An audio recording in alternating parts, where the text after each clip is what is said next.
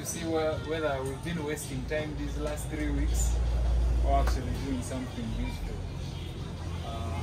First, I would like to thank all of you who have,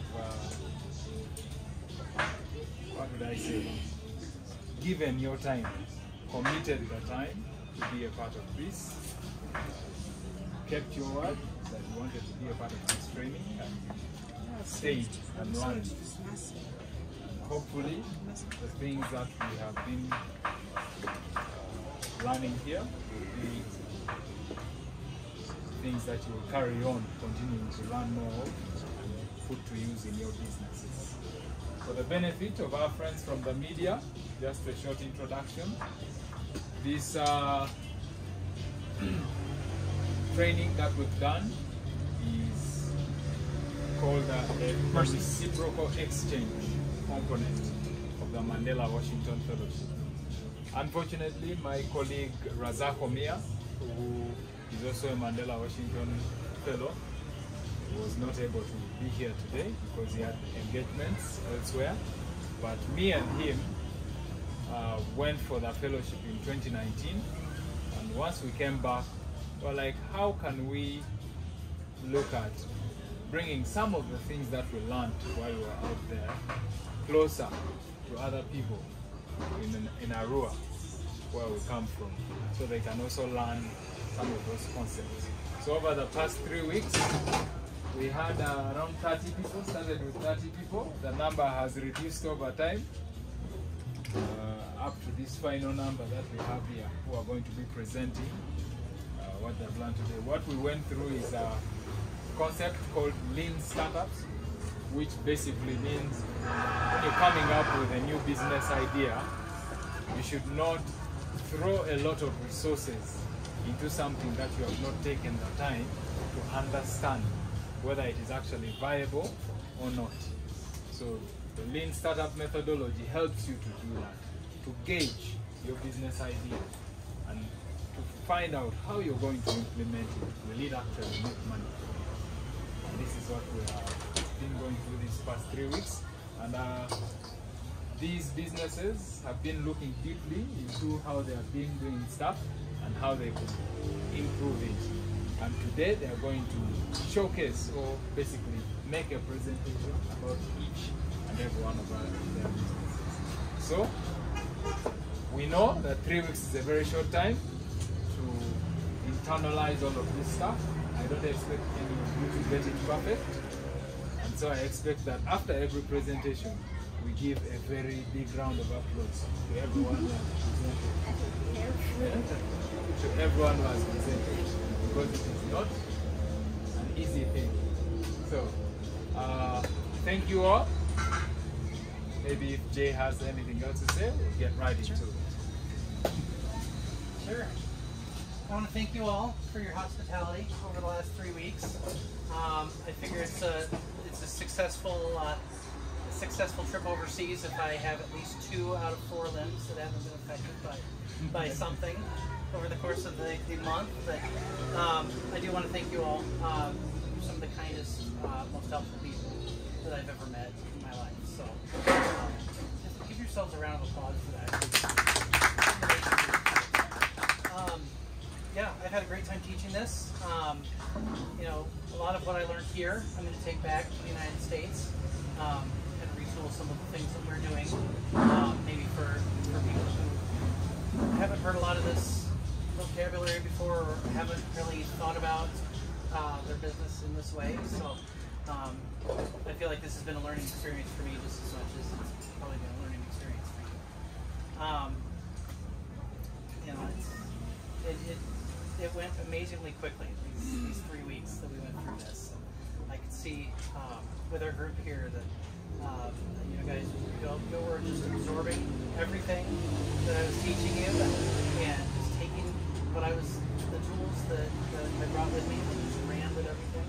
So you all were a pleasure to instruct, and I'm hoping in a few months we can do kind of a check-in and see the improvement that you've made. You know, taking this business model canvas, this lean startup approach to your business, and see what great things you can do in the next 6 months, next year.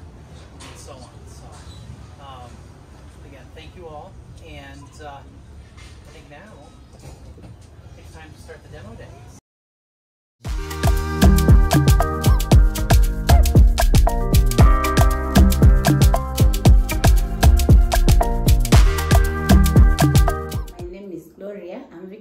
And the business is Glowi Pure Honey.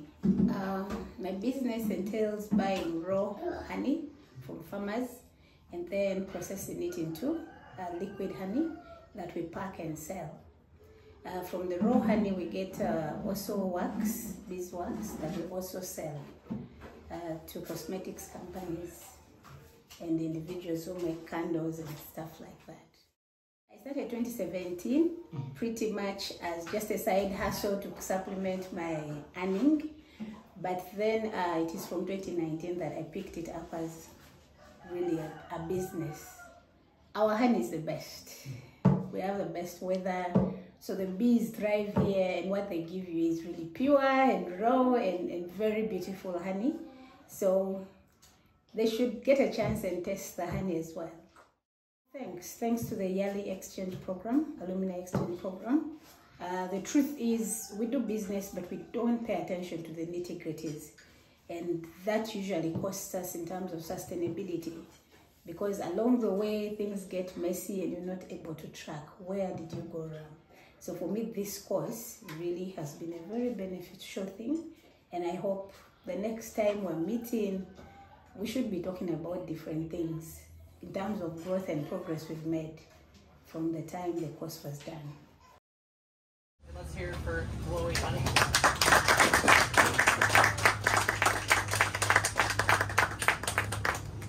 Thank you. Glowi Pure Honey will give you a great taste of health. In 2017, a friend requested that I send her honey because she was retailing honey in Kampala. And because West Nile honey is widely known as the best honey. And I would basically walk to the streets there and buy honey and send. But one fateful day, I sent her honey. And it turned out the honey was adulterated. And when she called and expressed her disappointment, it affected, touched on my integrity. Because I was not sure whether she trusted my word that I was not the one who adulterated the honey.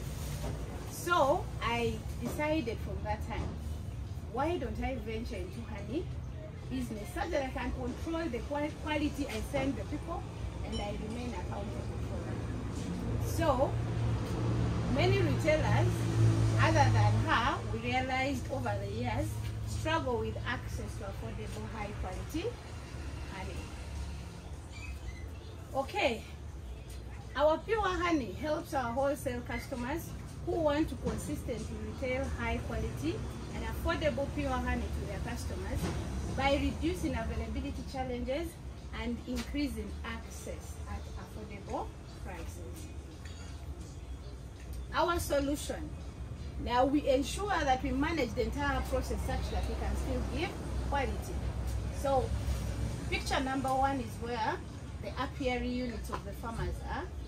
And so we buy honey from them, which is packed in an airtight bucket. Once we get the honey, it is processed in this machine here. I don't own the machine, but I have an agreement with the owner of the processing unit because it's quite a heavy investment to make. So once we process it here, then I move it to my packaging room. So this is where we pack the honey and then eventually brand it, ready for sale.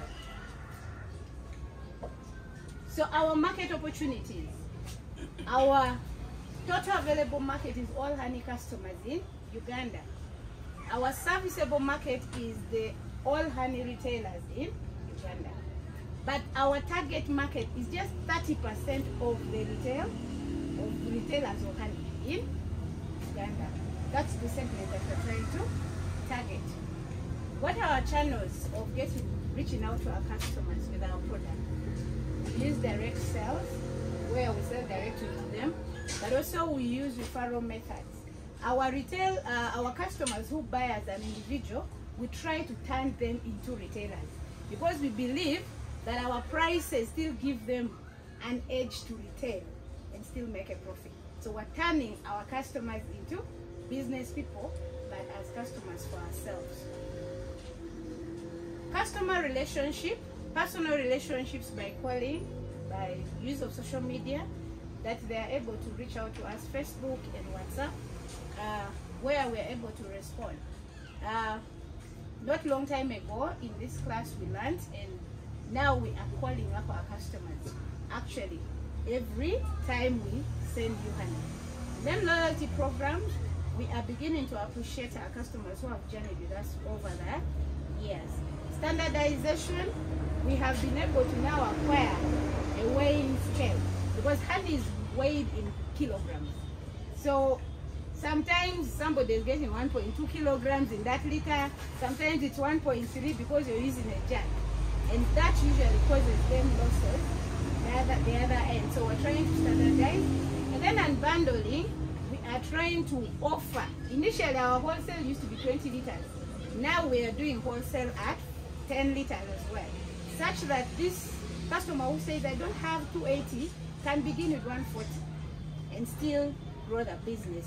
And then cross-sell, we have now introduced new products like propolis, tincture, as an addition to the honey, and hopefully we'll have more other products introduced. Our churn rate, we realized about 3% of our customers who don't come back, and the lifetime of our customers is found it to be about 33 months. And then the lifetime value of a per customer, we realize on average is about 10 million. Revenue streams and cost structure. The darker red is revenue, then the orange bar is the cost. In the current year, we have raised about 44 million in revenue, but we've spent close to 35 million. In year one, we are, as a projection, we are projecting to make about 60 million in revenues, but about 44 going in costs. And then year two, we are projecting to make about 82 million and costs about 66. Year three, we feel these other years we would have sorted so many other impediments. We should be hitting about 120 million revenues and about 84 million in costs. Competitive analysis, we basically have Malaika Honey, Honey Pride, Happy Works, who go through the same process we undertake to get that quality honey. Now the parameters we're looking at is prices, quality and convenience. But Malaika Honey in terms of pricing is very high because partly because they're able to export and they are used to the higher pricing. Quality, they are thick, and convenience, the kind of customers we are targeting, they do not make deliveries to them. And Honey Pride, also the same thing. Their target markets are international markets, so the local Ugandan retailers don't stand a chance in terms of pricing with them. So that's where we feel okay, we can rightly compete with them. Our timelines, 2022, we've practically been working around staffing. I used to be alone, but now we're about 3 staff with a new addition of a delivery person because delivery is our biggest expenditure.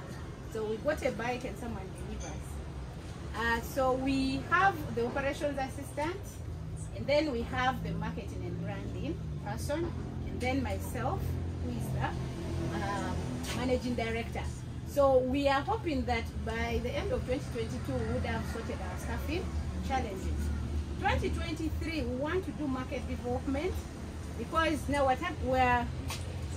have 6 consistent customers who give us 80% of our revenue. So 2023 we're saying, okay, if we multiply the 6 by 30, we would basically blow off. 2024, we want to now go backwards and work on supply capacity expand outreach to many more bee farmers, beekeepers, such that we can have as many. What we need, what is our ask? Make a decision to get to consume our honey and get yourself a great taste of health. We'd love to have a financial support to build a sustainable supply capacity, particularly working with farmers backwards on quality issues. Mentorship support in product development to meet international market standards. Our team, Lucky Harmony, finished O-level. She's the operations assistant with 2 years experience. Francis Agricole has Bachelor of Business Administration. Is the branding and marketing girl, 3 years experience. Gloria Vico, Master's Economics, Managing Director, 4 years experience. Our Facebook page, our contacts are there. You can reach out to us anytime. Thank you. Good job. We have time, maybe 1 minute for questions. If you have any questions for Yep. Glowi Pure Honey? Like, now is your time to give some feedback.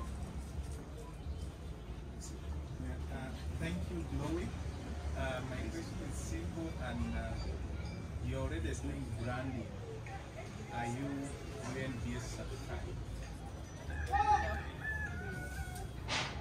We are not certified by UNBS.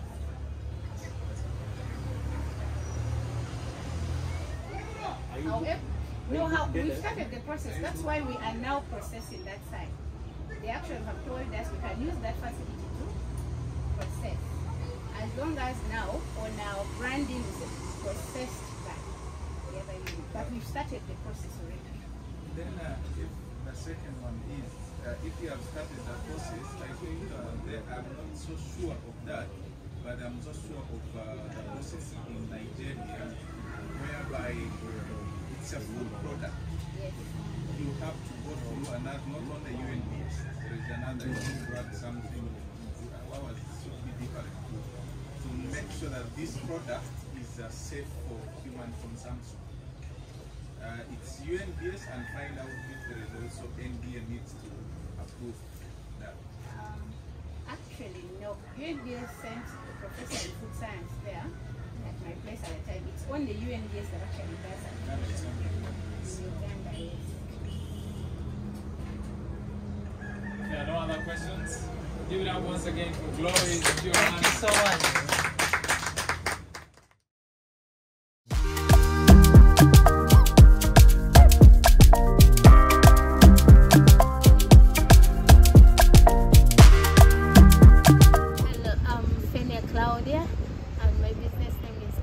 Agro Solutions. We are at BAT. We do agro inputs. Our main focus is the urban or kitchen gardening. It's so important to grow these veggies. I prefer every homestead have their backyard garden so that you grow fresh and organic vegetables from your farm. When it reduces on your expense and you get good stuff fresh from your garden. So I love everyone to embrace that culture of growing their own vegetables. They need to come to Uganda and see what we're doing. We also need to have an exchange visit, especially remember there are differences in the climate. So we need to come and see how we do our things. Maybe we can also adopt the technology. When it comes to technology wise, we're still lagging behind. We can adopt and make work easier for us in the agri sector, especially growing vegetables. And we also love to do exports, so we need to get that experience so that we grow more and export to them, and we get business, we get money. But this program, the course has made me really focus on my target group, identifying my customers, knowing what they want, their interests, and how to handle them, how to interact with them, especially through the interviews. They've really made me understand how I'm supposed to run my business. Let's welcome Given Agro Solutions.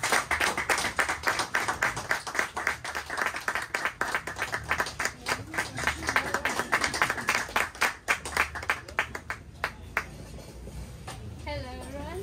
Hello. Claudia of Given Agro Solutions. As you can see, our beautiful logo is there. So started in 2019. I just started as an agro input supply, but then we realized there was a gap in vegetable, especially for the urban settlement. There was a challenge of limited accessibility to these fresh organic vegetables because most of them come from the villages and they're not so organic. People use a lot of chemicals. Then during the dry season, there's a high price of these vegetables, so which limited some of the urban dwellers from accessing and buying these vegetables. Then this led to poor homestead nutrition among the urban settlement because people most times do junk food instead of fresh vegetables. So why was the limitation? One, the urban dwellers said that they don't have land to grow these vegetables. So what do? They don't have space, they're renting, they can't grow. It's only people in the field that we say, no, we can make you grow your own vegetables. Then there was also a challenge of the knowledge. Well, we would love to grow, but we don't know how to grow it. So we had to step in to fix that. So what we did is to set up this vertical garden to contact the issue of limited space. So this is one design, that is the vertical garden. Down is the food tower. You can see that madam with a baby happily enjoying the food tower because the maize is almost ready. So we'll do recycle containers, tires, all to create space, fill them with soil, mixed with organic manure to grow these vegetables. So we also did input delivery to farm gates for those who can't access, because they're like, okay, we want to grow them, but we don't know where to get the seedlings. So we'll take to them even the planting materials, maybe planting bags, but most times we'll encourage use of the local available materials on the compound, maybe like containers, old buckets. So we also had to engage teaching them. When we set your garden, we call you, we teach you how to, you get involved, we teach you how to set it, then also guide you in the whole process of growth. That is why now the issue of knowledge, product knowledge and advisory will go with you throughout the process. Then we also do follow-ups to get feedback.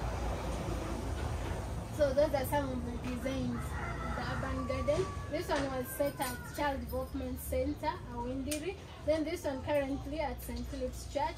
That one was for CDC. This one Scripture Union. So those are the inputs: planting bags, watering cans. When you set this for you, we give you a full package that will take you until the end of the vegetable growing process, like fungicide, pesticide, farm tools, all that. So those are some of the buckets that we use. Then market opportunity. Since we started in 2019, we were looking at West Nile alone. That's our potential. So we're looking at West Nile. For West Nile, like if you can conquer 100% of the urban settlement, it would be a good idea. But then our sizable that we can reach out is 50. Then the ones currently that when we get to them, they embrace it, and those we have been working with that they will buy the idea is 30%. So the channels, how do we do ourselves? One, we do direct sales. You can see one of the staff there writing a receipt, records of all this. So people walk into the shop, buy, we give them receipts, we pack, they go. Or if you're far, you give us a call, we get them, we take to you. So we do direct sales. Most times we are sales agronomists. Why do we do it? One is advisory service. We know we need to have product knowledge, so we need to teach these people, because it's us who best know our product, man, a second-hand person. So feedback. When you go there, they also give you direct feedback about the product. Good, bad, you take it to improve. Then we eliminate cost of hiring distributors to reduce on our expenses. So customer relationships, how do we get them? Phone calls, message, referrals. We keep them delivering these inputs, reducing the cost. How do we grow them? While through referrals, we do discounts to them. So revenue streams, these are our revenue streams. But last year, 2019, the first year, we didn't make money because we were just setting up the whole place. So the cost is that The cost was 6 million. We didn't make money, but in year 2 at least we tried to make 10 million and cost of 5 million. Then this year we're expecting to hit at least 30 million in our revenue. So competitive analysis, that is it. We have product knowledge, we do beautiful gardens as you saw. Timeline, reaching out to more people, employing more youth to do this business, making money. This is some of our beautiful designs. So we ask our people to follow up progress on media. Also financial grants, if you can lead us to that, then embrace urban farming and eat fresh vegetables. So this is our team. We've been Agro Managing Director. We have sales agronomist Winnie, she has a degree. Then we have Alesta, she has a diploma. Then we have Mr. Odati and Samson, the others are now the field guys, technical people. So this is it where you can find them. Thank you very much. We have about a minute. Questions? Within time. Questions? Any questions?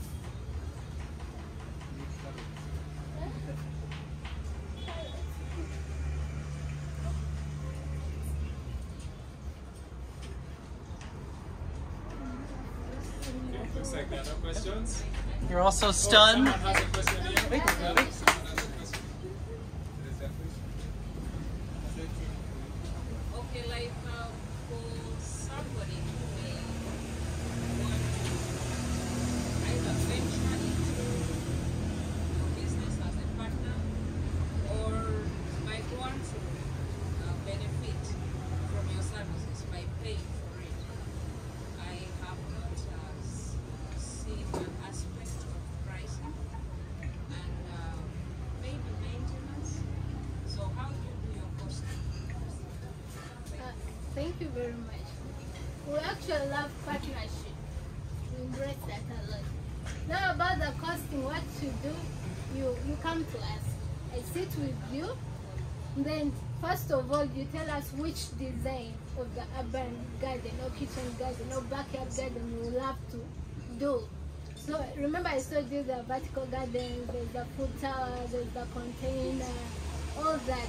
So you tell us which design, then we start listing. Okay, if you want maybe the vertical garden, we need to get poles, we need to get timber, we need to get planting bags. You get it? Then we sit and give you prices of that.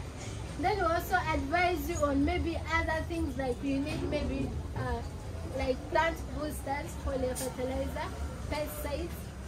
After all that, we sum the prices. Then we also give you our labor cost of that. But the after service is free. Advisory is free. Okay. So do you charge like a percentage of the total cost? And what is that percentage? 30%. Sorry? 30%. All right, thank you. Thank you.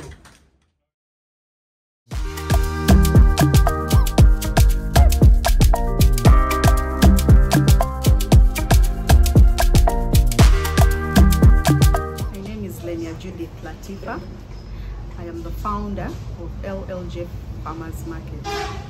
LLJ Farmers Market is an enterprise that is in place to help smallholder farmers to access market for their produce, and we are basically bulking grain and selling them to processors and exporters of grain.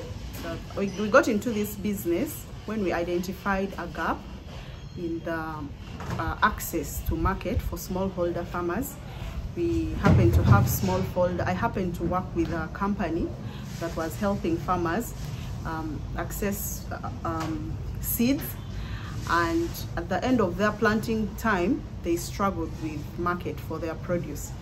So how we came to do this business was we saw the very many smallholder farmers who happen to struggle with their little grain because off-takers cannot come and buy from them individually. So we figured if we found a way to create like a collective market for them to buy the grains and put it together in one place, it would be easier for off-takers to come and take the grain from one place. That is how we came about with the idea of having this business. This training has been a really nice experience for me. I have figured out a lot of loopholes in my business model, and I've learned a lot more ways on how I'm going to improve the business and how I'm going to make it work better and fulfill the needs of my customer in a much better way. All right. You know the drill. And we give a round of applause to On your feet. Let's hear it, LLJ Farmers Market.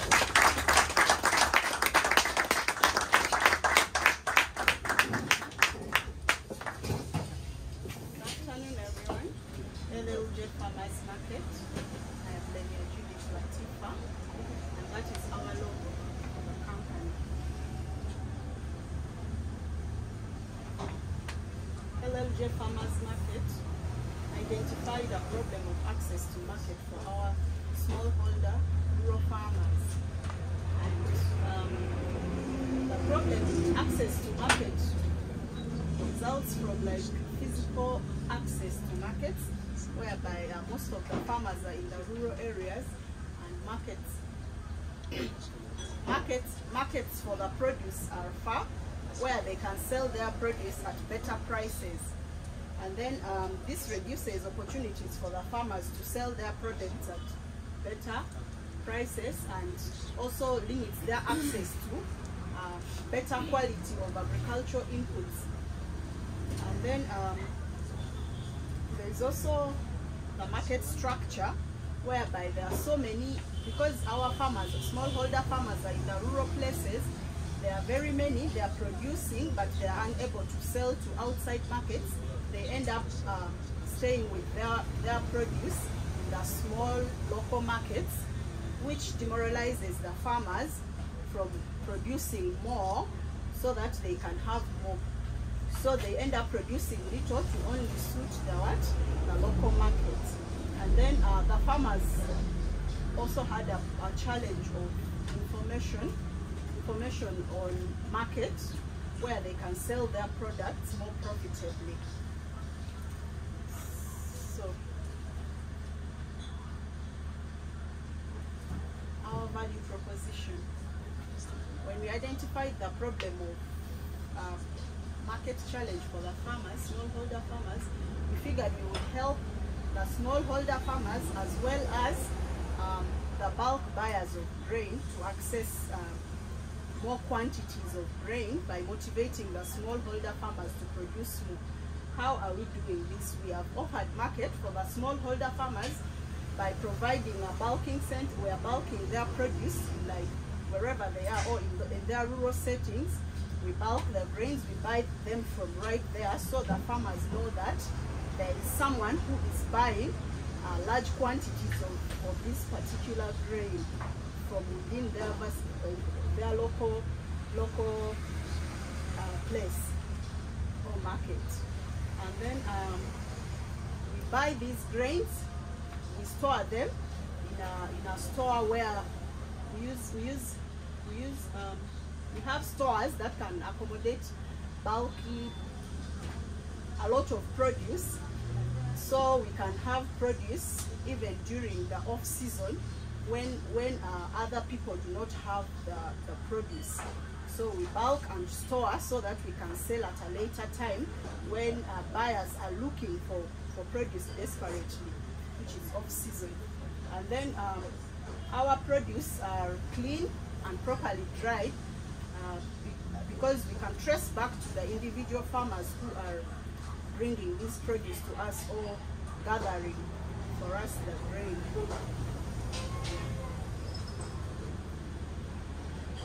So our solution, we have gone into partnerships with other companies or entrepreneurs, like we work together hand in hand with Omia Agribusiness, that is providing farmers with agricultural inputs.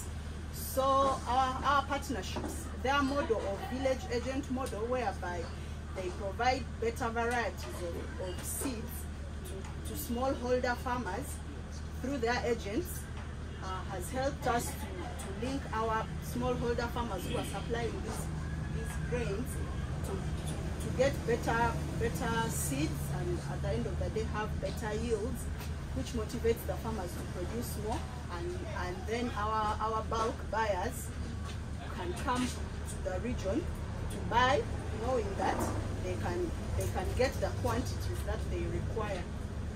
And then we have also done contracts with some farmers. We contract them to specifically grow this, for this case, soybean. For us, we link them to where they can get the seed, and then they grow it. We help them to access extension services right from planting, and then through all through to harvest and storage.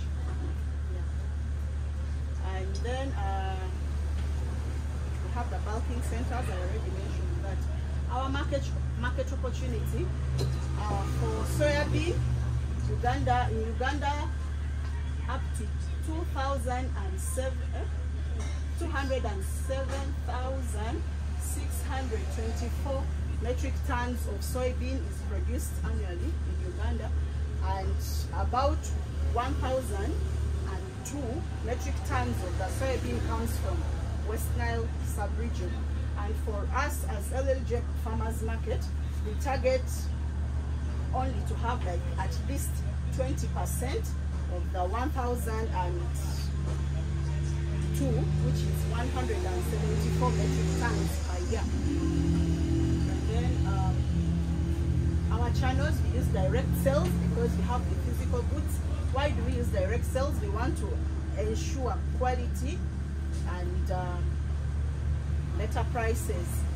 And then customer relationships, word of mouth. We talk to people, to our clients, visit them, and then our next sell, how do we make sure our clients come back? Consistency in quality and availability of the produce. Cross-sell, we have gone into also selling other grains like millet, maize and others. Referral strategy, because of our quality assurance, we always get referrals. The revenue streams, our incomes are from the sale of our assets and grants and borrowed income, and then those are our expenses. And for the year 2020, our incomes were up to 54 million, and then our costs were up to 50 million. So that gives us the margin. And then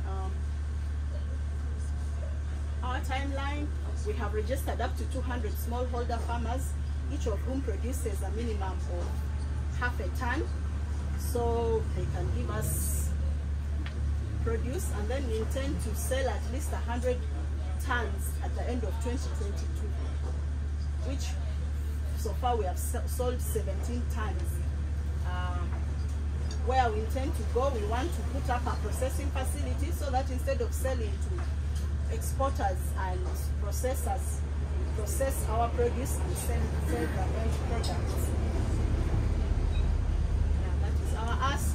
We intend to scale up our farmers' production by supporting them with better seeds, and then set up a processing facility with a structure and equipment of up to worth 200 million. Our team, we have 3 full-time employees, and we have our field agents. These ones, we pay them on commission. For each full bag, 100 kilos that you bring, we pay you 10,000 shillings. That is Gift Monday. She's an accountant with a diploma in accounting. And then on the left is I, Latifa. I am a community psychologist and an accountant by practice. Those are our contacts and where you can find us. We are on Facebook and Twitter.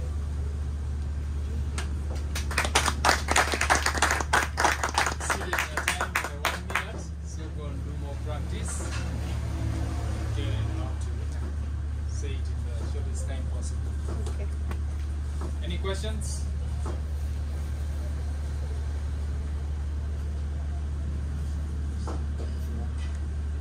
Looks like there are none.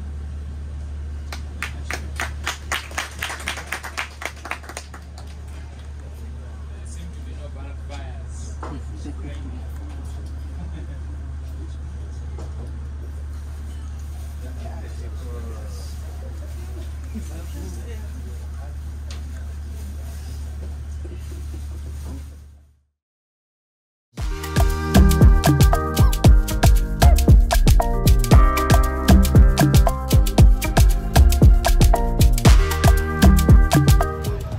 name is Abu Adnan. Our business name is African Shepherd Limited. African Shepherd Limited is a registered company limited by sales. Basically, it has been registered in order to make contribution in the improvement of human welfare, especially by making ventures in 3 sectors: 1, agriculture, energy, and environment. And basically here we start with agriculture, and in agriculture here what we do is we offer actually sell and supply quality, genuine and affordable agro inputs and animal drugs.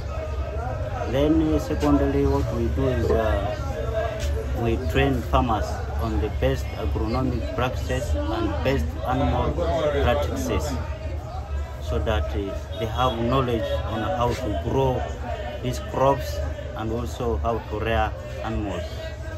The most important thing we learned is about aligning your customer segments, then how you can structure your costs and revenue streams. And then also we did not know about things like runaway. We have been doing business anyhow, probably will be crushed anytime without knowing. But that training has given me a lot of hope.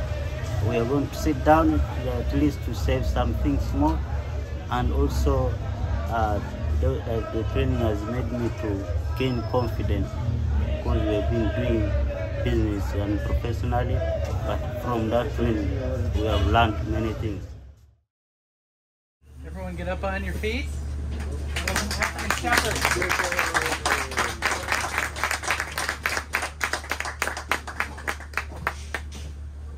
Thank you. Good afternoon, members. My name is Abu Adnan. I'm co-founder and managing director of African Shepherd Limited.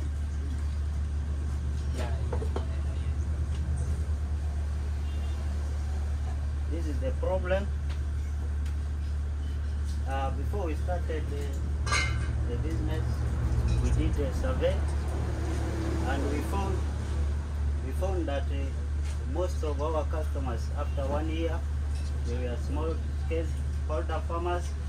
They come from very far, and it is represented by that upper circle.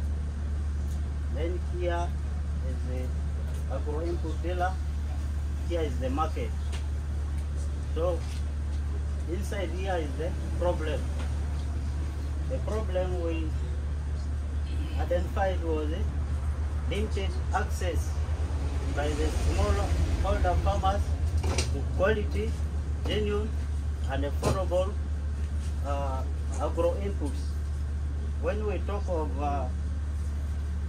quality seeds or inputs, we mean something like this. This is quality, genuine from genuine key supplier. Then affordable, they have variety of sizes, so even with 2,000 you can purchase. Then timely delivery. So the challenge here is farmers, smallholder farmers, they cannot reach market directly because of the middlemen. Once they reach direct to the market, they are cheated by the middlemen. And also, the middlemen cannot access quality produce from the small scale farmers because they don't produce from quality products. So what we do is we have the linkage. We link the produce buyers with the small-scale farmers who bought seeds from us, the quality ones. Of course, they produce the quality seeds. Then we link them direct there. Then the smallholder farmers, we do this. We link them direct to the buyers, eliminating the middlemen. So the immediate result of using limited, poor quality seeds is it? One, there is low yield. Then you'll find there's food insecurity. Of course, now malnourishment comes in. So the outcome you'll find is poor standard of living. There's going to be high food dropout because of small profits. So our value proposition here indicates that we fix ourselves in a way that we are reliable, we provide access to quality, accessible and timely delivery to smallholder farmers. Then we do build their capacity through trainings, farmer trainings, can be field visits, advisory services. Also, we link them to better markets where they can get maximum profit. This is the solution. We do deliveries, we train, this is what I just explained. Market opportunities, we use the survey by UBOS, Western Islands that 2.9 million people, and our total serviceable market is about 48%. That comes from selecting only 4 districts, Lumbe, Marokolo, and Teregu, and those are the figures. And you find our target market is 80% of the serviceable market. This is because Western Island, most of the people, at least 80% live in remote areas. So our target is those in remote areas. So we use direct channels because we deal physical selling inputs and train farmers physically. Even delivering is physical. Customer relationship. We acquire our customers through social media, advertisement, trade shows. We keep them by giving this, then follow-ups, advisory services, new product knowledge, and so on. We also grow them by upselling, cross-selling, and do other things.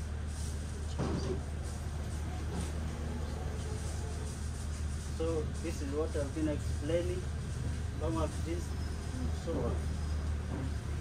Revenue streams, we sell assets, we contracted services like training, fumigation services, sales, our cost measuring operational, then administrative.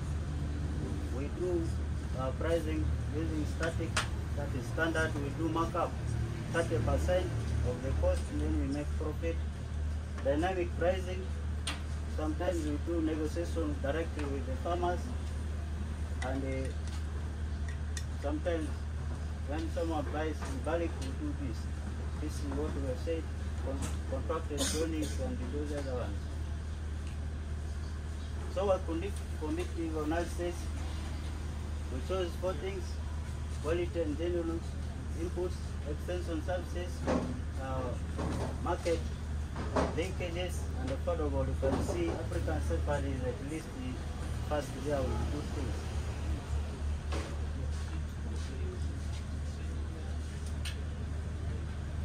Our timeline, we have been expanding steadily. Of course, every year at least we open 1 branch. We started in 2018, but in 2022, with the profit we make, we open branches to reach more farmers. We want to reach village areas to open more agro-vet inputs. Of course, we need to increase on our mobile agro input delivery services model. Of course, one thing we need to do is to have a mega top center, maybe in a rural city, to supply all these other branches. Our ask, we need the funding like $60,000 to boost our existing inputs for extension and awareness, technical knowledge, things like taxation, business plan, and those other things.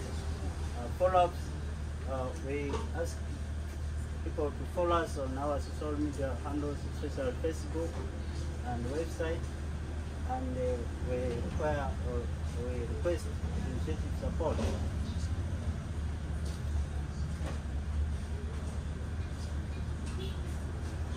So our team comprised of managing director, we have directors, extension officers, we have marketing officers. These are the people and some of the branches.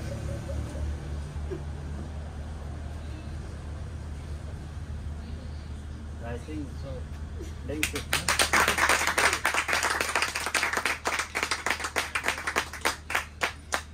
Well done, Agu. You exceeded the time by 2 minutes. So, that is so you know for next time. Questions? Mr. Altuan, mine is a small one, and maybe it might even go to all these other who are in agro inputs. Given that the number of seasons have reduced, some of us were given up to agriculture. The reason being we are not so sure of when this man will bring us rate. So, assuming I venture into agriculture in the first season, which used to be there, and I purchased these seedlings from, the seeds from you. Let's say for 10 hectares. Now the 10 hectares, if I do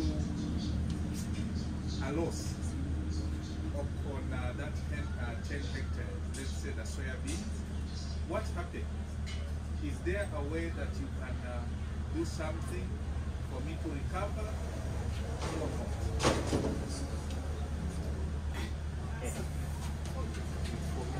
Yeah, thank you very much for that question. Mostly we deal with smallholder farmers, but for the commercial farmers, we don't leave them out. So what we normally do with them is to advise them in some cases of, let me say, weather. We advise them to try irrigation options. We don't have to support them directly, but we do link them to irrigation support centers, and we also advise them to ensure their garden or what they are planting, so that in case it fails, they can recover something. We don't do this directly, but we give them advice. Okay, you have answered that well, but mine is don't saying something. I don't want to read something. Now the challenge is, I'm saying I have already gone there. I came to a system at the soybean. Auntie, you sent me an email with the new thing. This one I'm putting in. I came maybe I took a full sample. I've just downloaded it. The one on email. The new one. And I've come back, right? And what happened in such a scenario? You tell me I go or I give about, there is someone who told me after I made a loss like about 7 million. So the person told me that they think is not supposed to be on rent. So that was what the person told me. So what do? Do you do some kind of subsidies? Like maybe you say now if a kilo was 2,000, you give us at 1.7. Is it possible? What are you looking for? Yeah, like earlier said, one of our pricing method was Yeah, I need copies of all of these. based on volumes. To purchase big volumes of things, we reduce for you the price. And your case on here, it is very important at African sector that if someone, for example, you who bought bulk things, you needed to first seek that advice. Actually, we cannot leave you to go out without advising you properly to go and ensure, or to try those other problems, options.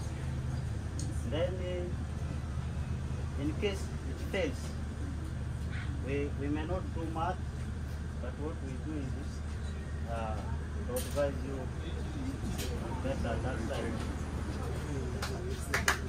All right, thank you.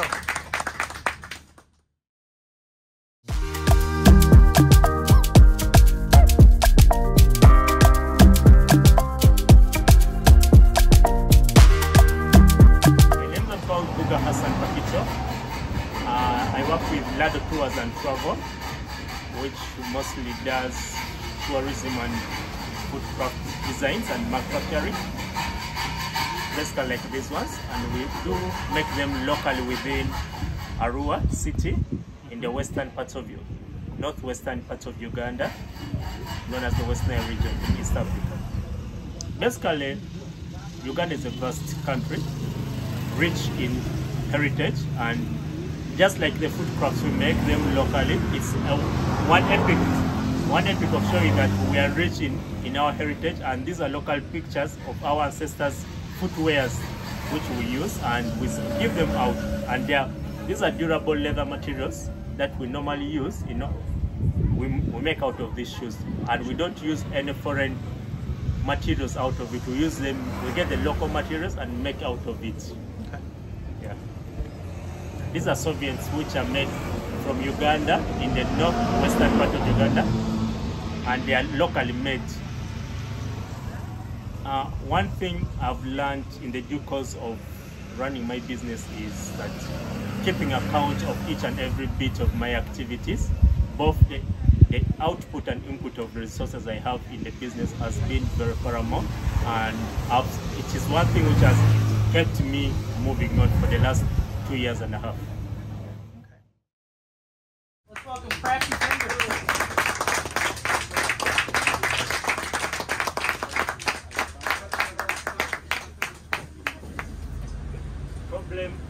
The problem is, okay, now this is the problem summation in a summary, but before I give you what's here, one of the reasons why I came up with the Crafty Fingers in a recipe was initially because of the problem we were facing as the communities within Arua.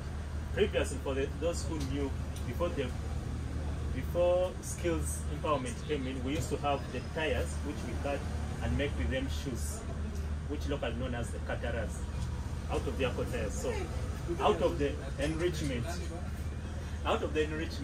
we have felt that we should make more valuable and high good quality products. Originally, we used to have, before even the kataras, we used to use tires, we used to the Umoja slippers, but for purposes that you want to go out and look more different, then we brought up the good quality. Then one of the problems we are facing around is the poor quality of the products locally made. You know, the skills enrichment within the communities have made people discover new products, but however, the quality, the substandard quality they make sometimes discourages locals. Then the far distance, this is in terms of transit of goods, the finished goods from Kampala to Arua is one hindering factor, which also made me come up with the idea of making products. Then untimely delivery also. You want a show of this type, they are this type of show, and they give you, wait after 1 month, wait after 2 months.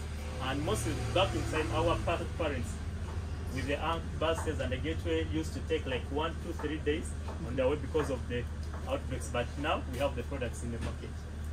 Then high pricing of products, that's also another factor because of the distance. Value proposition. Our food crops are one of the unique ones. They are unisex. We have all genders, both men, women, and children. Then they're of high quality. What do I mean by high quality? We use finished leather that if you want to know what a finished leather is, you press like this. Because they're always counterfeits, which are always, if you roll it like this, it will have some polythene appearances. That's how you differentiate whatever, quality and high quality and poor quality. This is what we call quality. We mind of the quality of products we make, and they're always durable. Remember, we use tires, vehicle tires, to make our products. Then we always also make customized products for our clients whenever they come when their demands are there, and we make deliveries, timely deliveries. We make timely deliveries in order that whenever there are demands, one, we make our shoes locally. From the word go, from the threads to the finished products, we entirely make them within a raw city without having any counterfeit from elsewhere. What we do, we only get the materials from our way, and hopefully in the near future we'll have to make others here. Then solution with the food crafts, we aim at bridging the gap between the producers from other places and the consumers within. What do I mean like this? Like I myself, I have clients who are local within here, and I assure you of my quality of products by making them local here and straight to your disposal or to your doorstep. Then aim at durable, high quality to customer over poor and counterfeits. I think that's self-explanatory. Market opportunities. Our target some are the tourists who move around and the street dwellers, the locals around. Then the term is, currently we are aiming within the Western region, Uganda, and then we also target the middle class. Our channels of sales, we mostly use the direct sales, and then we use direct sales in a way that we do door-to-door deliveries on orders, and then we also go to the customers in the open space. Then distributor sales, we have intermediates. I personally do that. I through friends and family, I get my products and I put them on display in other people's shops and facilities. Customer relationship, by creating awareness to the communities, through interaction with my ready-made customers, and also through other friends and reference people whom I easily relate with. Then keeping up my customers through mostly whenever I make new products in the market, I always notify my clients whom I've been serving around, and I also do interact with them frequently from time to time. And then the growth, our growth is through references, because we do interact with people, and the growth is in terms of the customers, and also look forward to opening up other branches. Revenue streams and costs, mostly our expenditures are in line with the transportation of materials that we use for the production of our shoes. Then labor force, because I, for one, I don't make these products alone. I also sometimes ask for manpower, so mostly I cater through that one. Then materials is also one other cost endeavors because of the material what we use. Then the means of income, the income we use for in the business, one is through personal saving, and that's from the time I initiated the business. I've been using my own personal savings to sustain it. And secondly, through sales. The sale of these products from time to time also is what keeps up the business. Competitive analysis, high quality products against the poor quality. Affordability, we always ensure that we give our high quality products to our customer at a subsidized pricing. Then we make them closer. We give them direct to our customers. Timeline, customer base, brand. Actually, this is one of my production centers where I do make my whatevers from friends. Our timeline, we look at sustaining our customer base with the ready customers. Secondly, brand, our brand is known to the few customers, and they always appreciate and still always make referrals to us.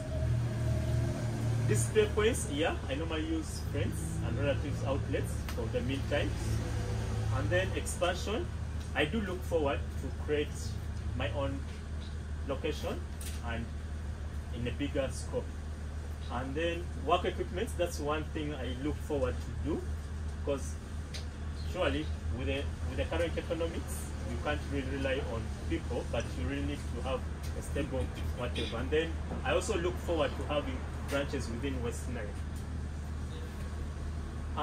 What you ask, we look forward to seeking partnership with willing potential people that we can work hand in hand in order to expand the business.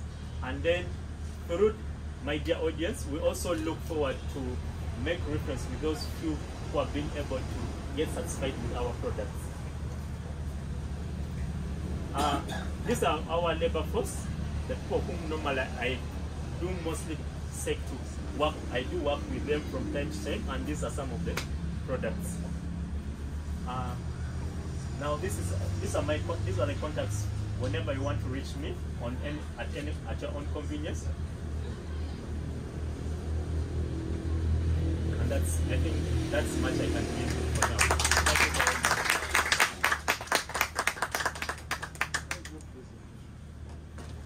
Any questions? Yes. Any questions, Yonka? Yeah, thank you. Mine is not a question. I'm just giving you some. Last time we discussed about this. When it comes to marketing of your product, I used one of your products and I've given you feedback. It's tight, so you really need to do something about that. It's not when you compare it with what comes from Kenya or Tanzania, they are still at advanced level than you. So theirs is easy to wear. Now, about you have the word, you are repeatedly saying the word poor quality. In business, I would advise you don't need to use the word poor quality, because in sense, yeah, we know things which are not of quality out there. But when you use it, tomorrow what if you get that same product and you're giving it to me, and yet you're saying it is poor quality? The best is try to do another word compared as opposed to poor quality, because the quality really lies in the eyes of the beholder, the user. Because people sometimes say things from China are bad, but you find almost 90% of Africans here are using stuff made from China. So the quality is on the eyes of the user. So next time maybe try to use another word, but not to say poor quality. Thank you very much. Yes? Thank you, Buga, for the wonderful presentation. I just want to take you to branding. See, the brand is well known. I think, yes, and get more known. For example, can you have a frame or have a Crafty Fingers embroidered on your products, for example? So there you figure on the product. Then you're looking forward to get your physical location. For me, I would encourage you otherwise. That don't focus on having your physical location, because you're providing a product, not necessarily justice, not necessarily a service. For example, as I go to Caramoja next week, I could carry your products, some of your products. So I think you continue focusing on having presence in as many places as possible, especially these hospitality and entertainment places. Then the other thing is that for people who are in that business, the local within the Nile,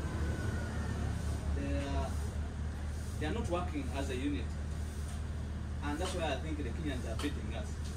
For example, when you go to like Kampala and you visit where those products are, you cannot ignore looking there, because the more they are and over it is the better. You look at these Chukuyos who are selling these products at the post office. Okay? So I think we need to develop that culture.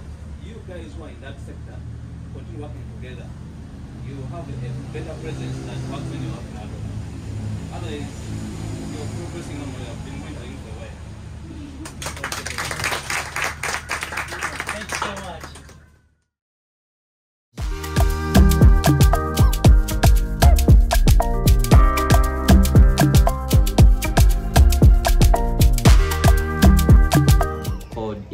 Ntayewa.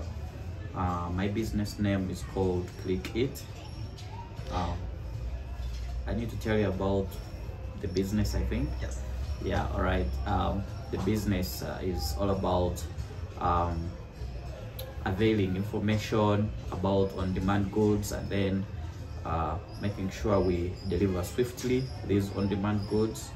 The on-demand goods are the food, fresh fruits, medicine. So we actually work with restaurants, pharmacies, fresh food vendors as our partners, and then we have our logistics guys, whom actually we call Clickstars, the ones who deliver to our different clients. So whenever our client orders from our platforms, which is the ClickEat Android app and our web portal, yeah, we get to receive the order, and the restaurant as well gets to receive the order, works on it, then we assign a Clickstar to actually take this order to the responsible, or the client or the customer who actually ordered. But if I'm really to pick out, is understanding my customers more. It's work I've not been doing more, and I've got to realize that you can actually probably reduce costs and actually get more impact from your solution when you understand your customers more. I've really got to learn it, and practically I've seen it work for a short period, at least like 2 weeks. Yeah, I've tried to implement it here. It's really trying to work out. Yeah.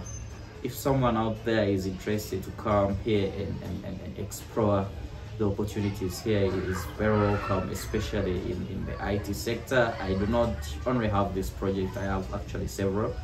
So yeah, I'm looking forward to working with people to have these projects really go viral and go beyond this place where I am. They're really helpful to our communities here, and for IT really it's a virgin community here. People are getting to start using it just right now. Yeah. All right, you all know the drill. Up on your feet. Let's hear it for ClickEat.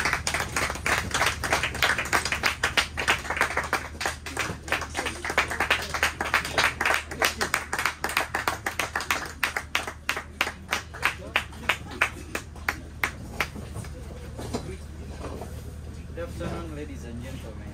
Good afternoon. This is Ntayewa from ClickEat. ClickEat is an on-demand delivery service leveraging the use of technology to actually improve the accessibility of goods, of these very goods, through ensuring quality, swift delivery, and availability of reliable information.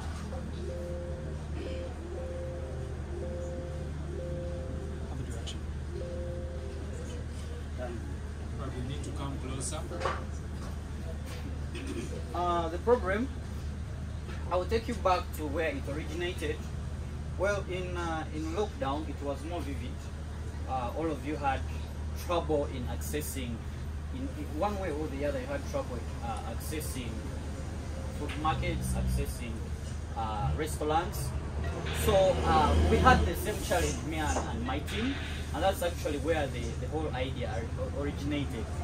Then this idea didn't stop. We continue to see the problem as we go forward. For example, many people who visit, for example, this region, they do not have anywhere they can access information about on-demand goods like food, like healthcare products, and so on. And even those who are actually on ground, who are here in this region, actually, they are having difficult time, they are having tedious moments accessing these products. When we look at especially the working professionals, they look at it in the perspective of time and how much it costs them. It's really a lot of time you go and spend looking for quality products, like for example groceries, is a lot. So that's the problem. How we are approaching the problem, we are trying to use technology to help you access information conveniently on your mobile.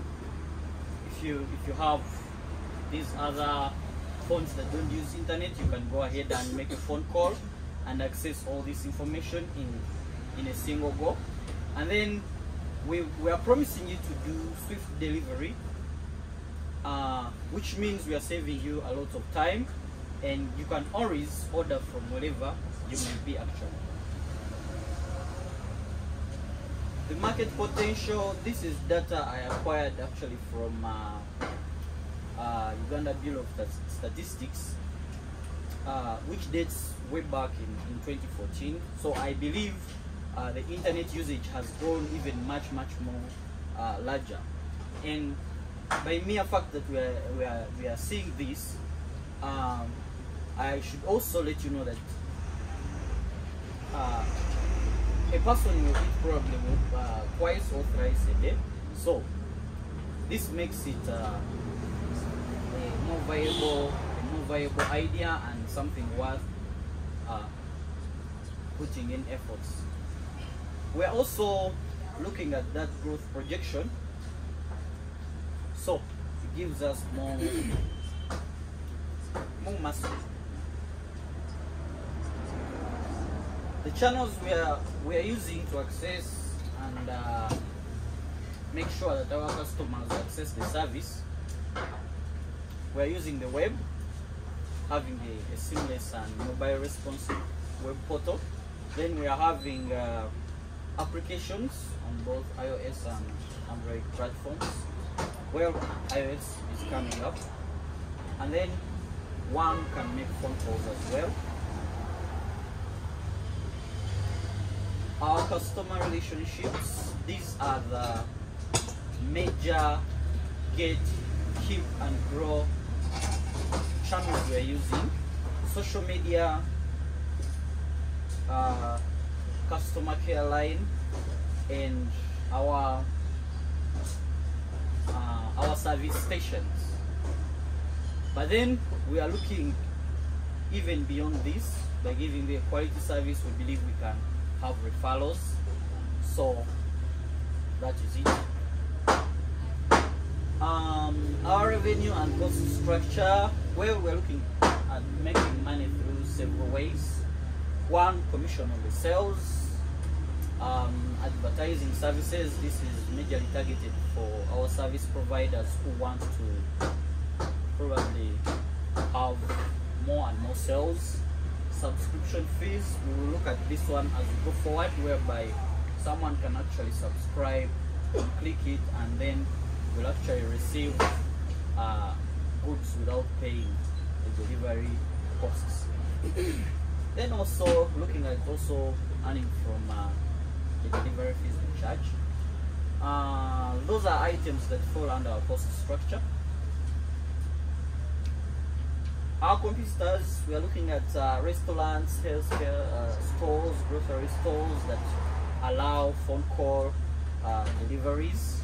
And then how we are looking at differentiating ourselves is we are actually providing a variety of reliable information which enables our customer to make a more informed choice when ordering his or her goods.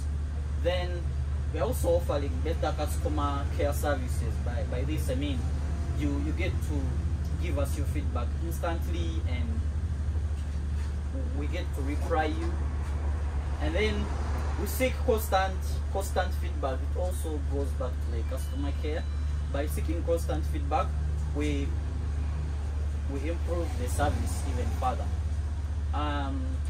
We're looking at also delivering as soon as possible, and then we're also adding value in terms of quality assurance and packaging.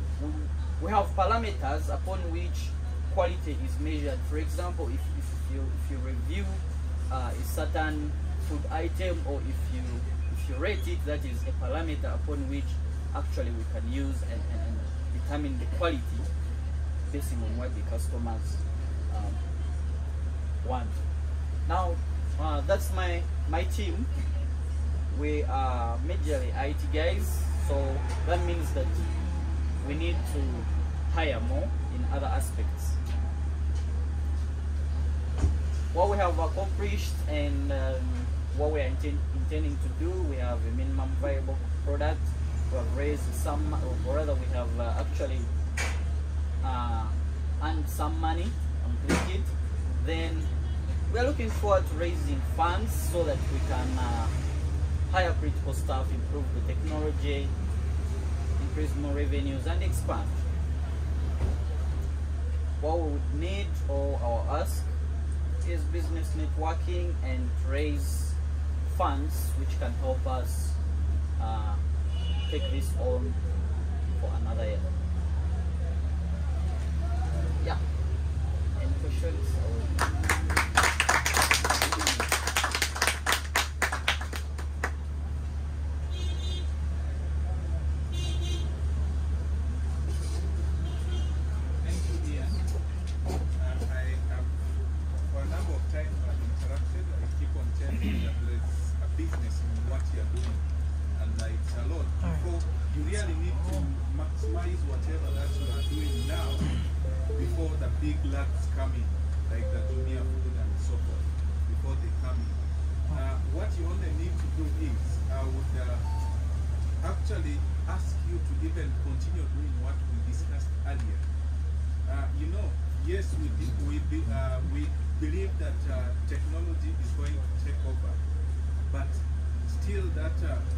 one-on-one visits. You need to continue with them.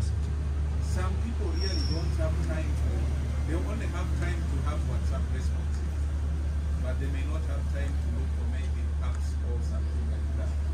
So you need to look seriously into that. Then you also need to, I was waiting for you to say it, but I did. Maybe you said it, I didn't hear it. You say you could have said it in another. Do you have pop-up ads like the apps? Does it keep on popping up? Yes, yes, that's so, unfortunately, I have not received that. At least you have written most of them. So does that replace? I have not. So you really need to work hard. There is a good business in what you're doing. You just need to have to get.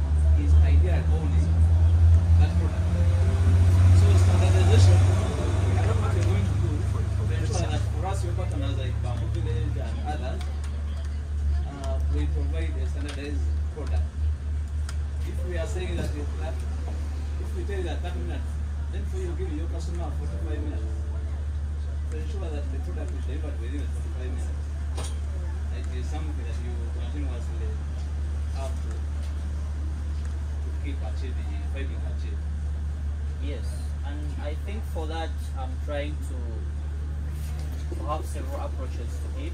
For example, I realized one of the challenges I've been having, why my suppliers in one way or the other have not been taking me as a priority, is the number of orders I give them actually. So if you can afford to give someone, for example, 10 orders in a day, if you can afford to give someone 10 orders in a day, you have leverage to go there and actually sit and tell them, now I want you to make me as a priority.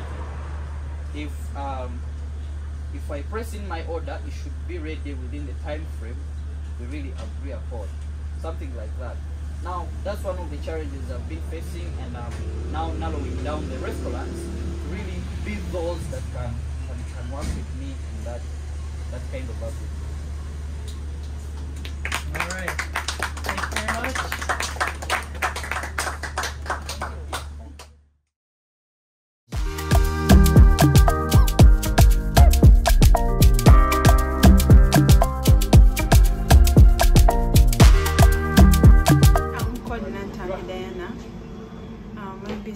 Mommy's Fresh.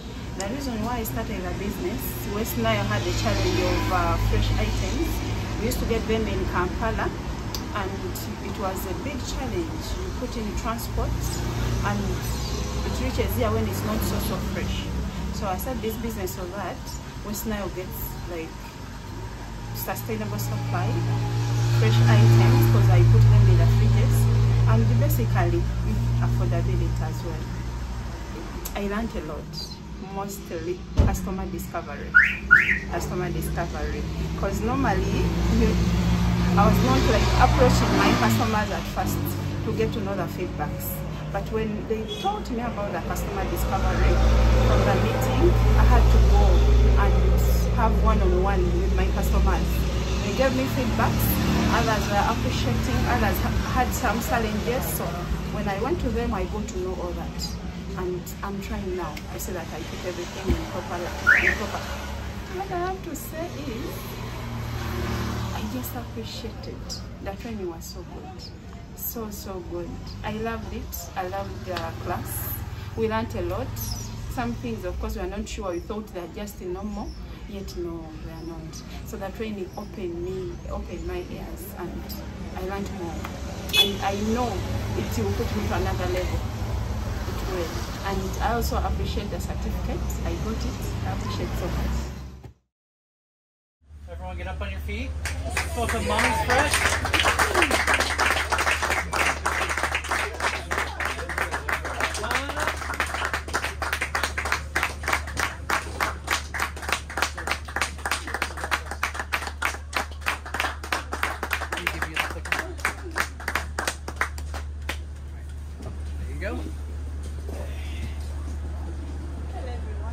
Hello.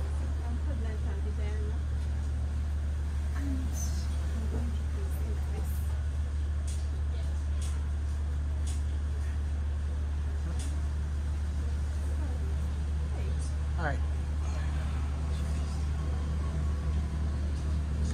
Yeah, just hit the right arrow.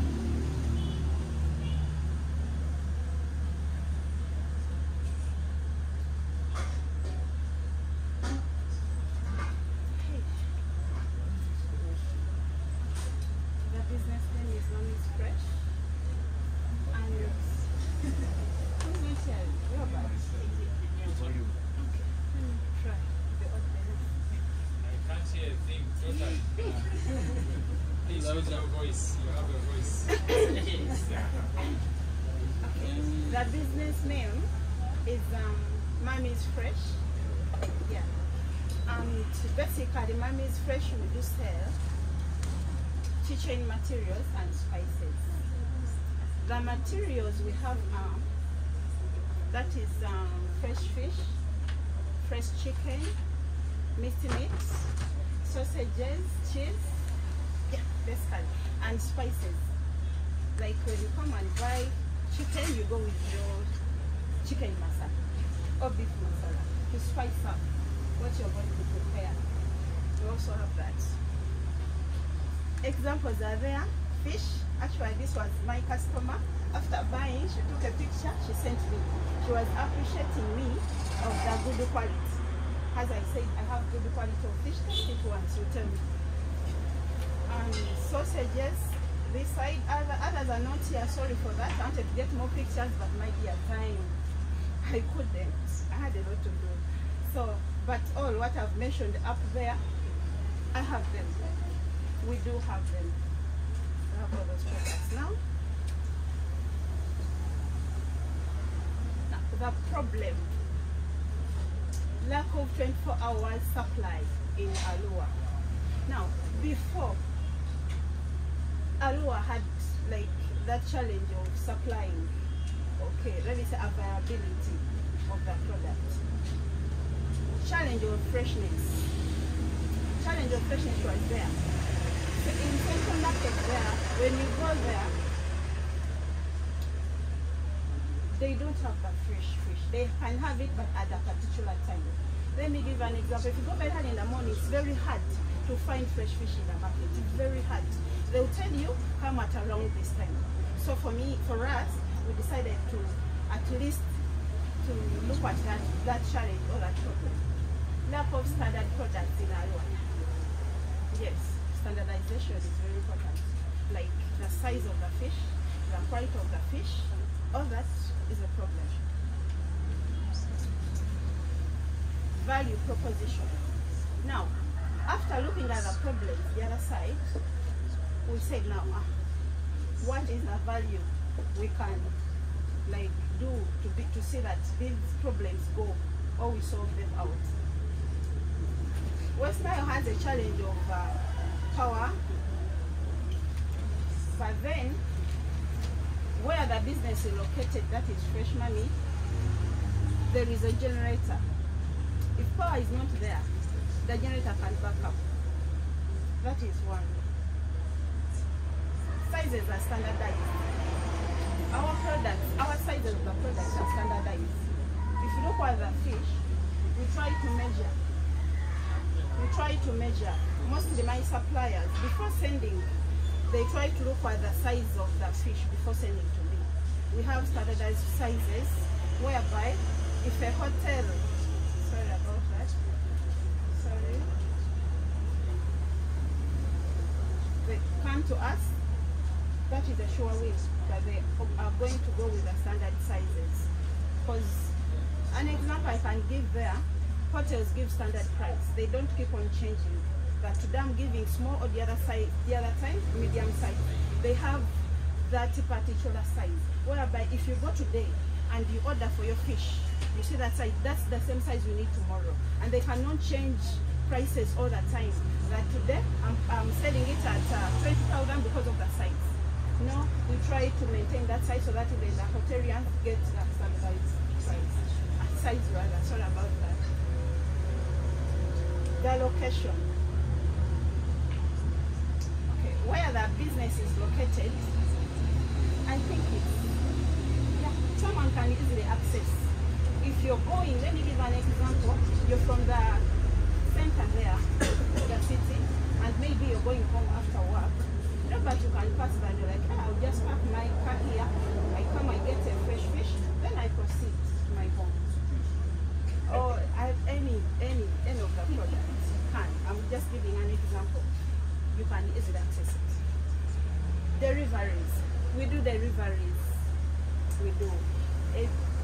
What we normally do, if like, let me give an example, you're in need of fish and you contact us, we can do delivery. We have Bodo guys, we really trust them. We can just tell a Bodo, please find the deliveries to such a person after giving us, of course, the location. Yes, we do deliveries as well. Never fail to get a product that you stay far. No, we do deliveries.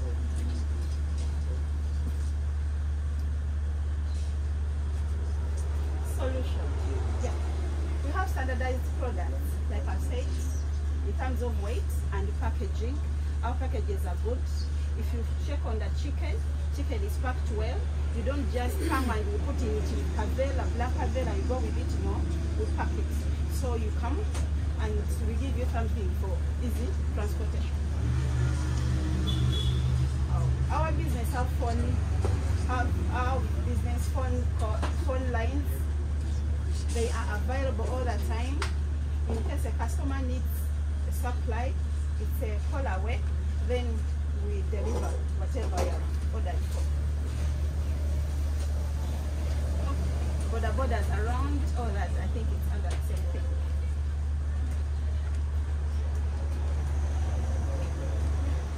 Business is like, it's a one-stop center. Let me give an example. If you come to buy chicken or sausage, we have the spices as well. It's not that you're going to come, you get the fish, then you go to another shop, you say, please, maybe I need fish masala. We have all that. You come and you buy fish at the same as the spice you're going to use for spicing your fish to enjoy it at home or any other place.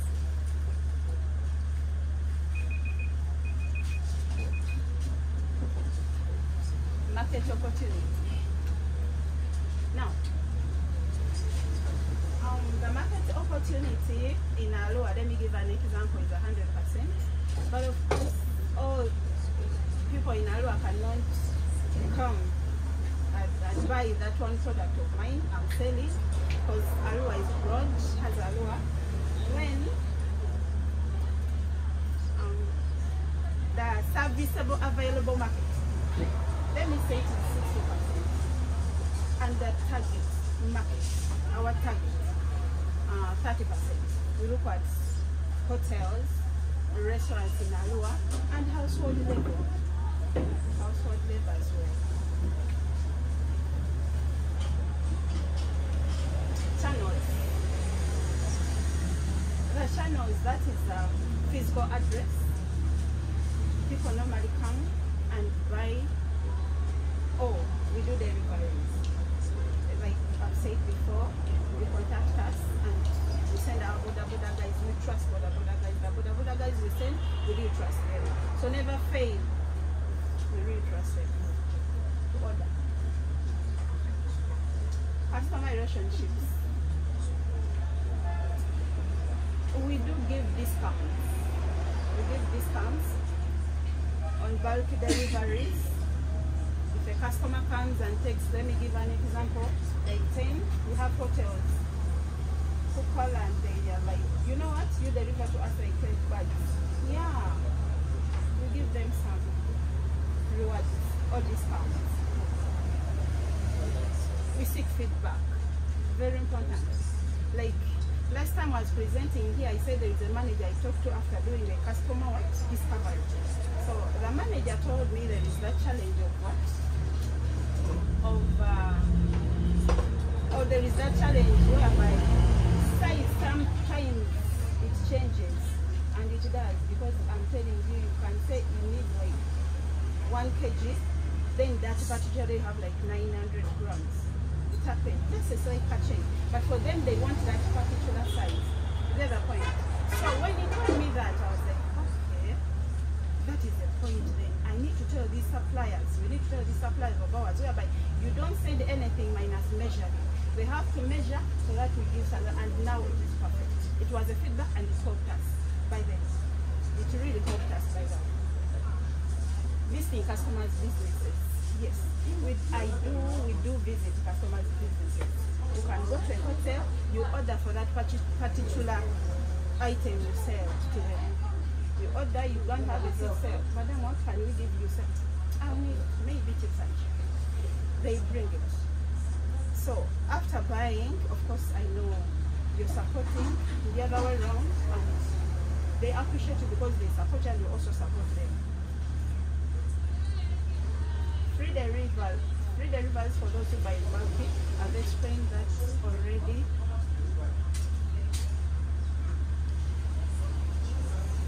Revenue stream and cost structure. Now, the revenue stream, those are sales of the products we sell. Cost structure are rent, transport, maintenance, salaries, money for stock, advertisement.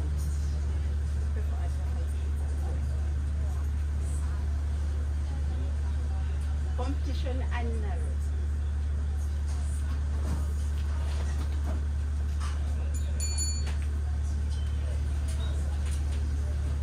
Now, competition analysis. I looked at Central Market, the root sales van competitors, Apparel Market as well. Root sales van competitors normally bring, let me give an example, in a week, they bring in bulk here, they stage somewhere and people go there to buy the product. But now they have a challenge. They are not always available. They are not.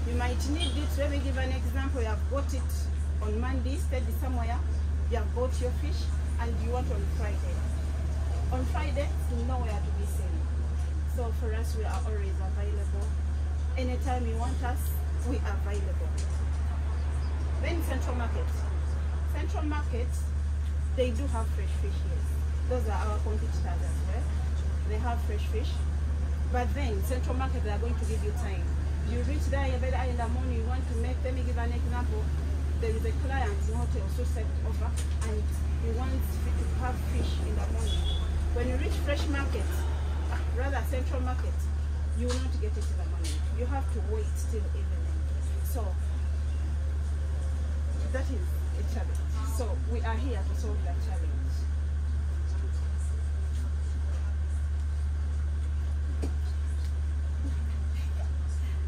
That's what I have to say about that. There are sheets up here. Yep. You see? Yeah, we're at about 11 minutes now. Yeah. Yeah. All right. Thank you.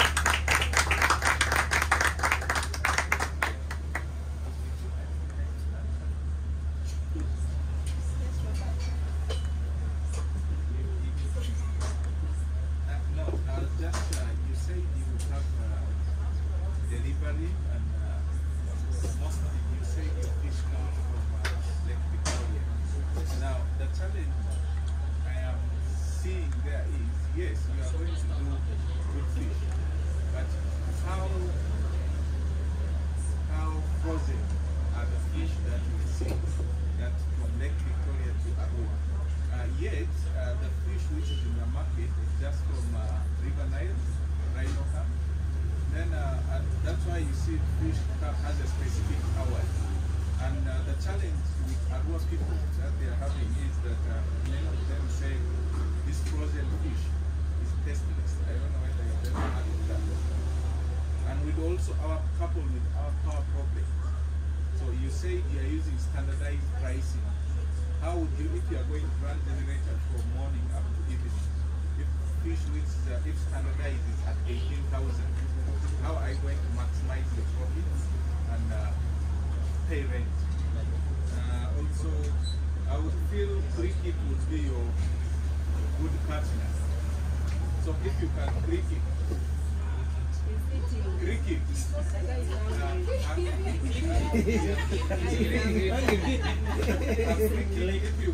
if you can work closely with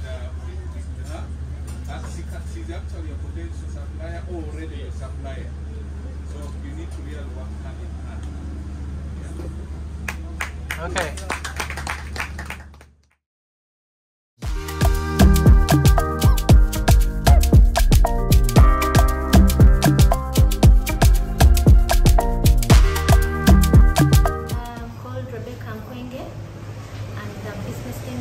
Gimvik. So we run supplies. We supply to NGOs, government, hospitals, schools, and we supply a variety of products ranging from chemicals, furniture, telephones, computers, motorbikes, whatever they need, food. I like to tell them thank you for the opportunity they've given us, the chance they've given us, for us to study these things here. Because sometimes they seem like easy stuff, but not everyone gets the opportunity to study. And because of the knowledge that I have acquired, I can definitely run this business and start up something else. Yes, based on that knowledge.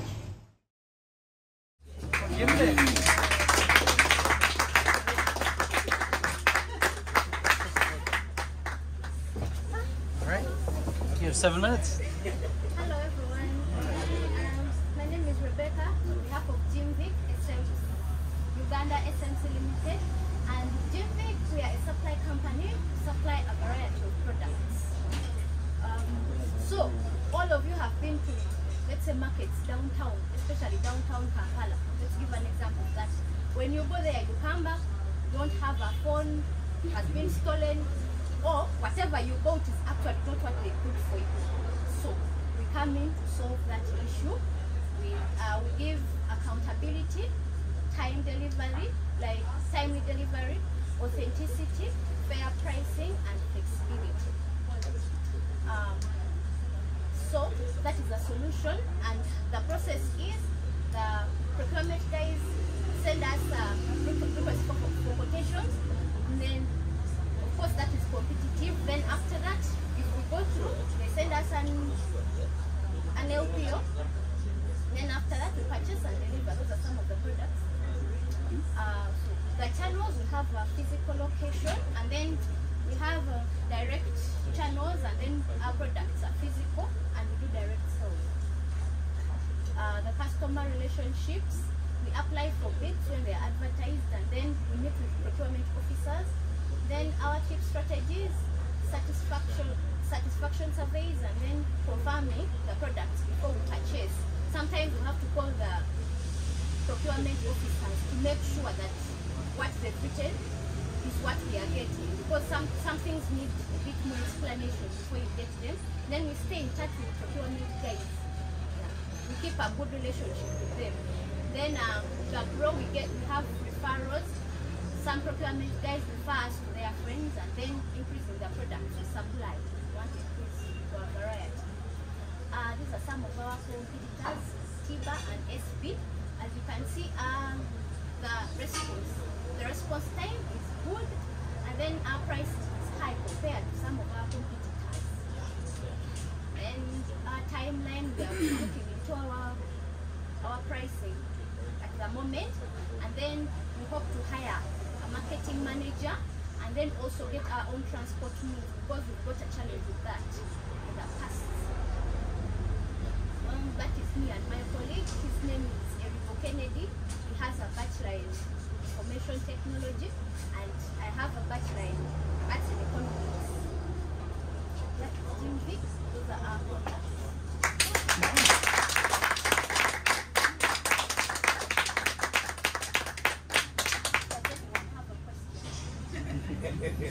Yes, we got a couple minutes for questions.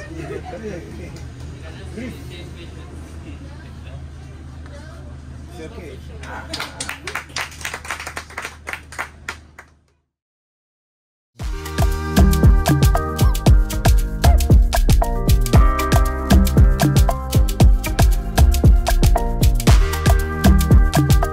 My name is Maneno Masi, and the business name is Special Action for Life Transformation, SALT.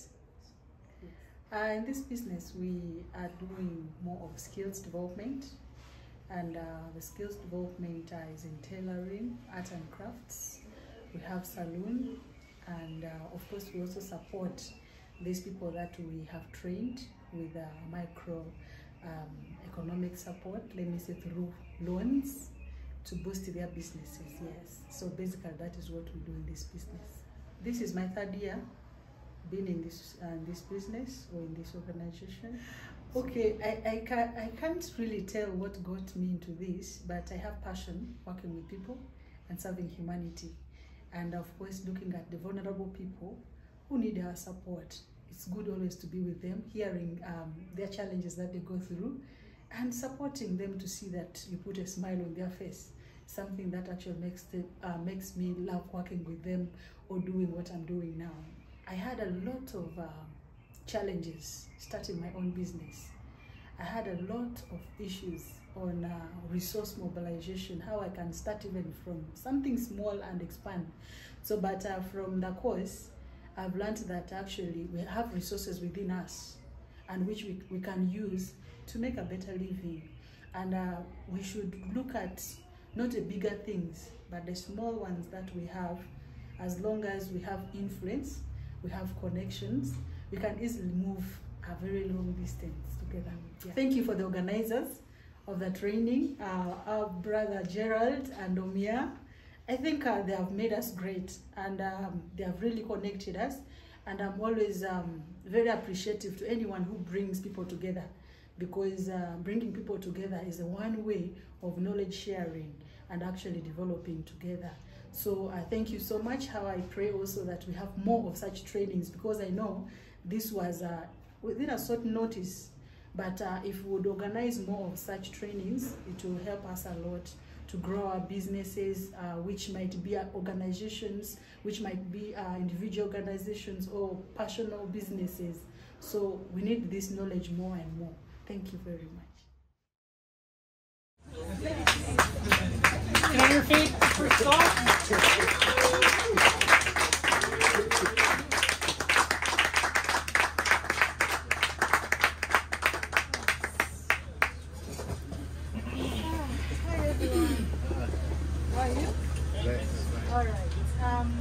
Yeah, this is Special Action for Life Transformation. I'm using it, not Ginax. The problem, it's a very long writing, but I'm looking at the fact that single mothers going through challenges in life. Many of them are poor and unable to support their children. They're often denied property and made to suffer because of the way most African societies behave. Like, single mothers do not own a land, not even a title, plus many other things, whereby at the end of it all, these women do not have even a source of income, not anything that they can have to raise their children and even to support their children to go to school, and others at the end of it all end up not raising children in the way it is required. Like, for example, the lactating mothers. So you find at the end of it all, there's no proper diet for them. So single motherhood is something so touching and so painful when you look at in African society, where many have found themselves to head their families alone and suffer to raise children alone. So that is the problem that we're trying to solve and solve. Yeah, so this is what we're doing. Vocational training, when we say vocational skills training and access to microfinance, that are loans, services, we are geared to restore the hopes of these women and their families. So you find that because of what we do, they get together, we have fellowships with them. So that is one way of also restoring hope into someone and actually giving someone a reason to live, even if you're a single mother. And then of course, that is exactly what we do. And then this is actually the solution to the problem that we are looking at. Providing vocational skills to single mothers residing in a rural town in fast life-changing trails like tailoring, salon and hairdressing and crafts. These trails have a high demand value within the community due to lifestyles and fashion trends. So those are some of the photos you see there of the services that we're offering, the solutions we're giving. This is a mother who is raising her children after the death of the husband. She was left with 6 children from the first picture up you're seeing there. So we were able to support her with our microfinance, and she's able now to raise her family through the business. And you see us skilling the girls. They're in the salon, they're in the tailoring, and those are some of the products. And we also give alms to the communities. That's why you've seen this old woman who is also a single mother being supported by the team. So our market opportunities are, when you look at our term is single mothers aged between 16 to 45. We're looking at 50% of them. Yearly we train around 150 of them. And then of course the sum is single mothers that are running businesses of their own within a rural central and residing around the city. We're looking at 30% of them. And then of course the total market of the 60% of the single mothers that are also residing within the city. And of course, annually we train around 1,000 women in the skills and also giving out loans to them. And then of course, our channels are this. We look at direct awareness campaigns in local churches. We look at local markets and local community gatherings, coordination meetings, partnership meetings, and use of social media. Of course, we have our Facebook, our website, of course, registrations. Most times, we also have opportunities where we also share our issues that affect the single mothers. Yeah, of course, these are also our customer relations. When you look at this, the free demands and the paid demands. And then, of course, this is still a continuation of customer relations. Yeah, so you find that what we are doing is skills training at the entry point. Then after training them, of course, we also train, okay, they get the skill, then we also do the business skill training as an additional skill to them, because you can't train me in a skill and also don't actually show me the business part of it. after training me in a skill, tell me how I'll also make money out of maybe the training. That's what we do. And then of course we give them the microfinance services to boost that business so that they can already continue running their businesses to support themselves. And of course, how we retain them is the continuous awareness, especially on trauma. Trauma is something that affects many single mothers. So with the continuous awareness creation helps them to get out of trauma. Yeah, so our revenue streams are here. When you look at the financial performance, the past 4 years, the financial projections for the year, like the 2 years and the others ahead. So when you look at the blue, it shows the annual expenditure, then the orange is annual income, and then the profits or loss is the one which is gray. So I'm not going to talk much about that. The competitive analysis, one thing is the uniqueness in the mode of service delivery or the service delivery. Yeah, most of the things that we do are very unique in a way that we have the youth section, as you see there. They go out for outreaches and they take physical basic needs to these women or to these communities. And then we also have the skills that we're impacting in them. And the down photo there shows passing out of some of the students, because after the training we support them with a machine. So those are the youth or the women who were supported, and they go home already very happy. So our timeline is here. So we have done a lot in skills training. We have supported in loans and the numerous and business skills training. So that is what I can say about our timeline, and the numbers as you have seen up to date. You can support us by donating to support the single mothers and other segments as in our story. You can also pray with us. Prayer also can move a mountain. Sponsor a single mother skills training, follow our stories and give feedback. More mentorships and what training sessions like this would also help us to move this journey together. So this is the team that we have. I'm the executive director, and then I have a finance called Florence, then she's the field officer, then Simon is our board vice chair. So this is what I can say about Salt. Thank you.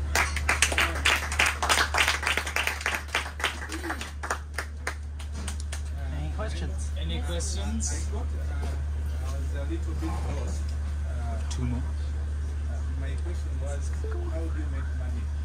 But because it seemed, I don't know how others view it, but it seemed to me as if they are mixture of NGO and a business. So how do those girls come in? Do they pay a fee, or Yes. they don't pay a fee for the training? They pay. Okay, because that's come out clear. I was just wondering how you make money. Okay, then you did in France? Yes. Okay, thank you.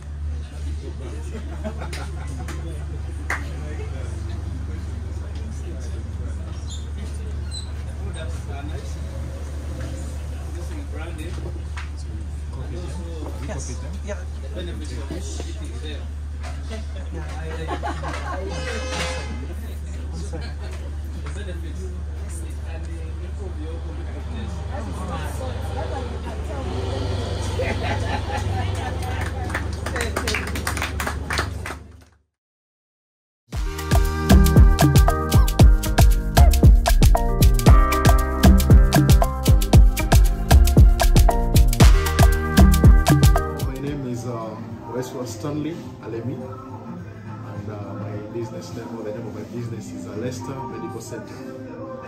Alesta is actually, I picked it from my two names, Alemi and Stanley. I picked the first three letters of Alemi, the ALE, then the first three letters of Stanley, STA, so to make the Alesta. We offer health services to the community that we're in here in Ediofe and those that are around town. I would say Arua City has a lot. Actually, from what we learned from the training, there are quite a number of things that have impacted my life and in the business as a whole. One, we learned that there are customer jobs that we need to accomplish or the expectations as to either leave other business premises or other health facilities that offer the same or similar services that I do offer here. So I've learned to address their needs. Customer satisfaction during service delivery is another thing that I've learned in the business training. There are a lot of gaps in the health sector that we feel we should package and probably address. For instance, the line of maternal child health, but specifically women who are in the reproductive age. You find over 60 to 70% of the women that we receive here suffer from reproductive health challenges. And I think if the Americans could come in to give us an aid so that we can reach out to these ladies in the community, I think we shall be able to address most of the reproductive health challenges and even the children that we are seeing.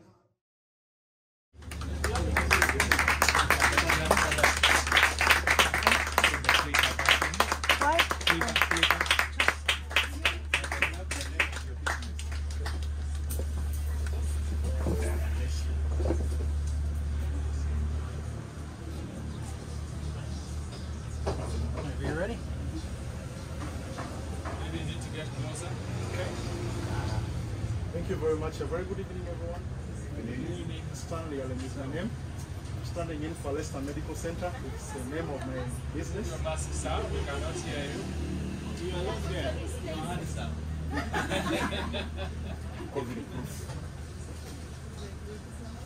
Alesta Medical Center is the name of my business, and we normally say your health is your wealth. So when you're healthy, you can run around and earn.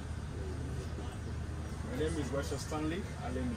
I made that name Alesta from the two names of Alemi and Stanley, the first three letters of Alemi and then Stanley to make Alesta. Before we came into business in 2020, from 13th of January, we went to the market and saw what challenges that people are faced with. People are facing actually when it comes to offering of health services. We realized a number of private health facilities, the charges they levy on those clients that they go services or the patients is relatively high. Secondly, you find that delays or time wastage in delivering the health services or the packages. Inadequate or lack of client or customer care has also been another challenge that healthcare facilities have been actually facing. And then inconsistencies at health facilities. You find a client goes into the consultation room, for instance, in a Royal Hospital or another private facility, and then is referred to a medical radiology center for an investigation. It makes it quite inconveniencing. So what have we come up as Alesta Medical Center? As Alesta Medical Center, we're offering quality, affordable healthcare packages, timely. And we're also mindful, we are very mindful about the safety of our patients and the customer care that customers need to get. Many times when you go to these private facilities or to these other government entities where health services are offered, when the mother is tossed here or any other client is tossed here and there, so they don't have a very good experience when they go to those facilities. So Alesta has come here to address all those challenges. What is our market opportunity? We're looking at West Nile as a whole with a total population of about 2.9 million. You can see the statistics there, 2.988 and 300 people. That is what West Nile is comprised of, according to UPOS. And the market we're looking at in Arua City is about 309,052. But out of all these, what we are looking at is about half of that total population Arua has. So that tells you that we are looking at only 50% for the start. So once everything gets better, we look at others later on. How do we get to our clients? Or how do we get to interact with our clients? When they come to our facilities, we of course interact directly in the consultation rooms, or when they come at the pharmacy to have a purchase of drugs, we're able to interact with them directly. And through outreaches, we have both extension services. Like today, we have 3 staff from Alesta who have gone to Furaha to offer a sexual and reproductive health service. It is an outreach that we are offering. So that is how we relate with our clients, and also through the social media platform, we're able to interact with those who cannot directly come to us, but have got our contacts. For instance, our WhatsApp. They're able to ask us questions. I have this and this. How do I go about with it? We ask you to do this and a few things. If we find it's not helping you, you come back to the facility and engage us directly, one-on-one. Customer relationship. How do we get our clients? One, I normally have radio talk shows on Arua One. I have radio talk shows in Access FM, including a Voice of Life. So when the clients or those listeners listen to us or listen to our programs, we're able to get them, come to our facilities. We have outreaches that we conduct. That was at Pajulu. I don't know exactly where the site is, but we're able to reach to our clients through that. Once we get them, they're able to come to us. We also have what we call facility-based mobilizers and VHTs, or village health teams. They're able to reach to the clients, and then know that we're able to receive the clients at the facility. What are our revenue streams, and then probably the cost structures? One, we have a pharmacy within the clinic. I know at times, in most of these facilities in town, the healthcare points, you find you may not be able to go over-the-counter purchase of drugs, but at Alesta Medical Center, at any time when you come, even if you have 50 shillings, you're able to buy your Panadol. That is how we raise money. Then in the laboratory, we're able to have very many tests that help us in generating revenue. We do minor surgeries and others, and then removal of foreign bodies. This helps us to generate revenue. When it comes to our cost structure, where we normally have expenses, one, rent is one of it. Secondly, the salaries of our employees, their welfare, the stationaries, and then the cost of moving from Alesta Medical Center in Ebiofe up to Vura Custom to offer sexual reproductive health service is the cost in transport. What are our competitive analysis? When you look at Alesta, it is open about a very good for a very long period of time, from 7 up to midnight. You find our place open for any service you want, be it pharmaceutical, consultation, lab, admissions. You'll always find us vis-a-vis these other different facilities that you see within the city suburbs. What has it been from the day start? From when Alesta started. We started Alesta on 13th of January 2020, when we were about a few minutes to the lockdown.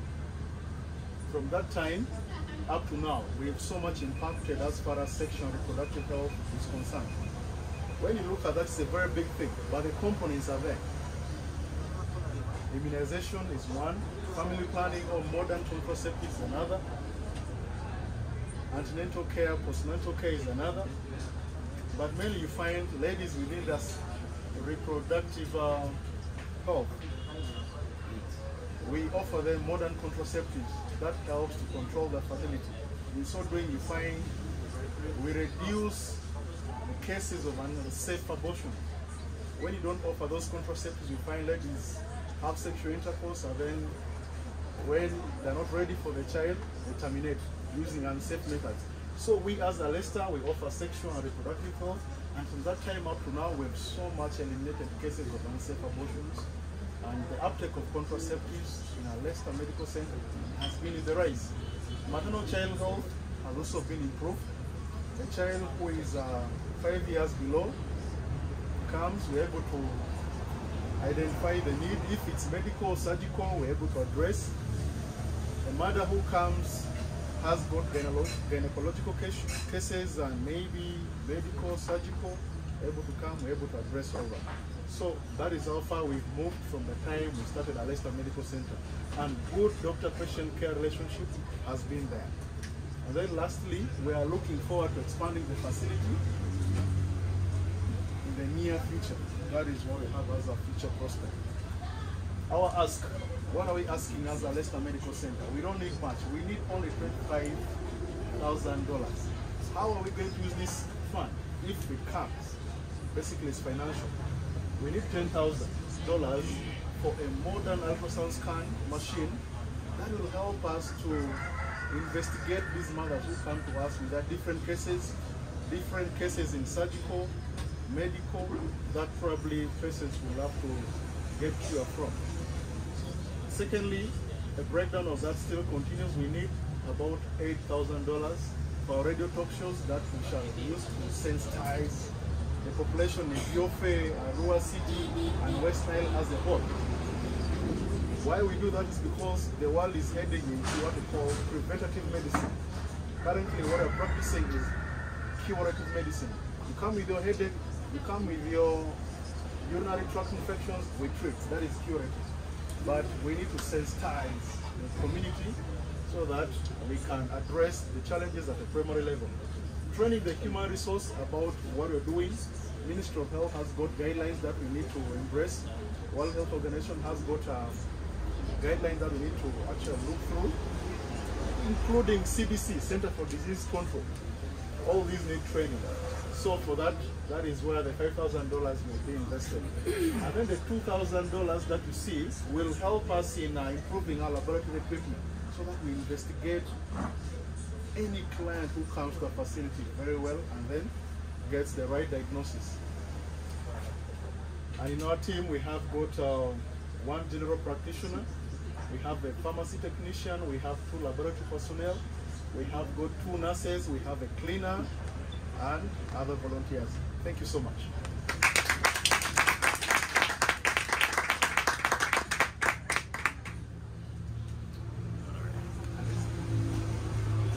Oh. No, it's not a question. I just needed to look at something that is I don't feel that, I don't sometimes feel to sit in a hospital or clinic for a very long time. So if you can work with the IT people like ClickEat, maybe some other people, you try to come up with an app where we can have our bookings earlier. If I know today I have to visit maybe a hospital, and then I book an appointment, and I know at a specific time. You know, sometimes you go to hospital, you even end up getting cured before you get treatment, seeing doctor. You go to Rema, you take a very long period of time, but you wonder, they are not even tested in. So if you can come up with an app that can sort out that gap, eliminate that gap, so that the working people keep on working, those who are completely sick can be addressed before time. And also in your presentation, you did tell us about the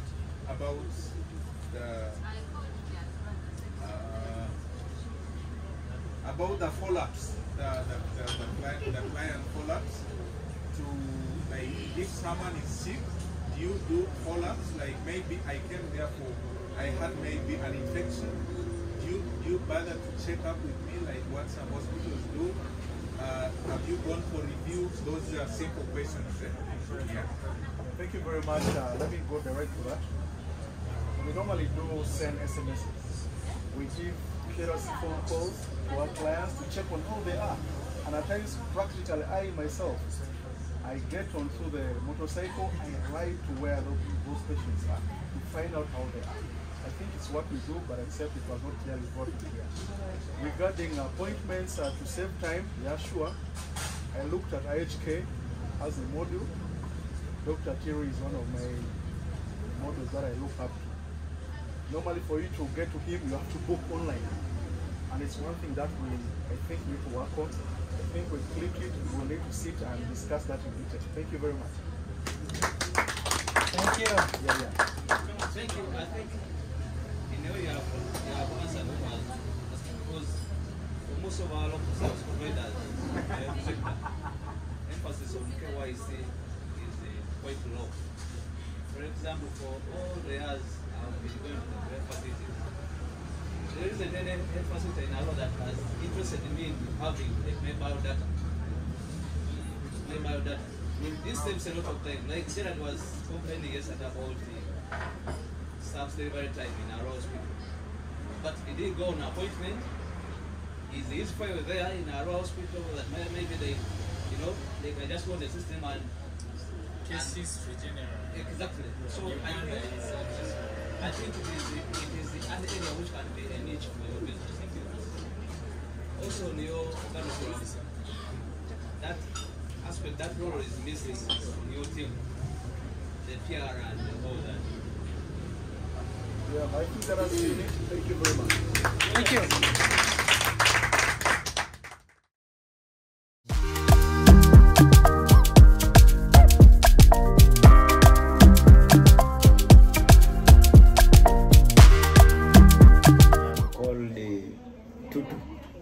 Zone, and this is Madi-Lugbara Community Museum.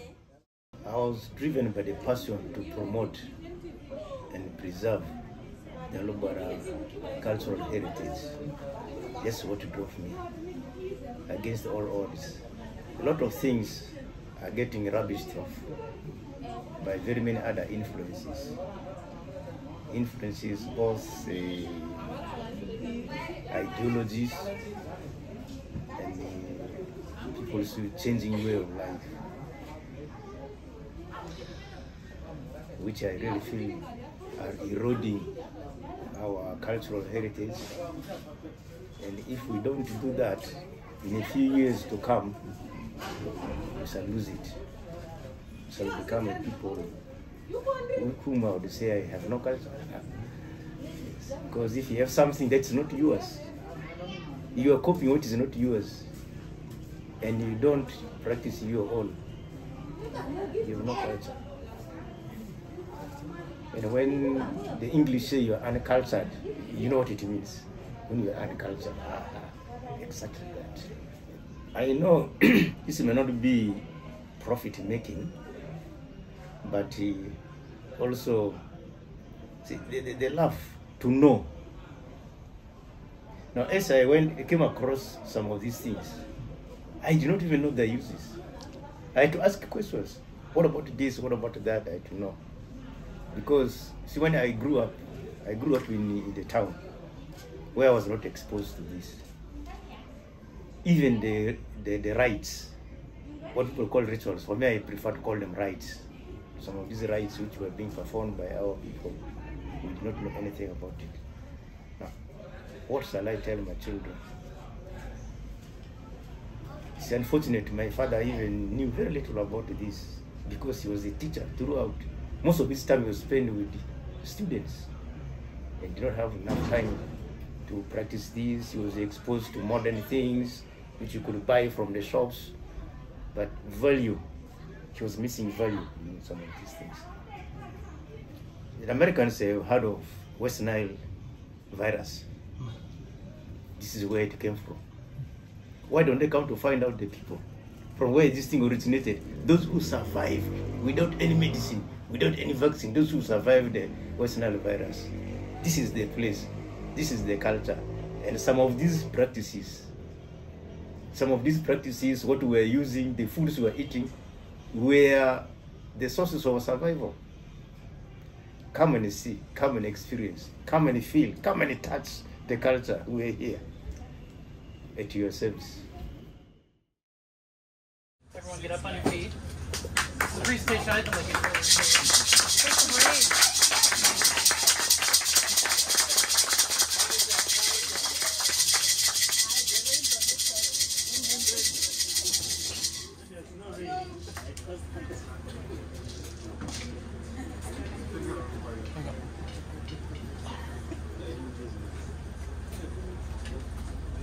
How many of you have heard of the word Otokopahio?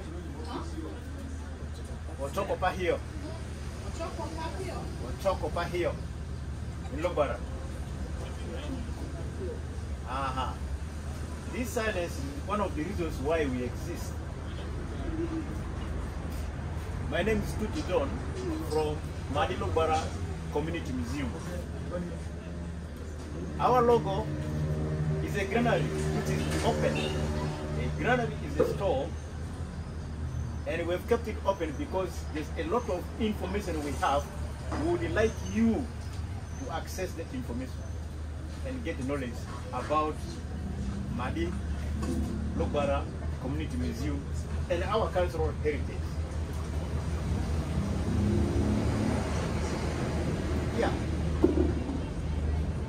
Very little is known about the Lugbara cultural heritage, and the majority of the young people who are Lugbara even know very little about their own cultures.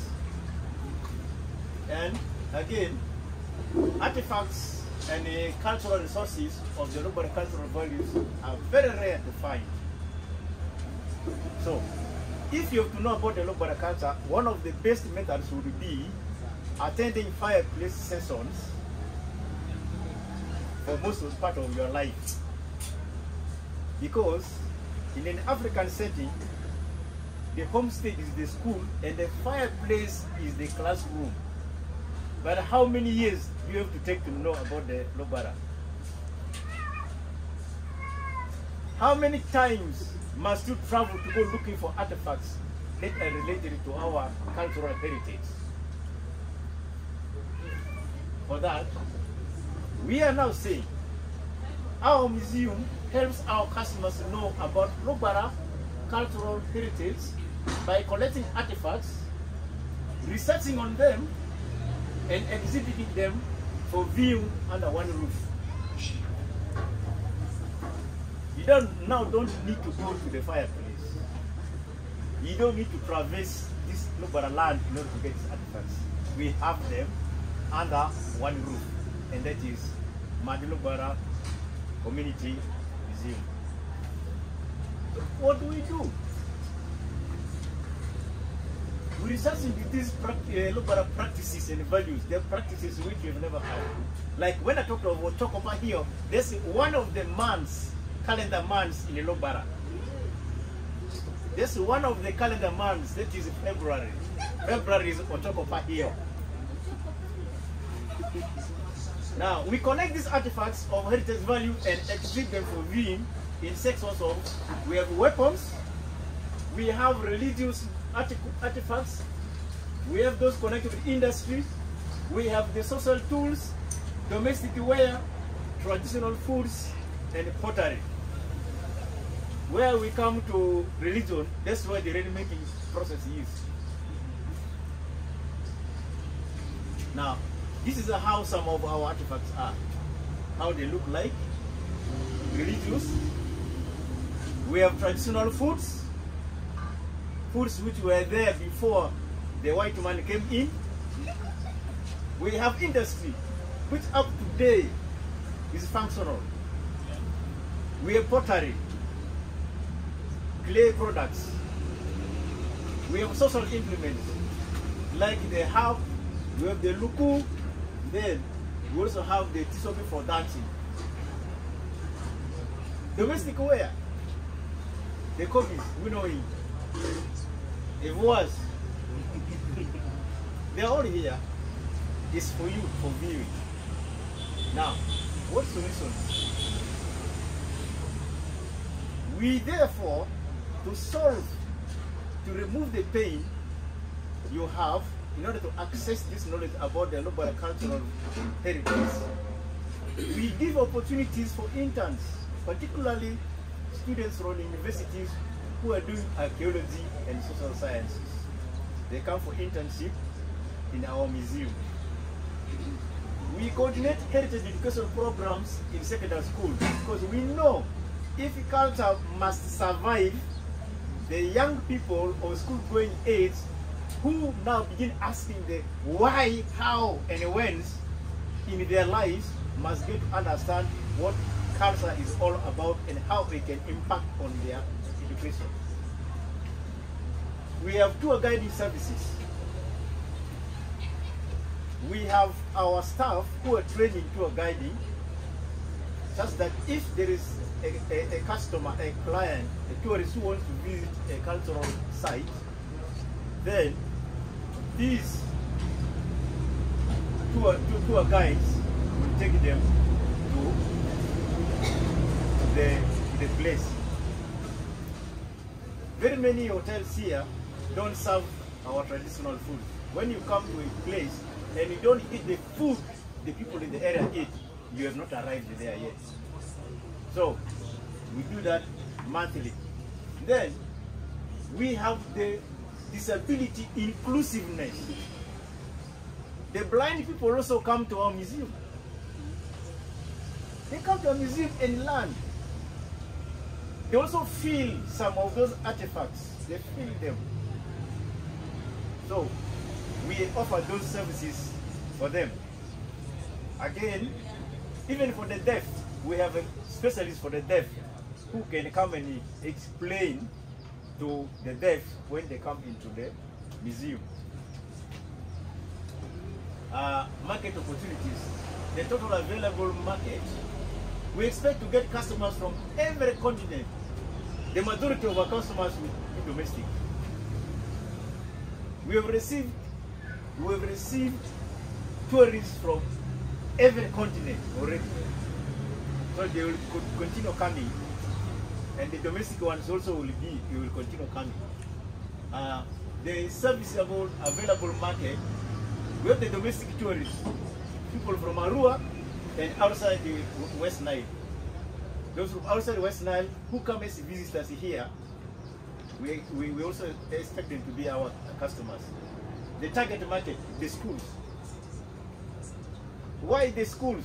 Because in the new syllabus, the new curriculum, a student who is doing history must visit a museum. So that means every school, every secondary school in the vicinity, and many of these primary schools, particularly the P7 pupils, go to museums at least once in a year. So we are, our total market, target market are the schools. Channels. When we're on the radio, we give out information. This is virtual. We give out information. So we are delivering services. We are delivering our products. Like there are times when we talk about death. Death. What is death to a Lugbara? We also have exhibitions. The exhibitions are either inside the museum or on mobile services where we take them. And these mobile services include the schools, trade fairs, and the cultural gala. The e-braille for the blind. If only we can lay our hands on the e-braille for the blind, then they will be able to visualize our artifacts. Then virtual tourism. Virtual tourism, where in the comfort of your bedroom or wherever you are, any part of the earth, or the globe, or universe, you'll be able to access the services we have, particularly if you want to view our artifacts. And if that app can be developed, we have ClickEat. That will be working for you if you are in partnership with you. Customer relations. Radio talk shows have been a major tool for us. Why? Because there is free airtime in all these community radios here for culture. So anytime we just book the radio station you want, say I would like to take this one here. If nobody has booked it, you are there in for it for free. So low cost of customer acquisition. Cultural talks. Times we are invited to go and talk to people about culture. we deliver directly. Then we also have organizing and participation in cultural galas, as I said before, trade fairs, we take part in them, reaching out to organizations. There are organizations like units here. There was a time they called us to go and talk about coexistence of different cultures between the refugees and the host communities. Referrals from tour companies. Yes, people are referred to our museum by hotels and tour companies that bring tourists to West Nile. So our customer acquisition cost is kept low because of the free services opportunities that we get when we are reaching out with our products. The LTV, we maintain it by frequency introduction of new products. If someone came here today, give it 1 week, the time he comes back, there will be another product in. And going into a museum, you go easily, but when you begin going through the items one by one, it takes time. So most of our customers prefer, I stop here, then I'll come and continue. In that way, we have always been in touch with our customers. Customer stand is large for foreign tourists compared to domestic tourists. Our tourists, some of these tourists who are foreign, who come from very far, maybe once in their lifetime they've made a trip to Africa. They've made a trip to Uganda, to northern Uganda, to Arua, to Madi-Lugbara Community Museum. They may not make it again maybe in the next 15 years. So that's why the customer stand is higher for foreign tourists. But the domestic ones can always come back, tell friends, bring the friends, come with them. We are okay with that one. Revenue streams, direct. You have the user's fee. When you come and you see our things, you're already using them. See, you're already using them. The questions you're asking, the answers you're giving, there's a user fee. Now, we have subscriptions. It's a community museum. There is a committee that you manage. So the members who belong to Madi-Lugbara Cultural Foundation actually subscribe. That subscription is one of the incomes we get. Administration fees, we also get asset sales, souvenirs we sell, and there are times when our tourists, our customers say, I want this object, I want to buy it. Then you negotiate. I remember one time there was an artifact which I bought for 2,000. 2,000 Uganda shillings, and it was bought for $200. That was up, thumbs up. Then indirect, we have reference from tour companies, then affiliate.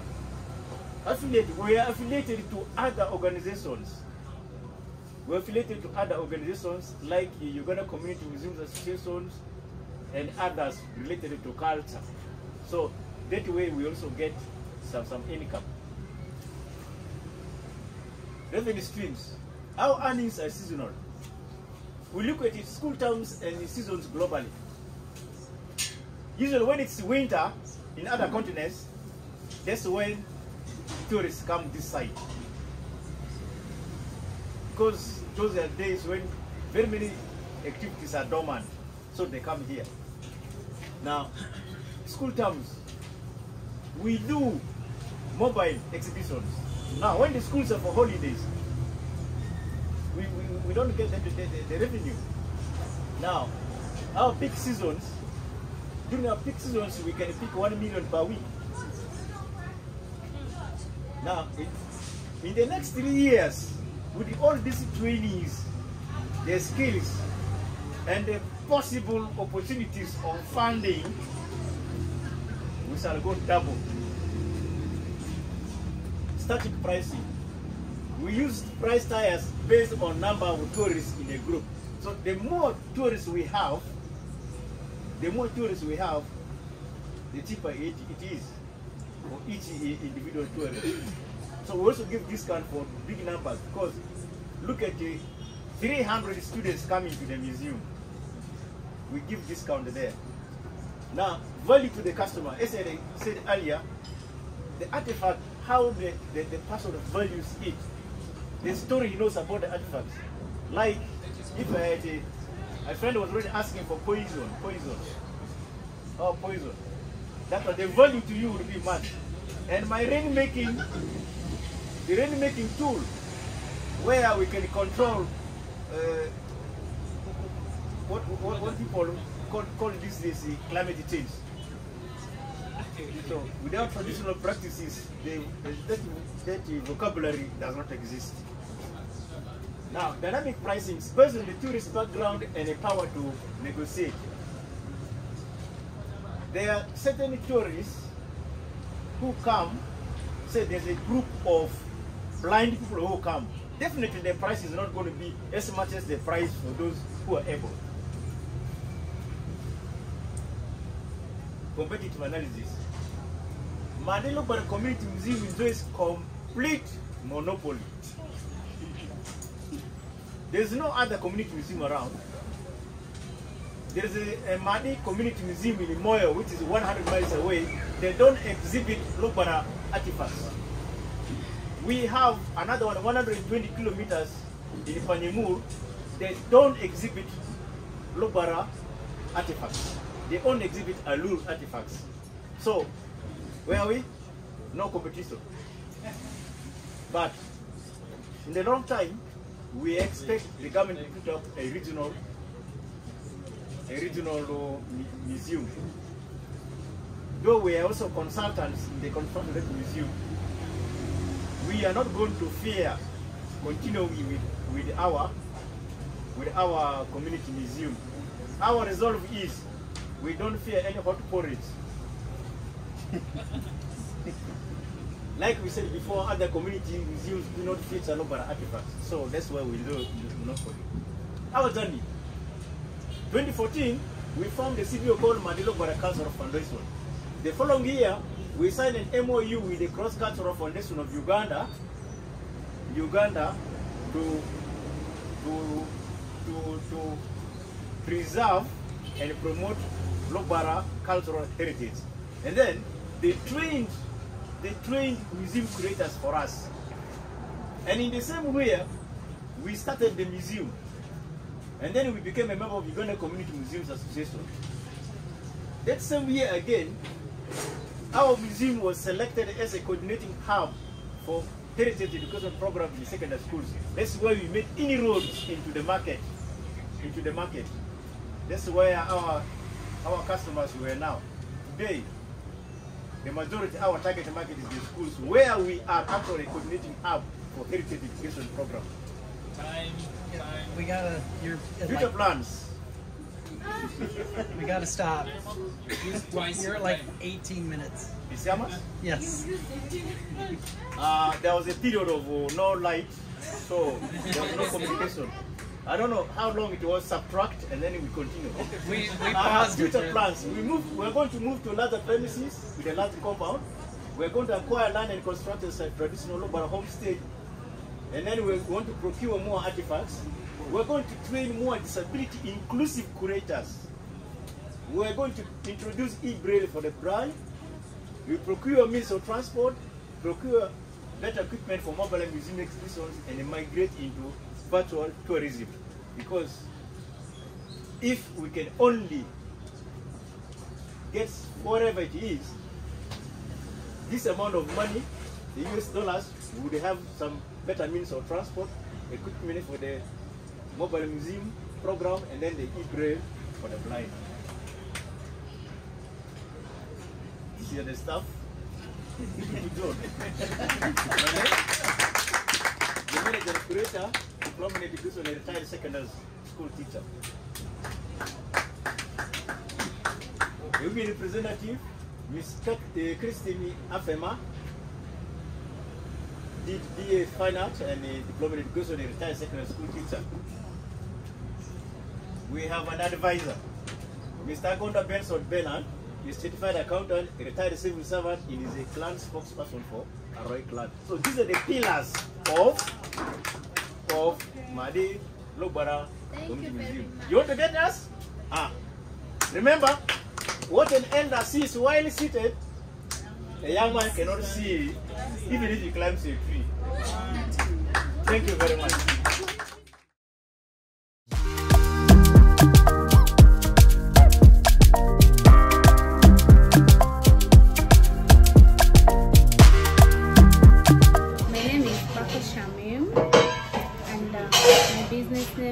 Shamdul Food Hub.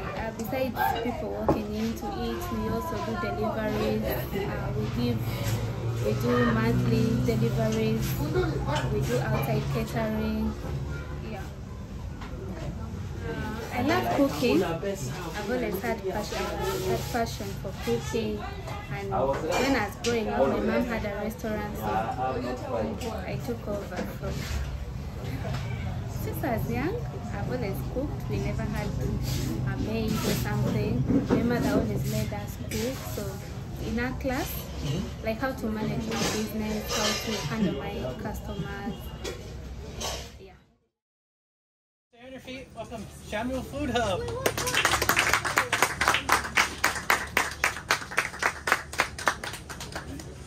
Hello everyone. My name is Bako Shamit, also known as Shamdul.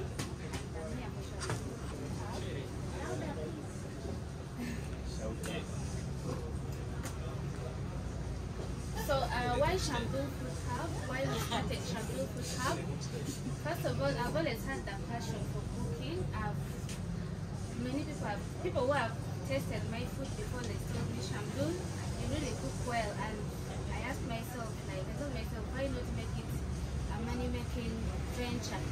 So over the years, we've had restaurants that cook local food. We have them actually up to now, but they still a challenge. Much as they cook good food, yes, we've had complaints of unhygienic places, and locating these people sometimes it's hard because when you look at those old traditional restaurants, they even do not have like contact information or how you can locate them unless you know the place so well. So sometimes the food is good, but the place is disorganized, or they do not have good customer service. So I thought maybe I'll bridge that gap, and that is why I came up with Shamdul Food Hub. So our value proposition, or the value we're adding, as Shamdul Food Hub, we serve tasty and affordable local food. We also do deliveries we serve the food at a comfortable space. When you walk into our restaurant or our food space, at least there's a difference.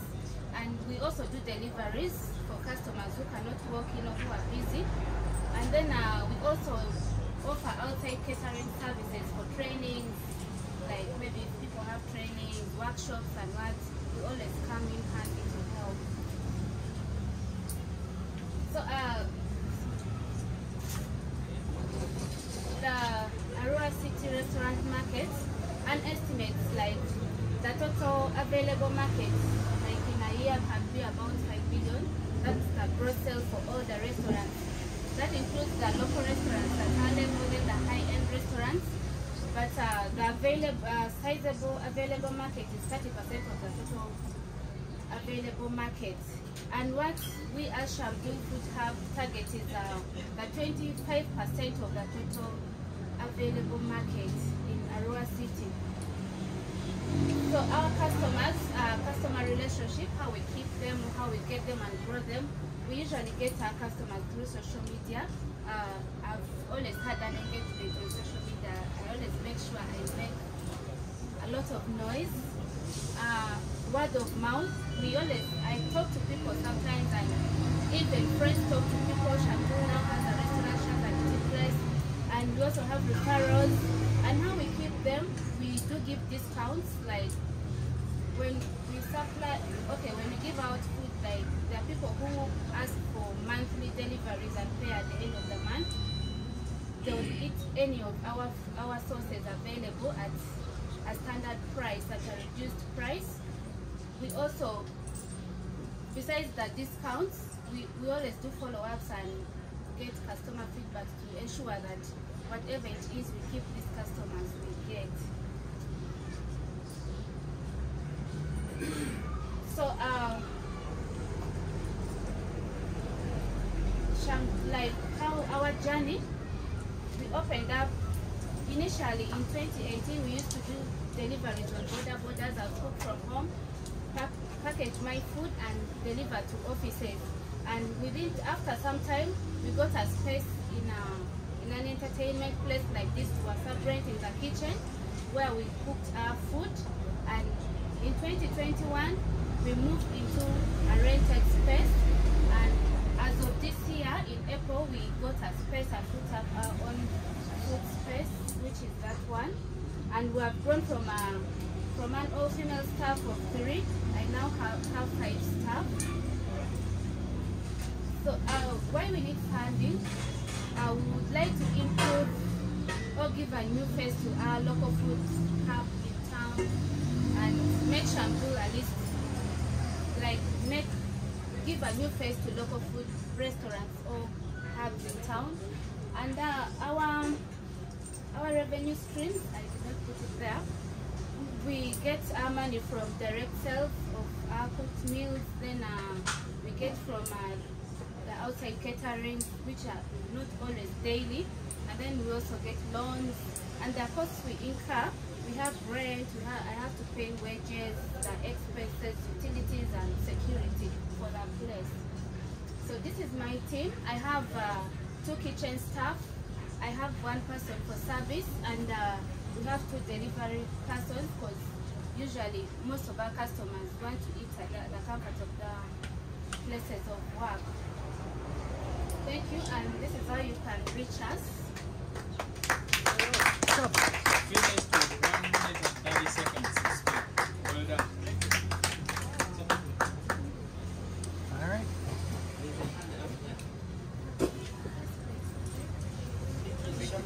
Thank you, and I would like to say your food is liked by many, by the way. Thank you.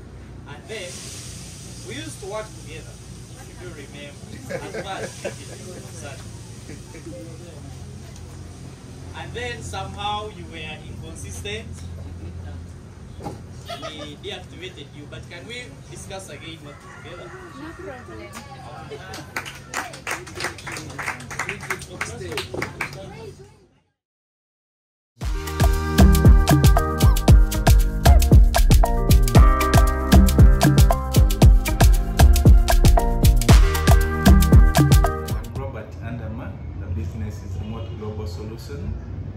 Basically, we do a variety of services. We do business consultancy, and then at the same time, our new product is incubate and nurture your business, which aims at giving youth and single mothers loan at a lowest interest rate.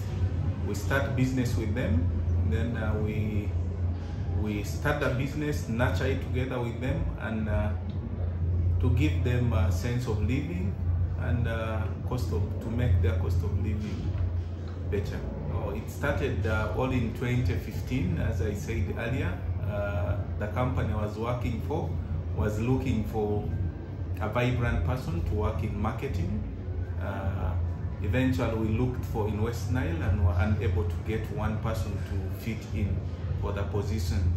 So me with 2 of directors, we came up and we said we really need to bring up the young and vibrant people who can always, when they are called upon, they can step in for any position in the region and in the country at large. So we started operating in the eastern region of the country and the central part of the country, but eventually we had to come to West Nile region. The most important thing is we have been working with the youth. So that's the most important thing that we feel we have done as a company, and we have been moving in schools, training these the youth to come up with something that they can better their lives. Let's hear for a global solution.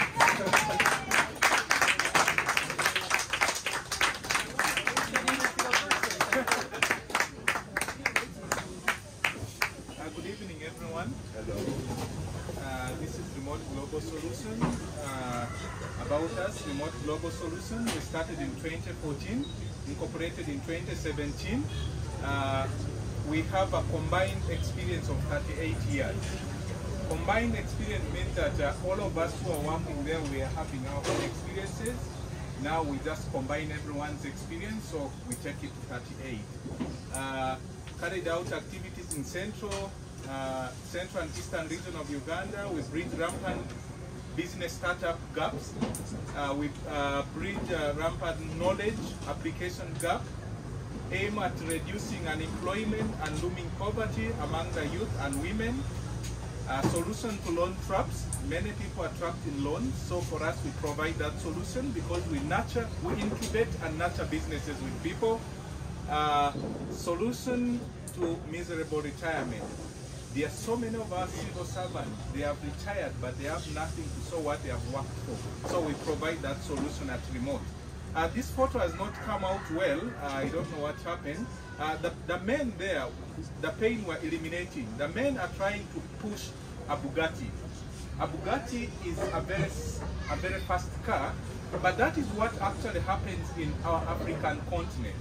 We are pushing what we already know. That is the pain. We want to remove those. And then what the gains we want to provide, we really want to make sure that everyone is as fast as the Bugatti on a safe landing road. We don't want us to start struggling when time is too late. When it is your time to meet your ancestors, you go when you're safe. Not like you have to tell stories or your children start saying that what happened. I will not go through that because of the interest of time. Our value proposition is Remote Global Solution Limited incubate and nurture business loans, help youth and women who want to start up and venture into small and sustainable businesses by financing them with low interest rate capital, guiding them through our step-by-step business incubation to nurture their own businesses, gain expertise on how to manage and connect to the right people as their market. So that is what we do at Remote. The story of a painting king. This king here is actually a lame king. So for us at Remote, we do believe that everyone is born with their natural talent, but many go with that song inside them into their grave. They will never say it out. I wish I would start up a business. But the story of a painting king, a king's painting, this king, after seeing that he was not actually on the walls of his great ancestors, he felt so bad that now he was having disabilities. What can he do? A painter came out so well to draw him, aiming, hiding his disabilities. So you will see the king has the right leg is there, but the left leg actually is not there.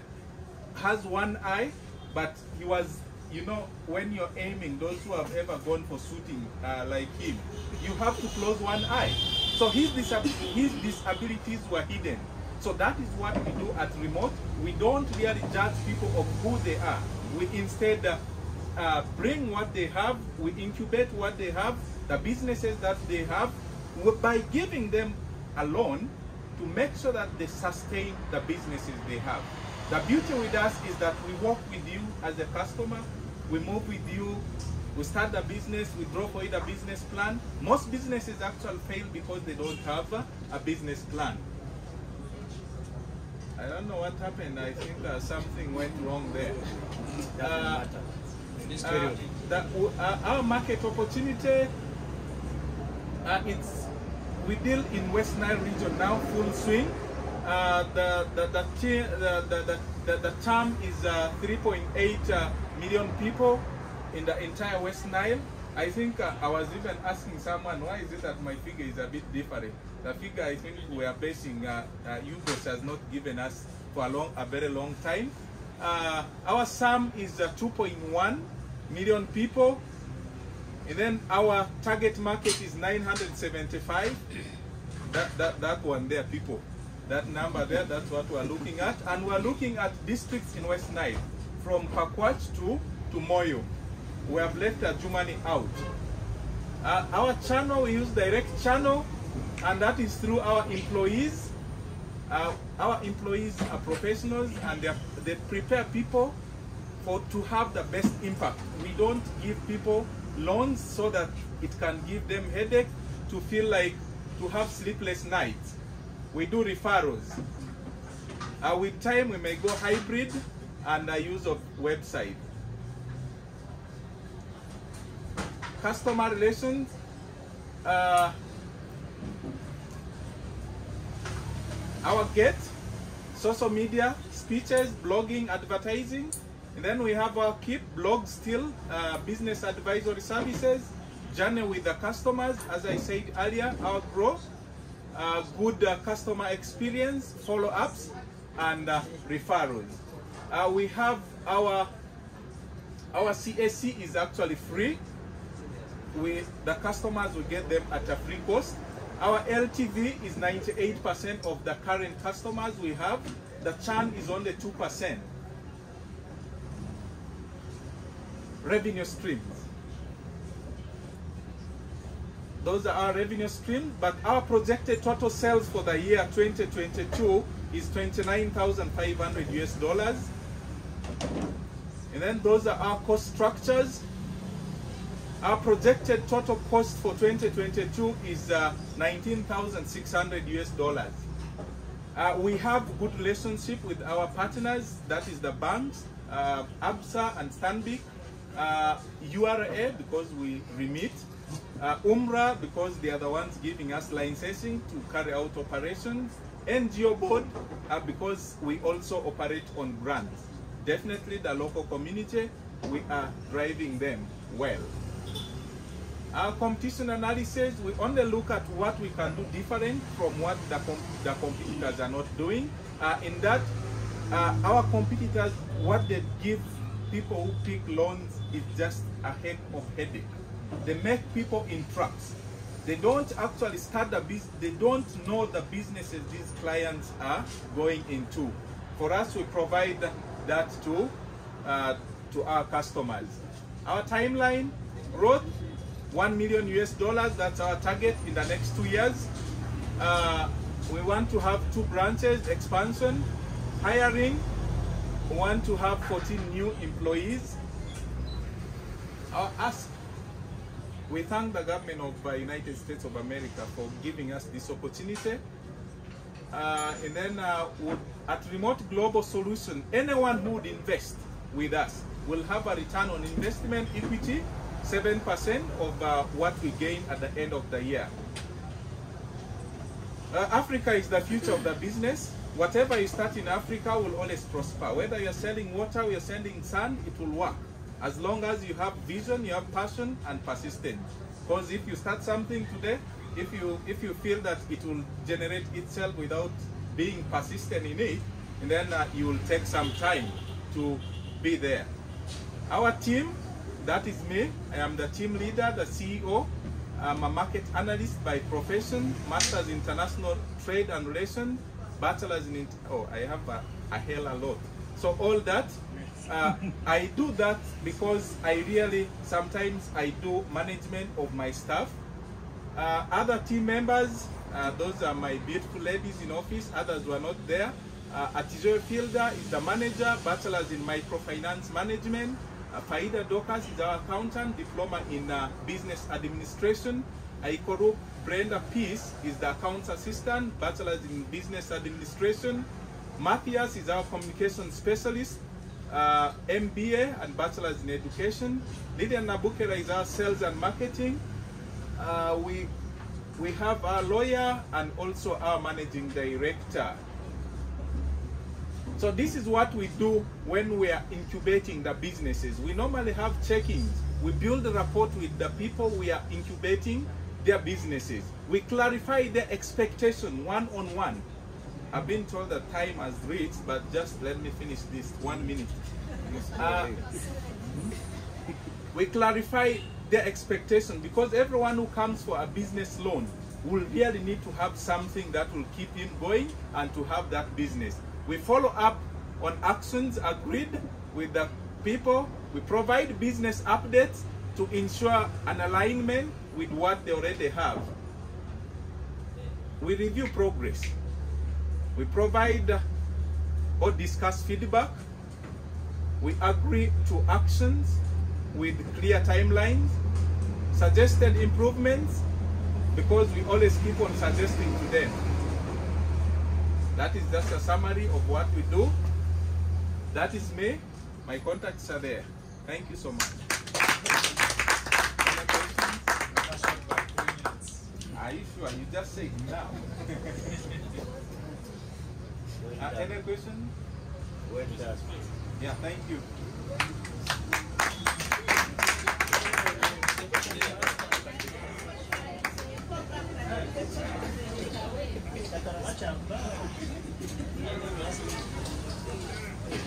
I was being told that someone is asking. Along the way, I fell into a mix of the financial service, profession, but I have appreciated that you prepare the businesses, you equip them as you need. Just a concern, if someone is looking at the academics background and so on, someone may ask, why is the accounting system the bachelor's?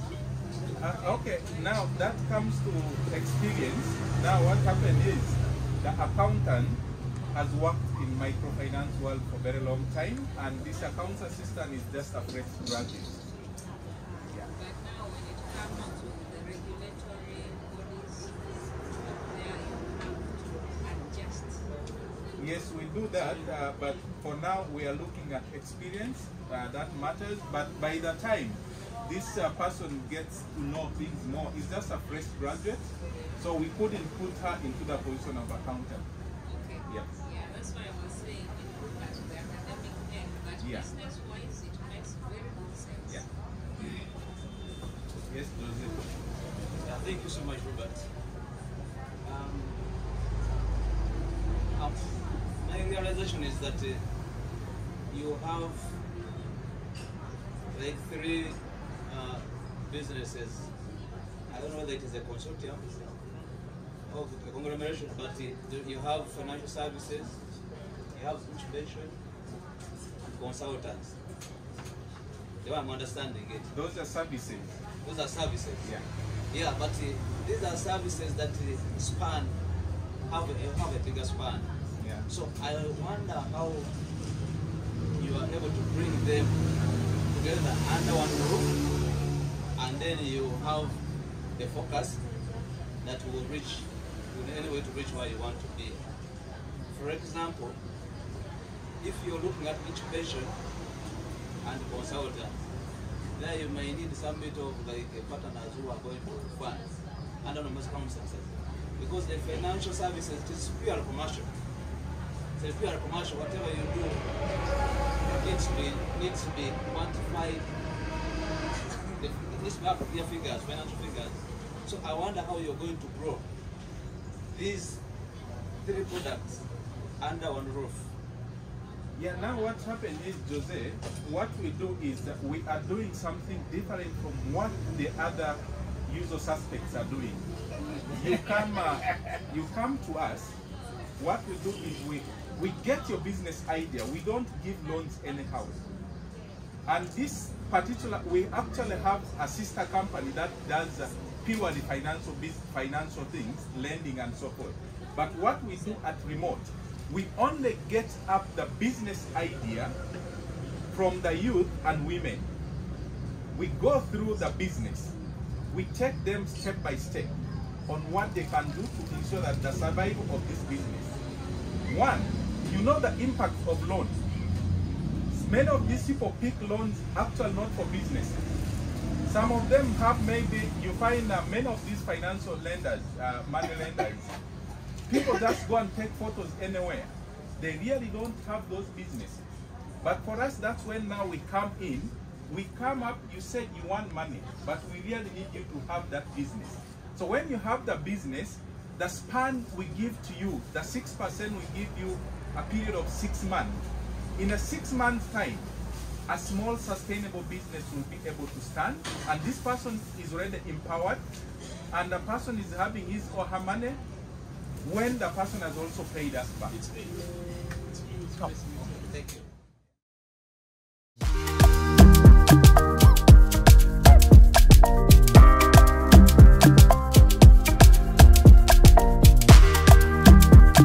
I'm called Matata Franco, and my business is 303 stores.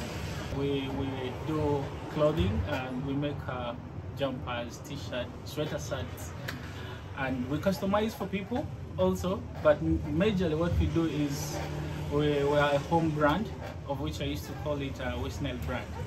I started this in 2019. The first concept was customizing what someone wants to put on. So as I moved on, I actually did some ideas which came from me, because I needed to have something in the store. But when people kept on coming through, they were advising me, I want like this, I want like this. So what I made myself did not move. So I now one day thought of, what do I do best? As in, what do I do, like maybe which can make me happier, because I was looking at creating something. Then one day, this idea of someone doing something for West Nile came up, and that gave birth to this brand, Do One West Nile, which means everyone should do one thing for West Nile to grow. It doesn't mean that you should have money to do it. You can even plant trees or something, but it was just an idea which encourages everyone to be very, proactive, like you do something for West Nile. So it gave birth to this. So when this came through, and I saw people were taking it, after explaining like to people, this is what it means, and this is for us to be, proud of ourselves, and maybe they started. Then when they recognized and started embracing that brand, then I said, let me just do something general, maybe let me create more art. So what I did was I started creating more. The next one was West Nile, because I didn't want to limit myself to the district where I come from, which is Maracha to be specific, but all my life I've stayed in Arua. I was born in Arua, and I didn't want to limit myself to one particular district. So what I did was I said, let me do West Nile. So this came up. Then as I was doing that, I spoke to my mother about what really identifies the Lugbaras or the West Nile people in particular. And she told me it's a leopard. And then also I see a lot of institutions using a leopard in their logos, and I was like, okay, if this is it, let me do something with a leopard, and of which I did the real West Nile spirit, meaning the leopard is the real West Nile spirit. They used to say it stays calm until you kind of provoke it or something like that. So I said this is now the real West Nile spirit, meaning it's something which can unite now, West Nile if they embrace it. So actually it gave birth to that. Then a couple of others, including the latest that I added, which is the one of the former president of Uganda, Idi Amin, who happens to come from this region. So he ruled when I was not yet born, I'm quite sure, yeah. And I came to hear about it, but he died when I was there. Then I was like, how do I tell this to my children? That was the first time so it made me come up with something. I did a sketch of it, I shared with my creative designer, and we came up with that brand. To the Americans, we're here, we are trying to do so much in a way that will be like them. they're quite, you know, ahead of us, and you know, we would like to be like them. And if there are people there who can support, you know, the little things that we are doing, it will be a plus, it will be a good add-on, and hopefully also maybe coming through there one day to see how they do it. But all in all, we all want people, and I'm quite sure visiting us like this, giving us more message and information and knowledge could be another great addition to what we are already at. Yes, I think that is a basic message that I would like to say. All right, everyone get on your feet for 303 Apparel Concepts.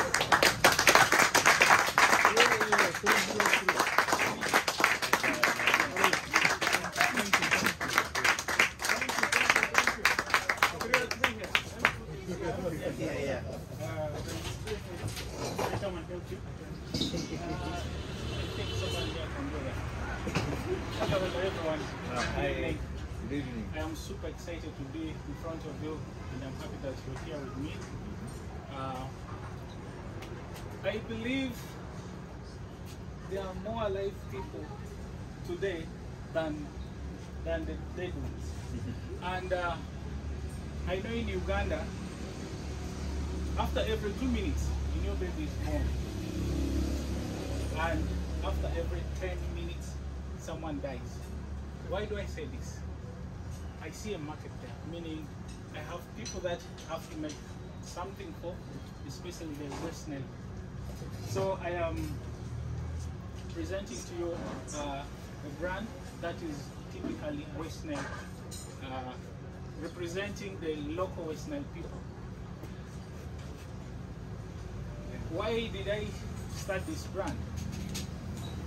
Firstly, I had a conversation with a gentleman who we knew ourselves with for a very long time, and who now happens to be one of my, you know, team members, who said something different about West Nile. He said he thought West Nile was a desert place where there are no rains, and you know, people here, like, they stay on trees or something.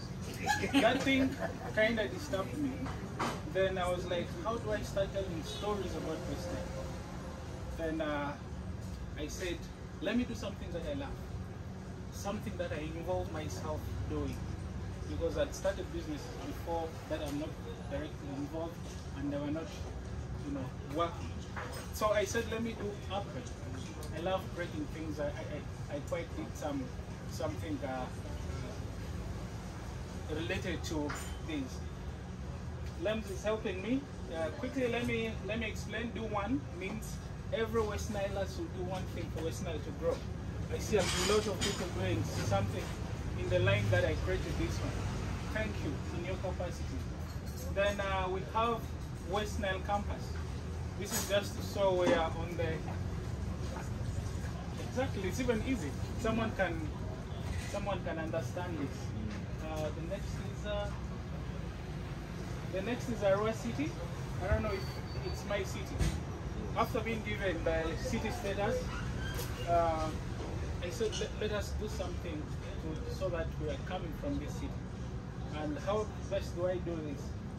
I looked at something that could easily identify us, and I saw the project that this gentleman, Aita Jaffa, is doing, and I said this will be the big thing in Aroa City for the meantime. So I drove all my concepts on this. I have so much more. I cannot carry everything. I have one talking about Idi Amin, which is one of the presidents we have gotten from this region. So the brand is to create a unified, you know, identity brand for the diverse cultures we have in West Nile.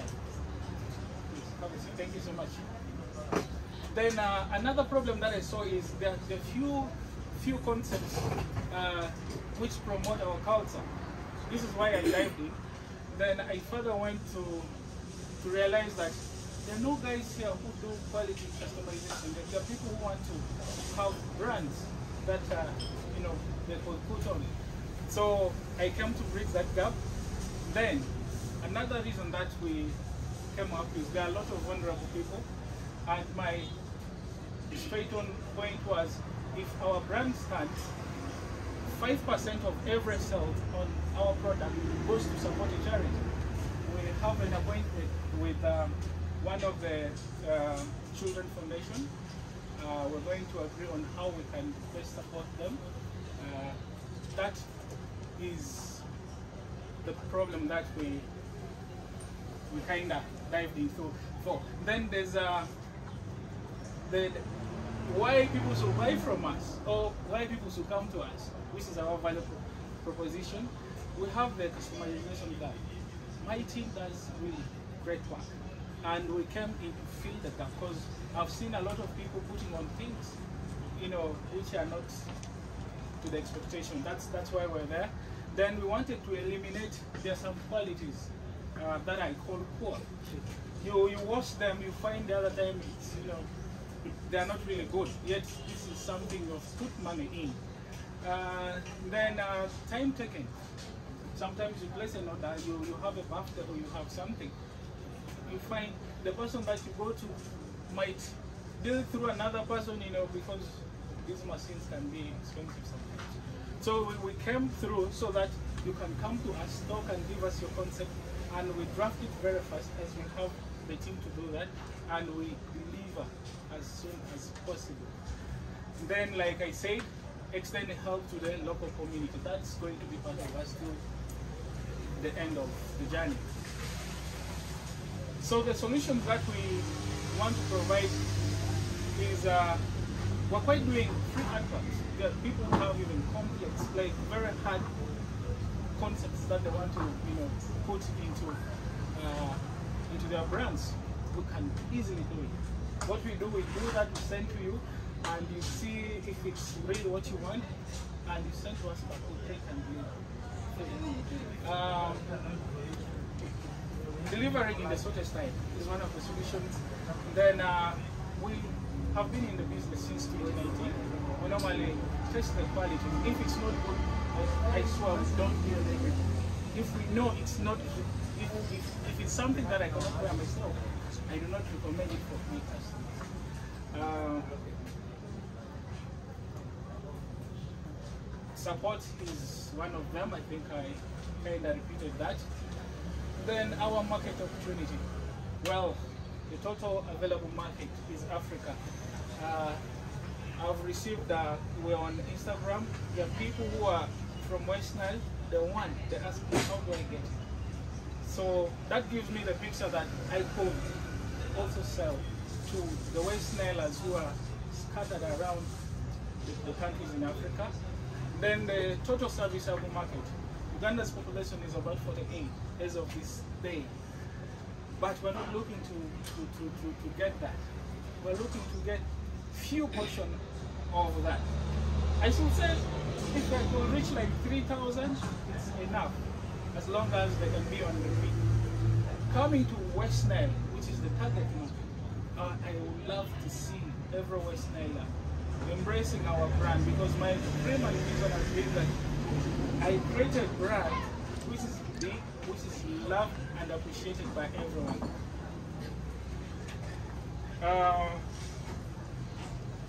Time is not enough for me. I think the channels we are dealing with the direct physical products, direct sales, because we need to understand what the complaints are about our brand or recommendations.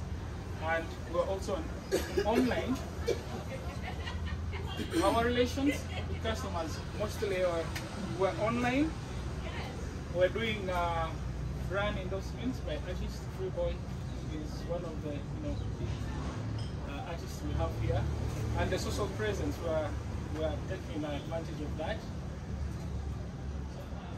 Then, ever since we started, our sales in the 4 years we have realized up to like 29 million. This is not like in a month. This is not here and we break it in 4. And over the 3 years, we from these lessons that we have learned, I think we're going to really be times 3, because there were things that we took for granted and really have changed our life. Let me brush up. Sorry. Yes, our timeline.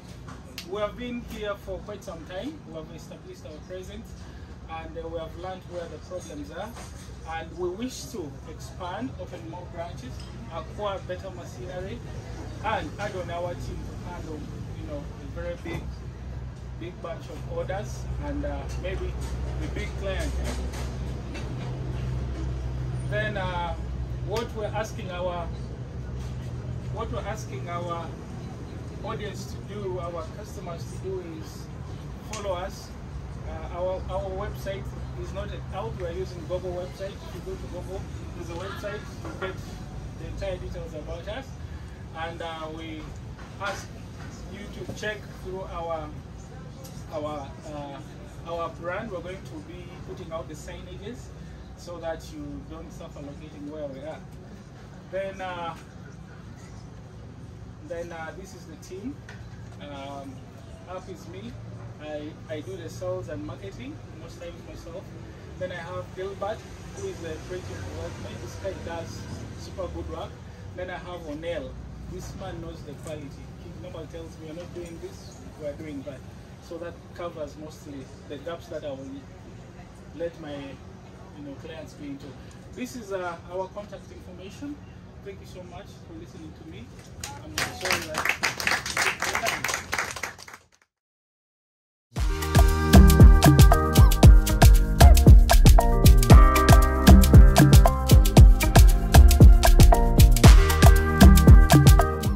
Ben Emmanuel, and I'm the proprietor of Lion Events, an event and decoration service provider.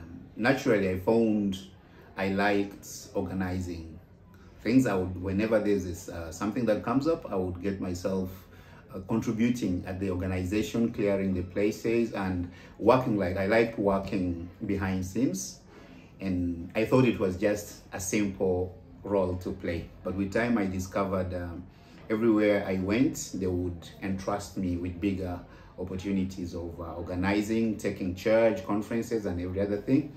Then with time, I got into concerts and performance organization, which was partly out of fun and also the monetary bit of it.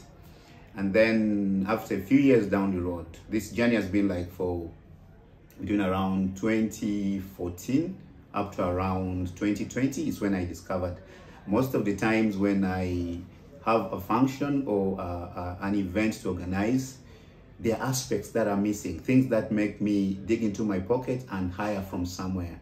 Yet I would have done them under the same roof, and it will have helped my work easier. Then when I gave time to study the market, especially here in Arua, I discovered there were some loopholes that needed to be fixed, and with the passion and the drive and exposition, I believe we could bridge this gap and provide a better service than what is on the ground. First of all, I must thank the organizers for this course, because I'm enjoying myself already. Enjoying myself in a positive way that I'm learning. I had assumptions as we got into this business, and there were a lot of assumptions which actually, with the continuity of the course, I'm sorting myself out and I'm seeing a better structure. First of all, structure for the business. Things like the assumptions we had about customers, thinking everyone was our customer. Yet now, through the business and the courses, I'm trying to sort exactly where my niche is. Things like the tunnels of customer acquisition, how to maintain, and which ones and what else to do. I'm actually, as we go along, I'm practicing already some of them. And I was doing some that I didn't know I was doing. I'm now sorting, this one falls in this category, this one falls in this category.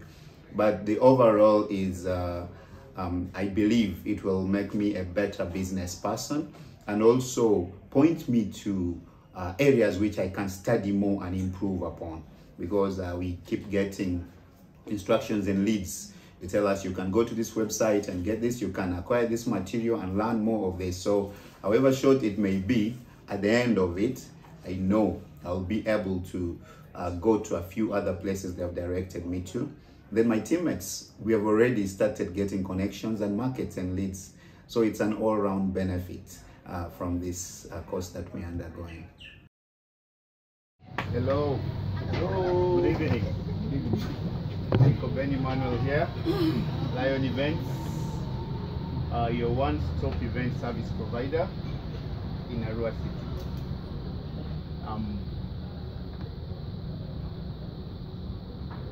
3 years ago, I had a function that I was handling. I've been in events from around 2014, but I've been specifically handling Christian gospel concerts. But 3 years ago, we had one of the biggest artists at that time, and currently he's still one of the good gospel artists, that's Levinson. I was tasked to organize this concert in Arua.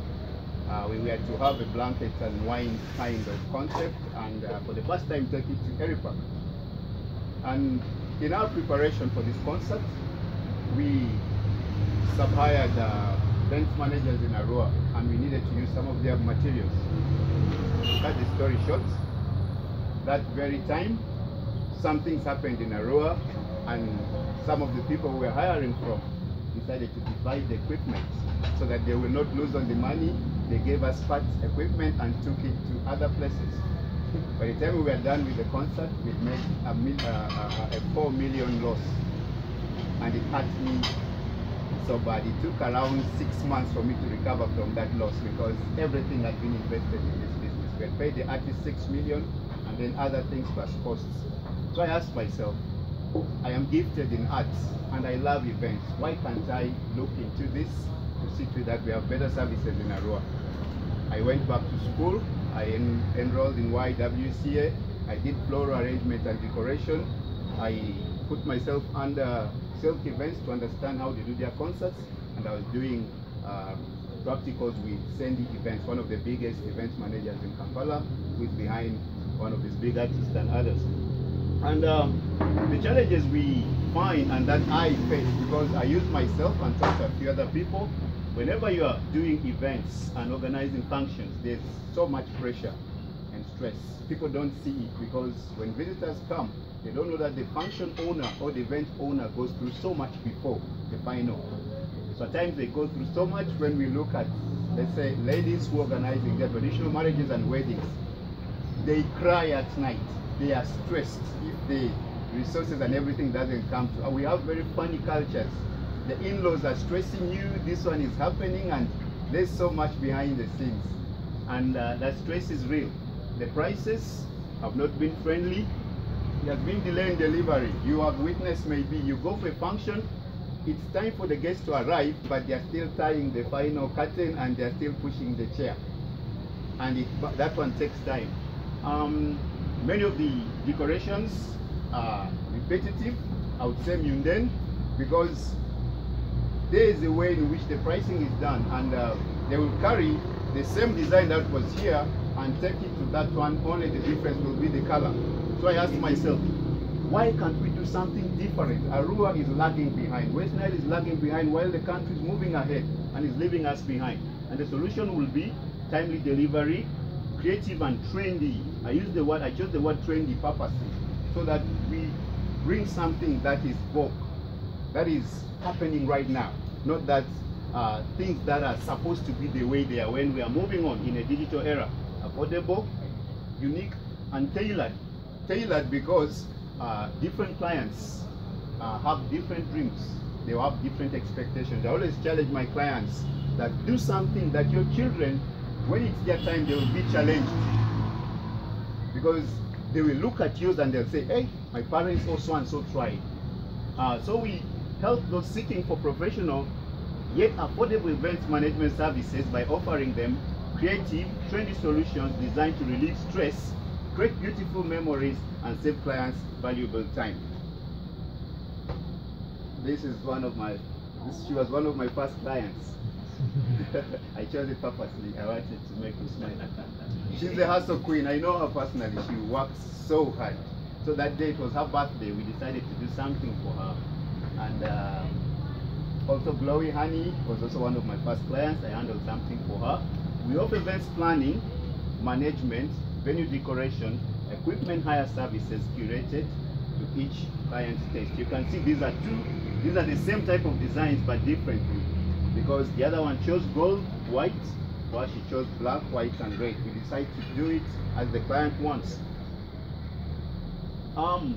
My total available markets, I have clients from Eastern Congo, DRC, South Sudan and West Nile. Zeroing it down, West Nile region, where my next two events, one is at Zombo, one will be at Adjumani, and then targeting Arua City. And I wouldn't break it much. We offer both physical and virtual services. Physically, because we are doing service. After consultations, we have to deliver practically. Though virtually, we also have gifts that we get orders for online and every other.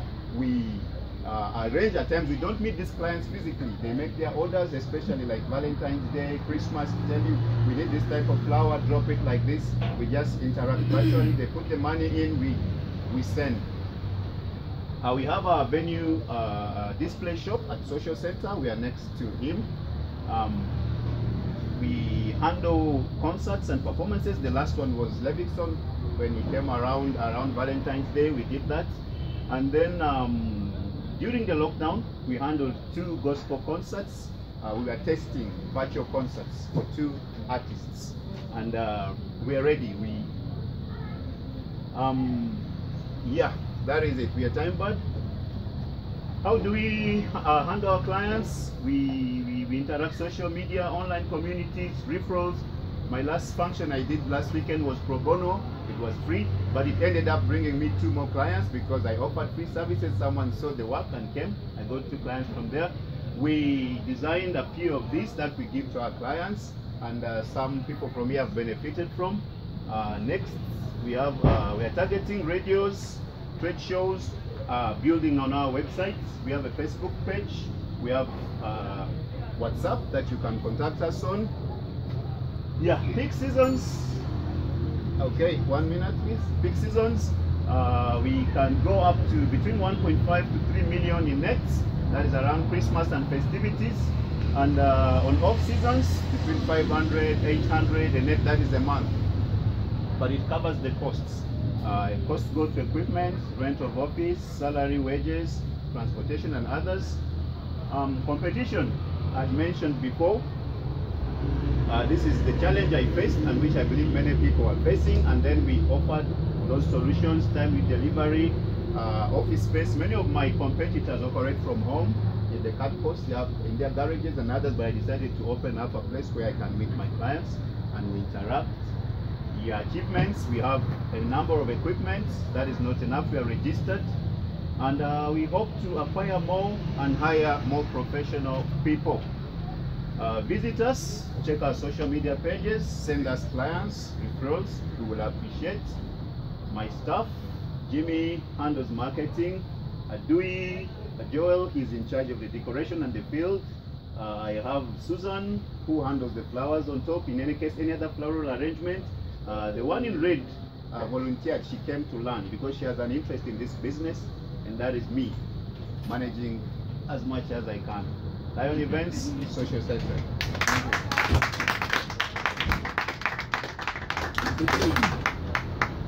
Any questions? How much is the cheapest event? I can't tell, curated. We'll look at your budget and see what we can make for you after consultation. Because we don't have a fixed price. Ranging from? As low as 50,000, as much as 70 million extra. Oh. I like that.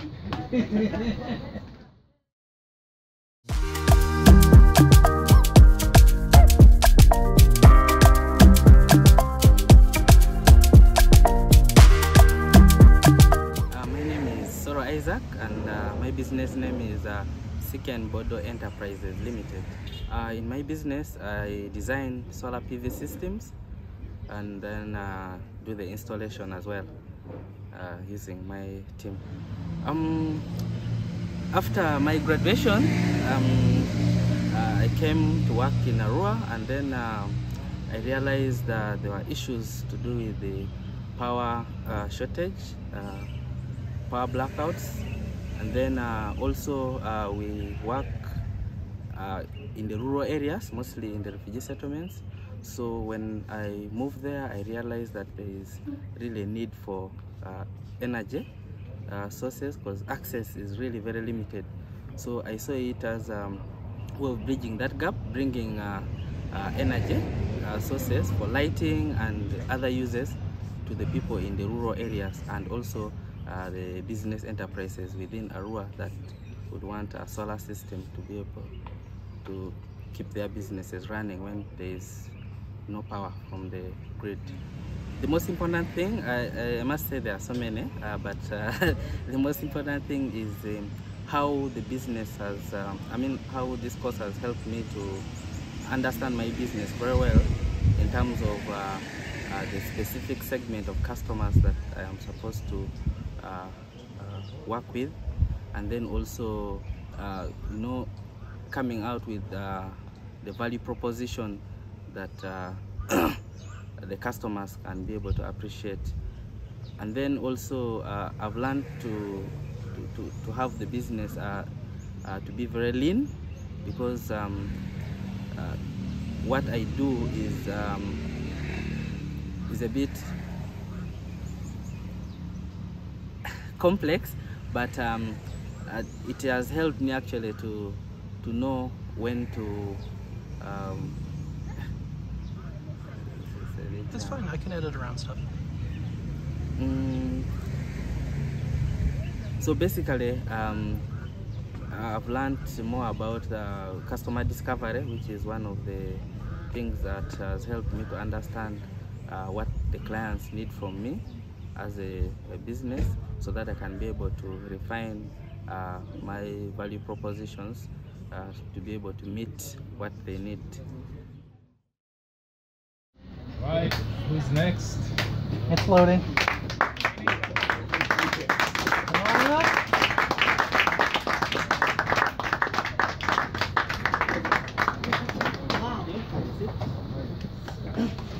Yeah, my name is Sora Isaac, and I'm standing in for Sicane Bodo Enterprise. It's an engineering solutions company, and we are your value for money partners. The problem we're trying to address, as you can see in that picture, there's a lot of darkness and something like a candle, and I believe most of us here at least might be having a candle in their homes if you're in West Nile. So generally there is unreliable power in West Nile because of limited access to power, especially the national grid. West Nile is not connected to the national grid, and nationally the access to electricity stands at about 26%, and only 11% of that is decentralized power, where West Nile resides. They depend on Nyagak power, which is not enough for the entire area. So most businesses here depend on diesel generators that pollute the environment, and I believe we've also seen the company that's hosting us here today, I think, also uses a generator for that. And then the charges are also quite high for electricity. And then there are also some technical barriers in terms of installation for those who choose to go and do solar power or renewable energy sources. So what value proposition do we have for clients, especially in West Nile? We offer properly designed and installed photovoltaic systems. Those are solar PV systems, as you can see in that diagram there. May not be clear.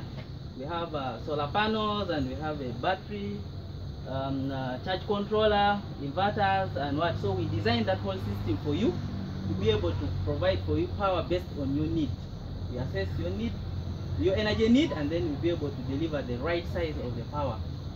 And when we install that, it is very reliable and very durable for whatever energy need you need. And then of course you will be able to reduce electricity bills. And then if the power you generate is large enough, you can be able to feed it also the grid that is within Arua, and then you also get some money out of it. And then of course we protect the environment. We are clean energy. It's not like the generator that will pollute the environment. And then we also offer technical support after we have done the installation and the new system. We deliver that value proposition through the number of services we offer, one being installation. We also do maintenance and repair of your systems, and then we offer training on how these systems are used. Many times we find these installations are done and then someone does not know how to even operate them, and then the battery gets problems and the entire system can get problems. So we also do product upgrade. If you have a smaller system and you want to upgrade, maybe you've gotten more money, you can also do that, and we add more solar panels and add more batteries. This is an example of some work we did in the refugee settlements for a loud hailer system. And this is totally distributed power that is off-grid. The market opportunity in West Nile, according to Wenreko,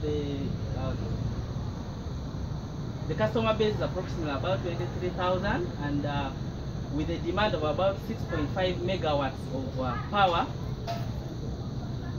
That is, and then that is in peak hours, and then when it is off peak hours, it's about 3.2 megawatts.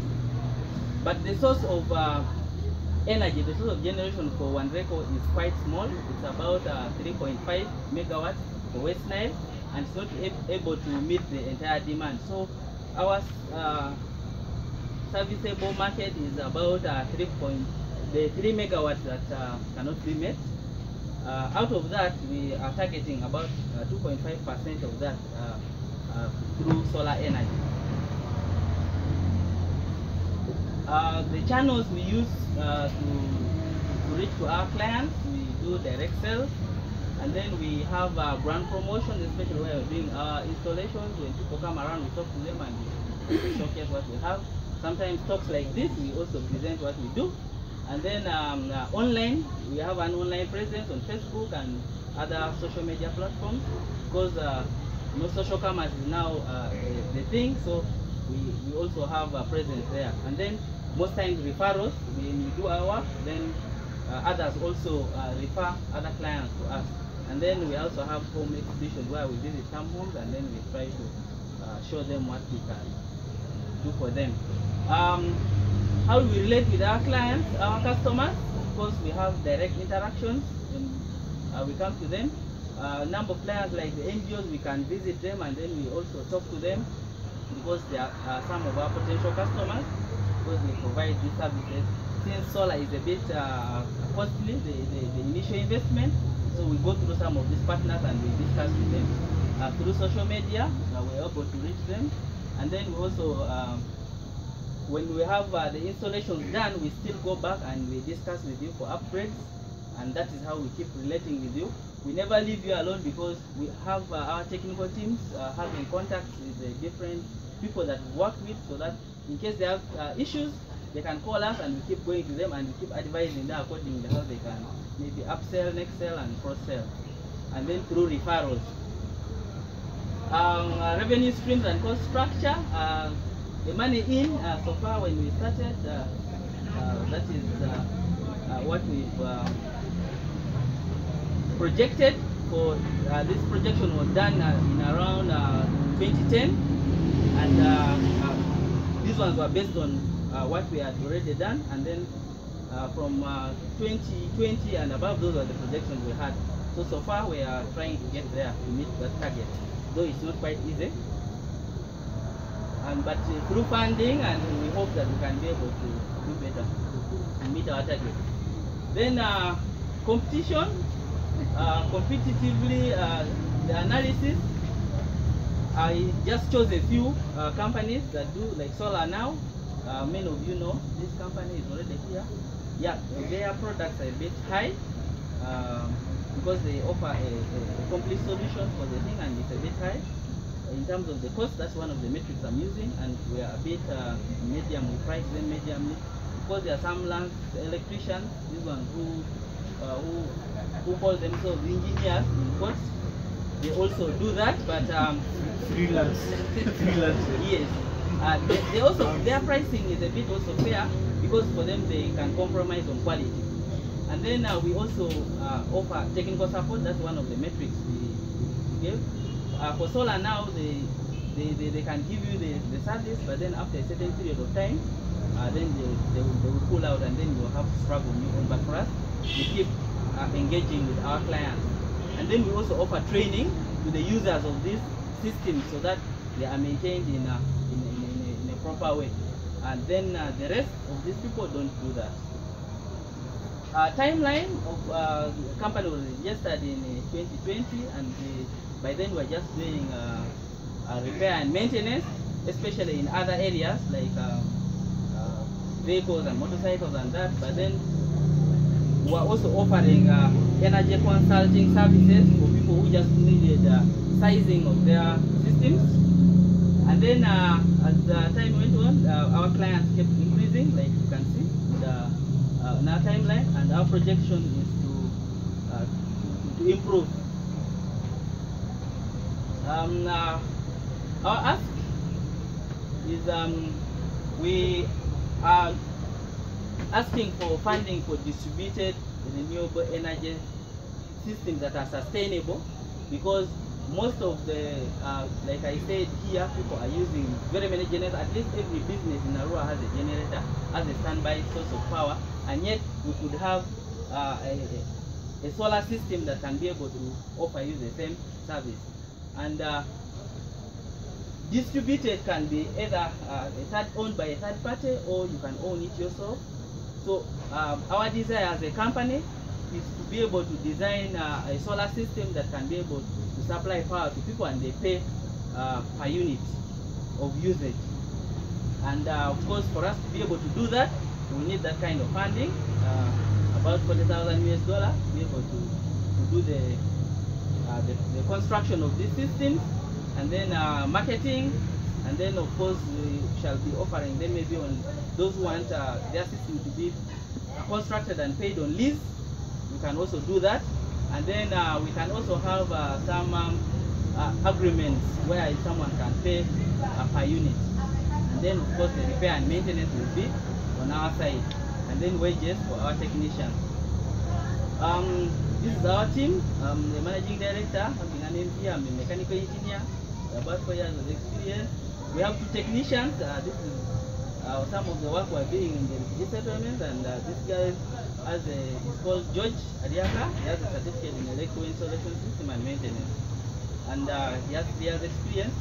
And I don't have the picture of the second technician. Yeah, that's it.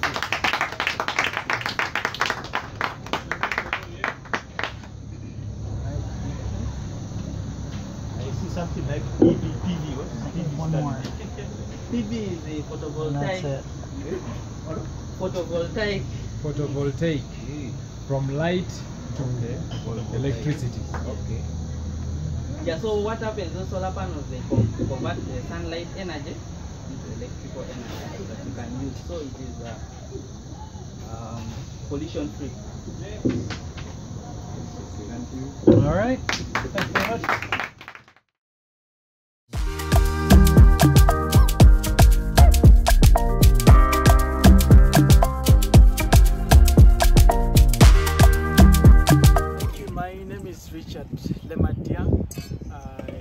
I'm the director for Lemz Farm.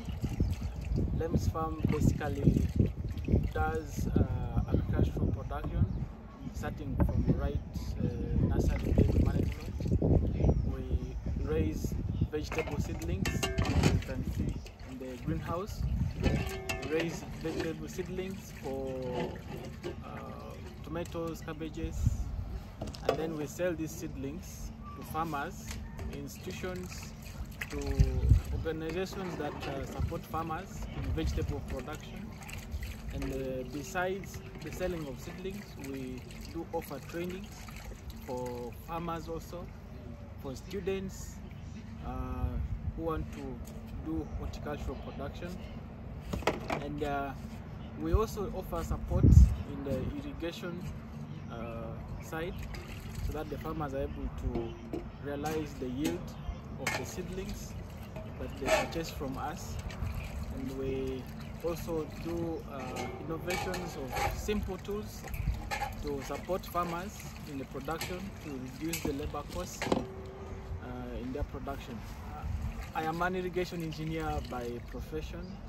I worked with the organizations like Malteser International in the refugee camps. Then I also worked with an irrigation company. It's a private company called Agrigate. They do basically irrigation water pumps. So I realized there was a gap that farmers had in the nursery bed management and in the extension. So we started this place to fill in that gap. The biggest thing I've learned from the training is, first of all, identifying my target customers. It was kind of so wide, so it has opened my mind to understand who my customers really am targeting at. So I can be able to connect with them, and I can be able to get in touch with them, get them, keep them, and make it grow.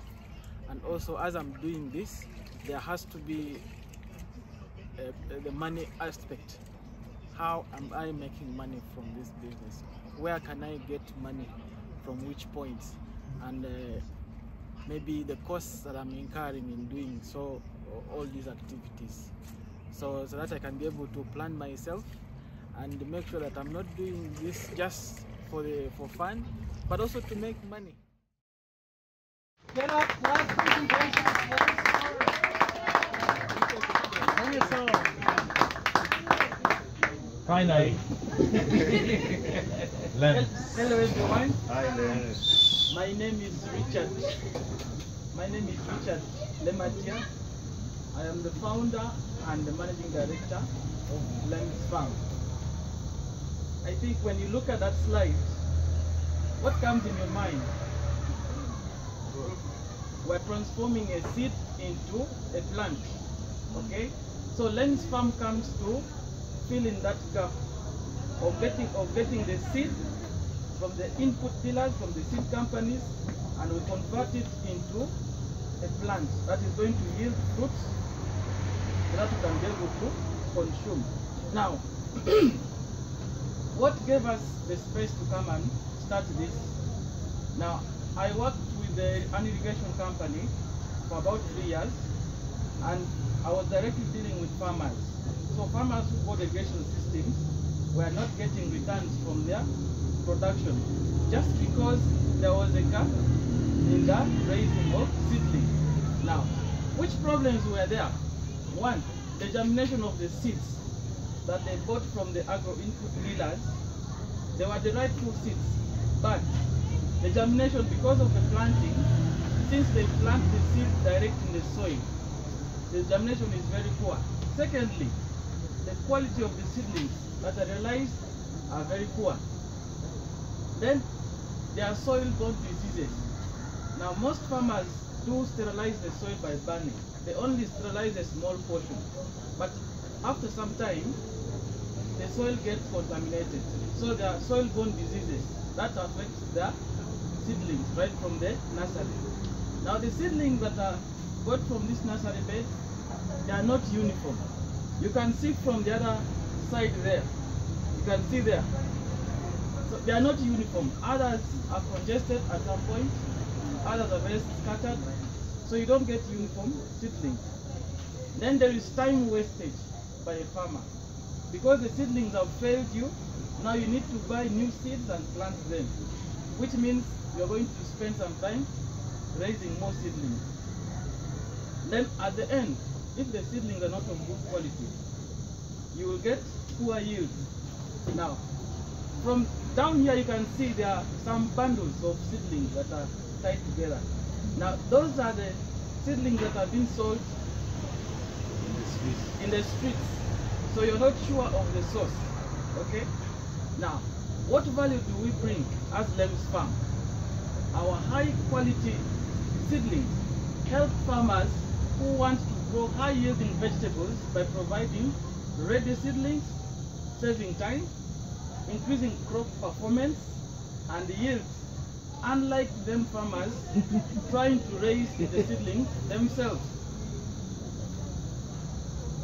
Now, the solution that we bring is the ready seedling. This seedling is right from the seed. We source the seeds from genuine sources. Some of them we buy direct from the seed companies, and others we buy from genuine agro input dealers. So we source genuine seeds, then we use soilless media for planting these seeds. That means the media we're planting this seed in is free from diseases. Then we have, at the end of the day, we get very high quality seedlings. The seedlings are also very uniform. Then from the germination of these seeds, we get uniform germination, because we plant these seeds to the right depth, in the right media. We provide all the necessary conditions that it requires to germinate. So we also offer the extension support to these farmers so that they can be able to realize the returns. Now, our market is quite broad.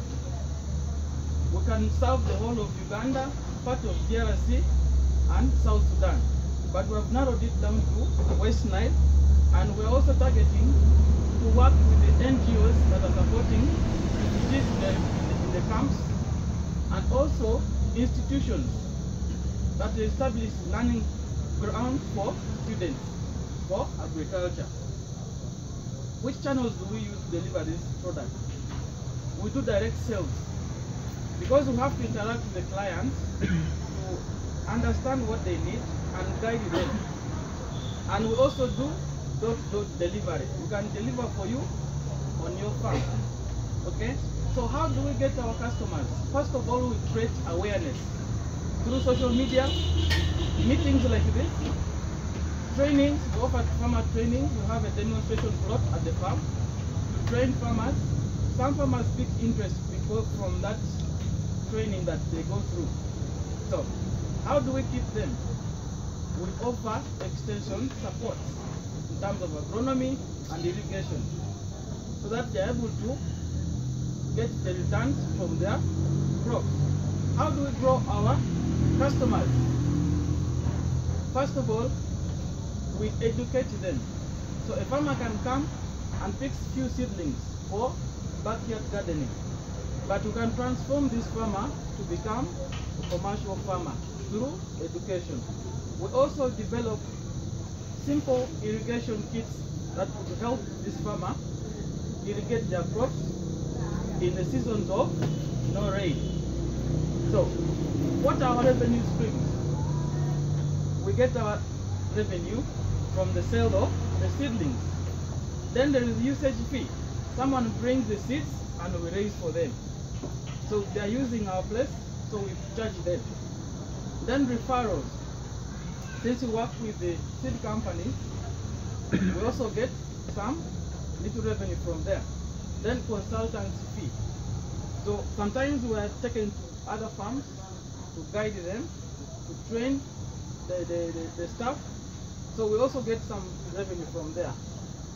Then the costs, we incur costs on the labor, the inputs, especially the seeds, the soilless media that we need, then the water that we use for watering these seedlings, then transport costs, since we do extension support and also do some deliveries.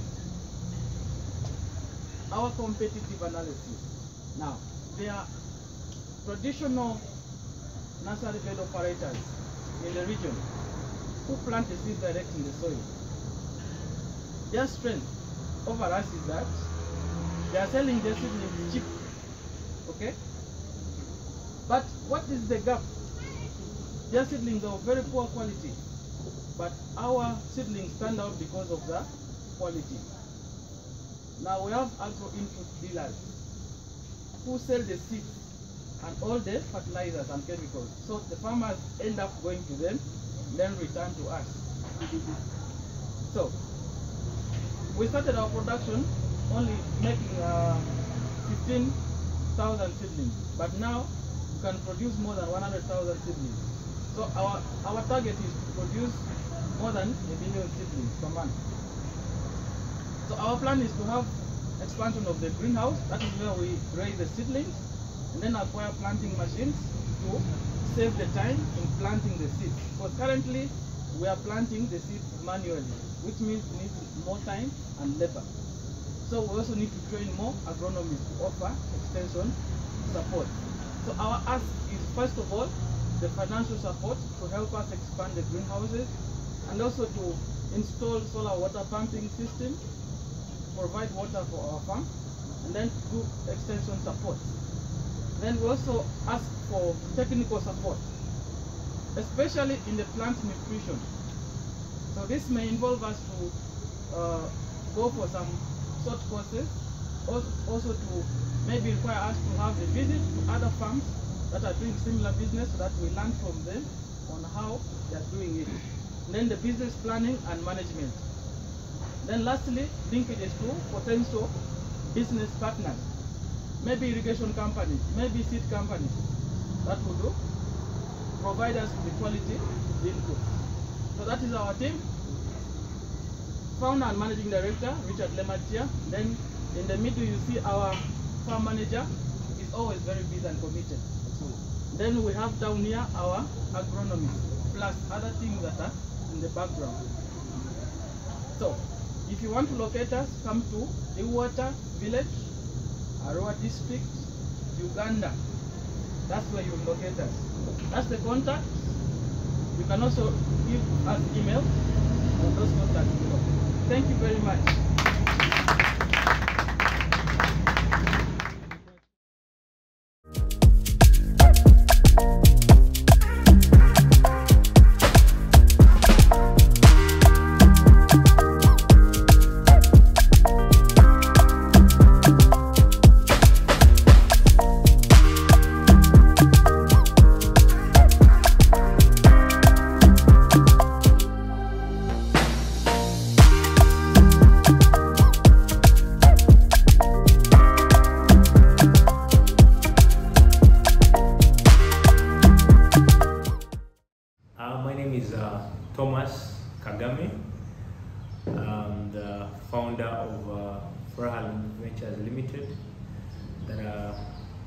Gives a product called Furaha Loans.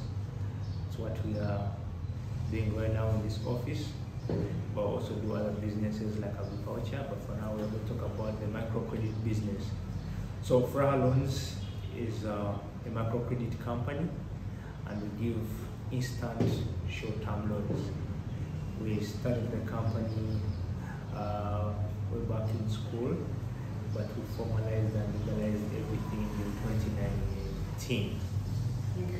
I think the business just chose me to some extent because I was in Muni University, which has a very high number of students who are sponsored by the government. Since it's a public university, it's a new university. So it so happened that in the first days of the semester, a number of students could not foot some of the bills like upkeep, like registration fee, and a number of expenses just before government paid the living out allowance. And so to some extent I was a very social guy. I had a number of friends, so I could find myself sharing with a number of people. In the first days of campus, actually the first year, I could give my money like to people. I lent it out free without interest. And in the second semester, I realized that I was lending money and staying with nothing. So while in my second year, just hit me on like, now, what if everyone could pay a small interest on this money so that we pay it forward? Just has helped him. We pay it forward just in case another person comes, we find something to help him. Just like that, in the second year, I think the second semester, I told guys, now, you know what, I'll give you this money, but you'll pay it with interest. So when government gives you a living out allowance, you add something small. Yeah, it worked out because I had being on government sponsorship, I could save my living out allowance, had some savings, so it was easy. And I think the first semester we had, I think 100% efficiency. We collected, we didn't have any default. So for me, I thought it could end just there, but moments later, after government had paid the living out allowance, students paid me, and I thought maybe I'll do this business next semester because now the students have their money, so I don't need the cash. Surprisingly, I was in the lecture room, then the gate man called me, like, hello, how are you? I'm like, I'm good. I had to give out loans. Can you give me a loan of 200K? I'm like, yeah, sure. So I go on the internet, Google, how do you make a personal loans agreement? I had no company by then, drafted the documents, then I served the guy. At the end of the month, he paid back. Just like that, he referred me to his other colleagues who are also watchmen of the university. In the second month, the university drivers were calling me, then the secretaries, the support staff. So we survived so much on referrals, and by the time I left campus, I was known all over, like, if you need quick cash, I can give you quick cash. So when I finished campus, I had a job offer, but I realized how business was probably doing, and also the need that the society had. I realized that there was a lot of need to solve these temporary financial shortages and emergencies. I realized that a number of people could have problems with probably for civil servants or salary earners. They could have emergencies that couldn't wait for salaries to come. Then for business people, some of them could have probably orders, new contracts before payment of the previous order of supply they made. So I realized the niche, and I said, now if I can just come in for short-term loans, it will work out. So after campus, I turned out the job at Goten, established an office, and yeah, this gentleman here was my first partner. I brought him on board, set up an office, and we employed another guy. He just left office, and soon we're employing probably more other 2 people. I think that's just briefly it. I hope I've explained it well. The major things that I've learned is how to track clients and make good use of that data, because there's one thing to track it, there's one thing to make good use of it. Then I think also customer discovery has been very important to me and the company, because right now we are looking at scaling this company to other parts and regions of the nation. So I think the customer discovery will help us a lot when we are going to new locations. That means we won't just set up an office. We shall have us do research in a place before we set up an office. Because yes, we could say that what happens here could work out in another place, but it could be wrong. So this data will help us. So customer discovery has been key to, I think, in this course. And also the value proposition emphasizes the gains you're giving to the clients, the pains you're taking away. So generally, I think the course, briefly to summarize it, the course helps me to strengthen my customer relations, 1, then 2, understand my customers and what they need and to serve them better. Two, also to make a good value proposition. And just like we shared yesterday in the Business Incubation Center, probably also to get investors who could be around Uganda, Africa, United States, or along the globe, to scale it, because this is like a big thing. Like when I entered it, I thought it was just could end like on the student community, but it's going to help me to scale the business, and there's a lot of big opportunities. Our next project will be having an app where people can borrow like online. That means you must have machine learning on the system, artificial intelligence, but that's quite capital intensive, because hiring the right guys to do it, having the right software, but still all that comes to doing the right things, understanding the clients, and so I think the course has been very helpful. Also, it has introduced me to a number of people who are doing business around. I'm sure some of them will be my next clients, and also it has introduced me to you as a friend. So I hope it will open new opportunities. For the American population, I have like 2 to 3 points to make. One is the appreciation. Thanks for making this happen. The business training has been very resourceful and helpful to us, and it's going to help us scale up businesses or grow our small businesses to probably bigger businesses. And so that's one. Thank you for making this happen and funding it. Two is that there is a lot of opportunities right here. So I think for the American people, they could also consider investing here.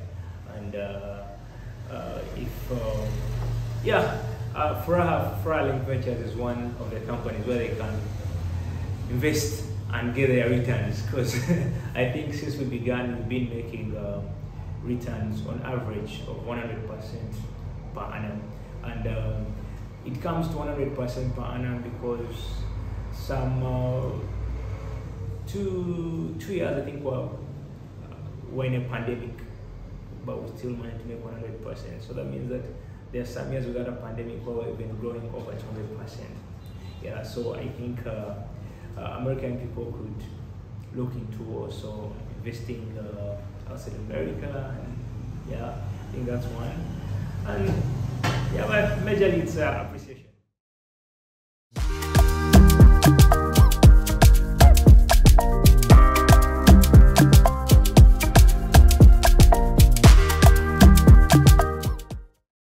My name is Eve Okoromo. My business name is Dytil Company Limited. One time my husband brought me fabric from Kenya, and I took it to a tailor to make for me an outfit. And what disappointed me is that the outfits were all made wrongly. So I felt so bad, and I'm like, I can do fashion. I can venture into fashion, and I do better things for people. So that's how I came to come into fashion. I think I feel confident to follow up on my clients, to ask for feedback. I have never thought about it. It was my fear actually the first day they told us to do it, but right now I feel encouraged, and I feel, yeah, when I got the feedbacks, I feel I need to do it more and more, to get feedback from my clients, to ask them how best can I serve them, where did I go wrong while working on them. Yeah, that's one thing I've really got. I'm very passionate about fashion, and I really love seeing people smart and at an affordable price, and it's one of the biggest challenges. People want to be smart, but things are expensive. So I'm looking towards that time when I'll be able to bring in fabric that I can be able to provide people with the clothing that they need at a cheaper price.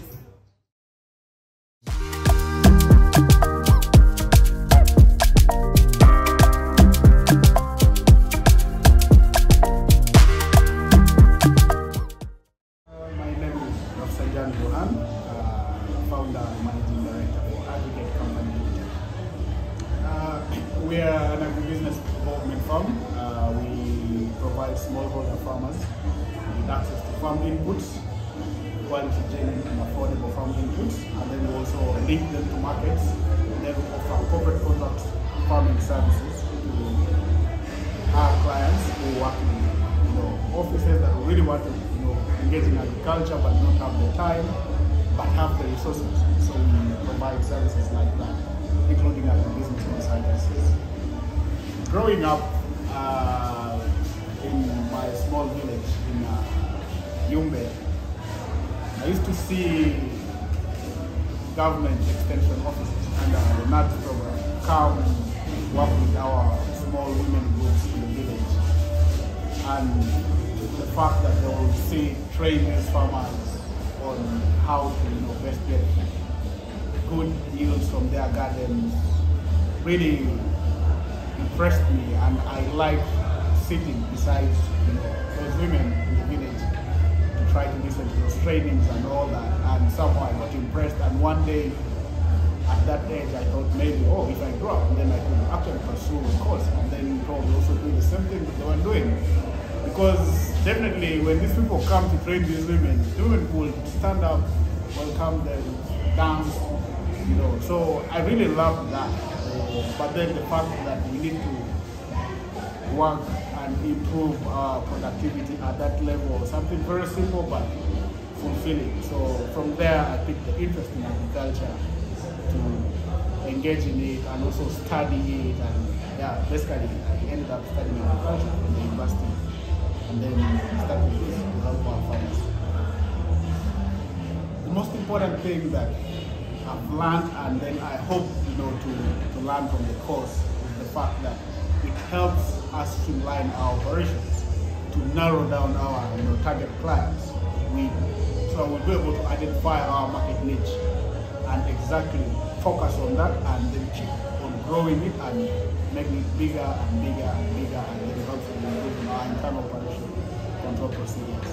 That's basically what I look for, into the course. And then another plus from the course is the fact that I get to meet people from different, enterprises, network with them, and potentially they will turn out to be my clients. Basically, the kind of work that we do, we know in Uganda here, there's a very big gap when it comes to extension support between what government offers and the private sector. So basically people like us who are in the private sector normally come to bridge that gap. Because yes, we can provide these quality inputs, but without the necessary training to these farmers, that will be no work done. And extension support comes at a cost, which is very, very expensive. And we're in business for profit, and it is costly for us as a business to keep efficiently running our extension support services. So if we could really get partners to try to partner with, in line with the extension support services under our digital layout system, then it would really be something very for us moving forward. All right. That was a lot of information over the course of one day. So thank you all for giving your presentations, doing so well. We have one last thing we want to do. We want to hand out some certificates of completion for getting all of this done over the last 3 weeks. So, I would ask Madam guests Patricia and Mr. Wambuzi to join us here as we hand out these certificates. Come on up.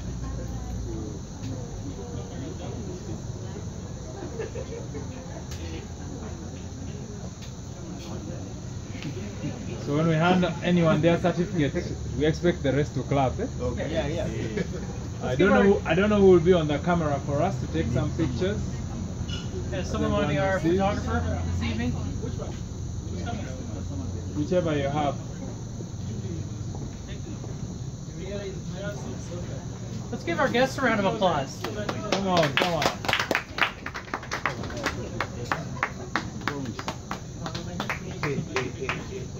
Chair, announce names, and then you come up one by one. Get your certificate. Matata Franco.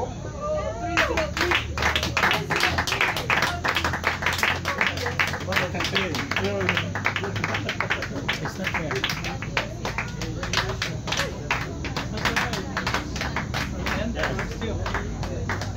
Thank you so much. Here, let's get a picture with you.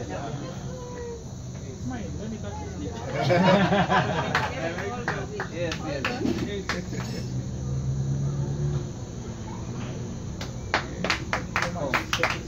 Maneno Masi.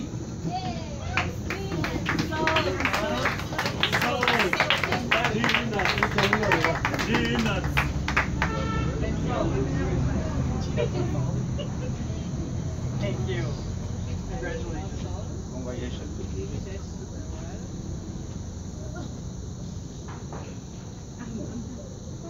Hey, what about that?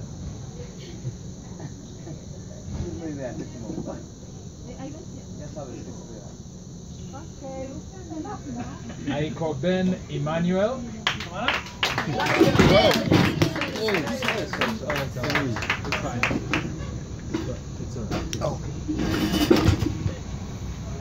you very much.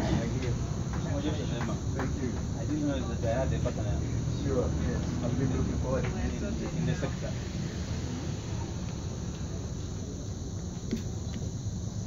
Thank you. Kwenge Rebecca.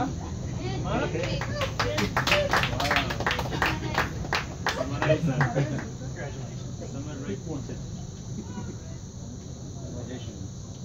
Now one result.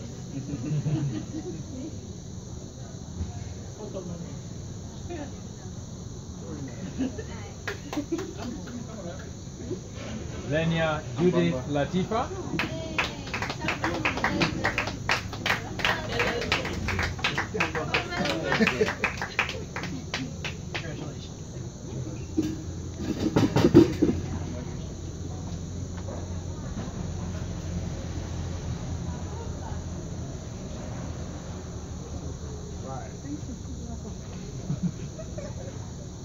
Agu Adnan.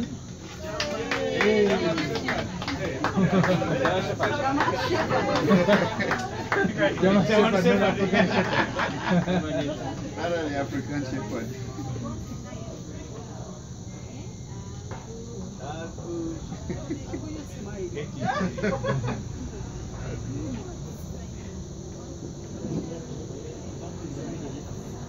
Buga Hassan Papito.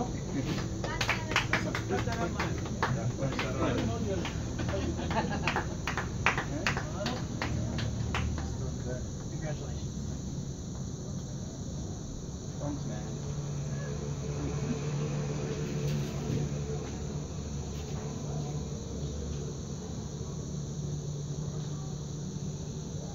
Andama Robert.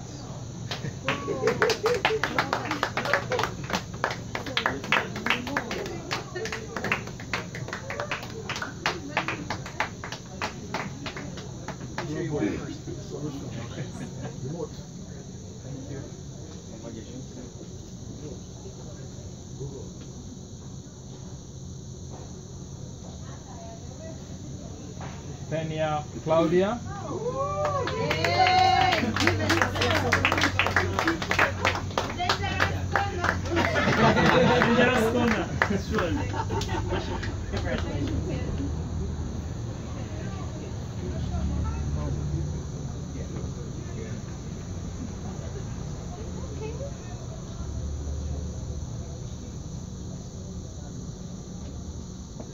Right. Lematia Richard.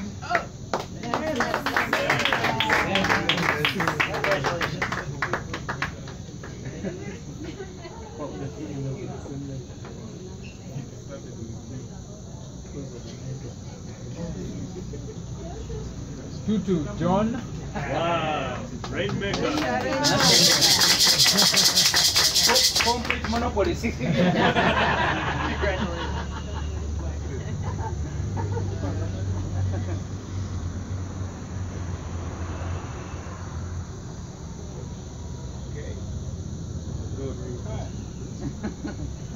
it's shocking. Tayebwa Ian.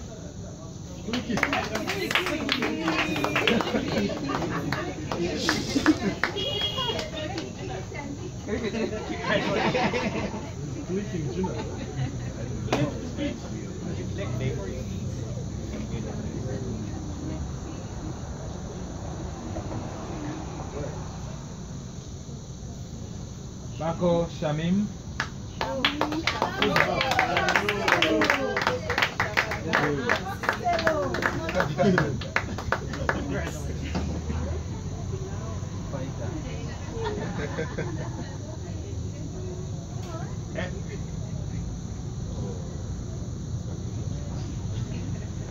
Waiswa Stanley Alemi.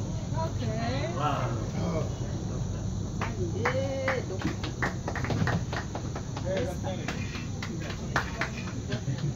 Yes.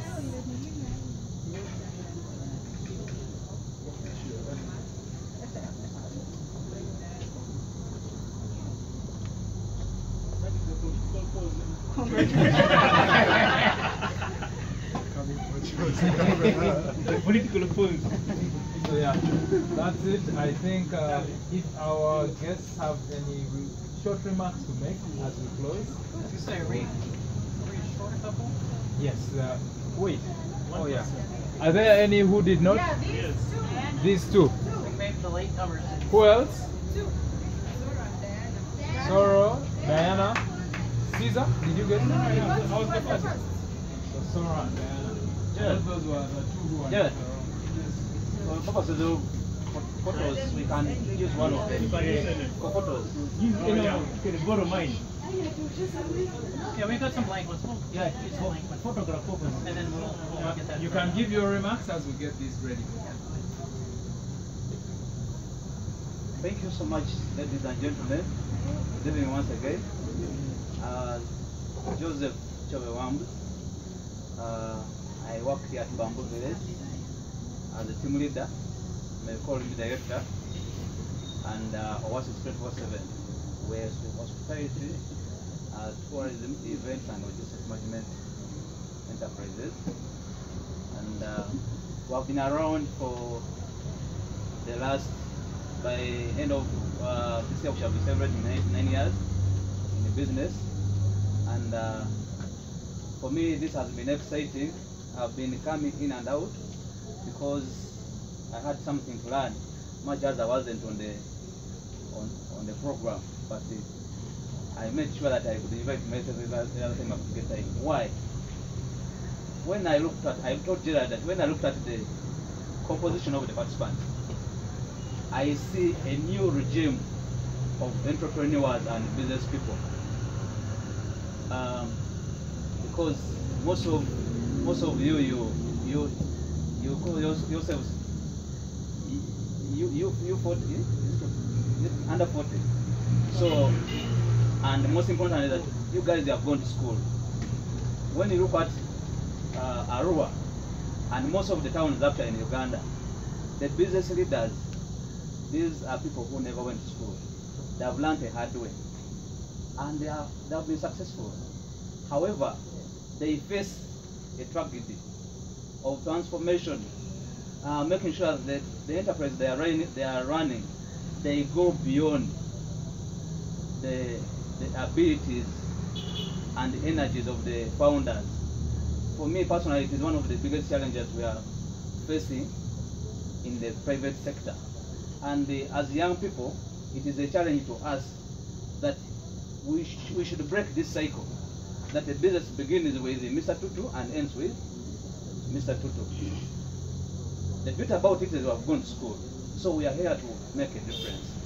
My appeal to you is that let's use this platform as a think tank. Okay? We keep on encouraging each other, advising each other, and working together. You cannot achieve it all alone. Okay? I'm very happy to see that I have an event operator. We have been suffering in the last 9 years, a few of us in the sector of events. So when we see more people coming up, we celebrate. And the mayor appeal is that we should be having more of these business clinics from time to time. Keep on sharing opportunities. I've been meeting in several forums with Mr. Tutu And money is out there. Okay, affordable loans, they're out there, but sometimes people don't know. Or they may know, but they may not know what it takes to access them. I want to give a testimony that we have done a number of projects with here, for example. We got funding from Private Sector Foundation Uganda to build itinerary for tourism sites in West Nile in 2017. Last year, with support from European Union and government of Uganda and private sector, we got a training facility, fund. We trained our staff and many others in the areas of tourism and tour guides, service and production. Okay? If all goes well, we are securing another funding, training funding, next month, still from TSFU. There is a grant, an advert that is running, it's expiring at the end of next month, under UDP, Uganda Development Bank, subsidized loans, as well as the 12% you can even ask yourself to be given a grace period of up to 12 months. But all these things, sometimes you may have some information, but you don't have a forum through which you can share with people. Okay? Or I might need a trainer. Okay? Robert is here. I might want him to come and empower our staff with, skills. But if we don't organize, we shall be missing such opportunities. So my appeal is that let this not end here with the training that we have achieved here. I think it should be used as an opportunity for us to have a new direction. I thank you so much.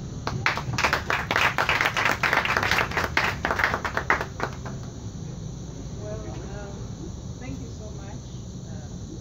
I feel honored to be part of this meeting. My name is Bodo. I support the Incubation Center. And the Incubation Center is about 2 years old. And we have had a series of interactions with research and inform. I know you will understand that.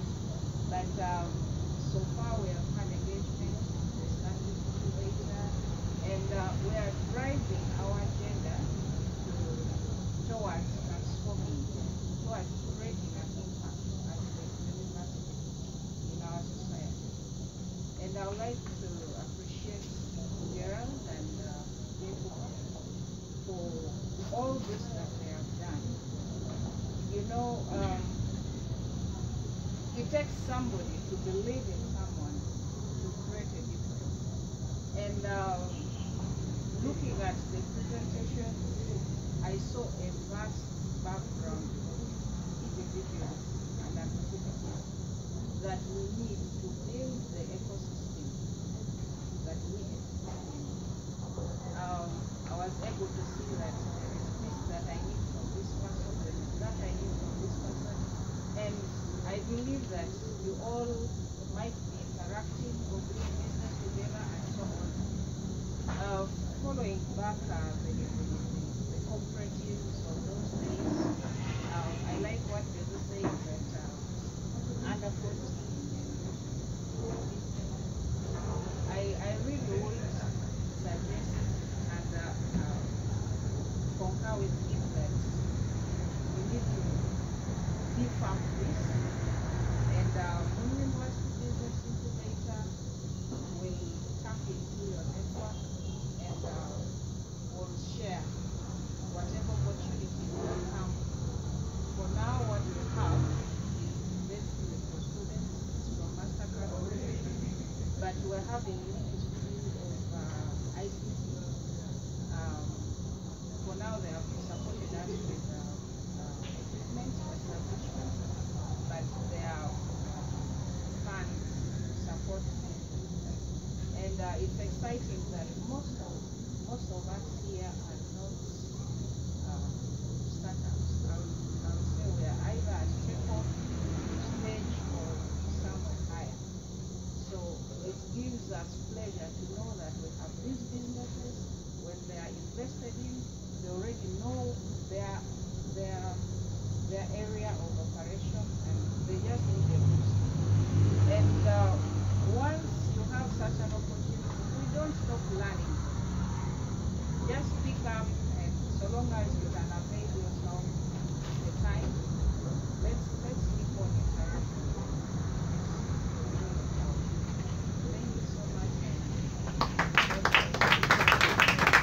And let's give out the last two certificates. Soro Isaac.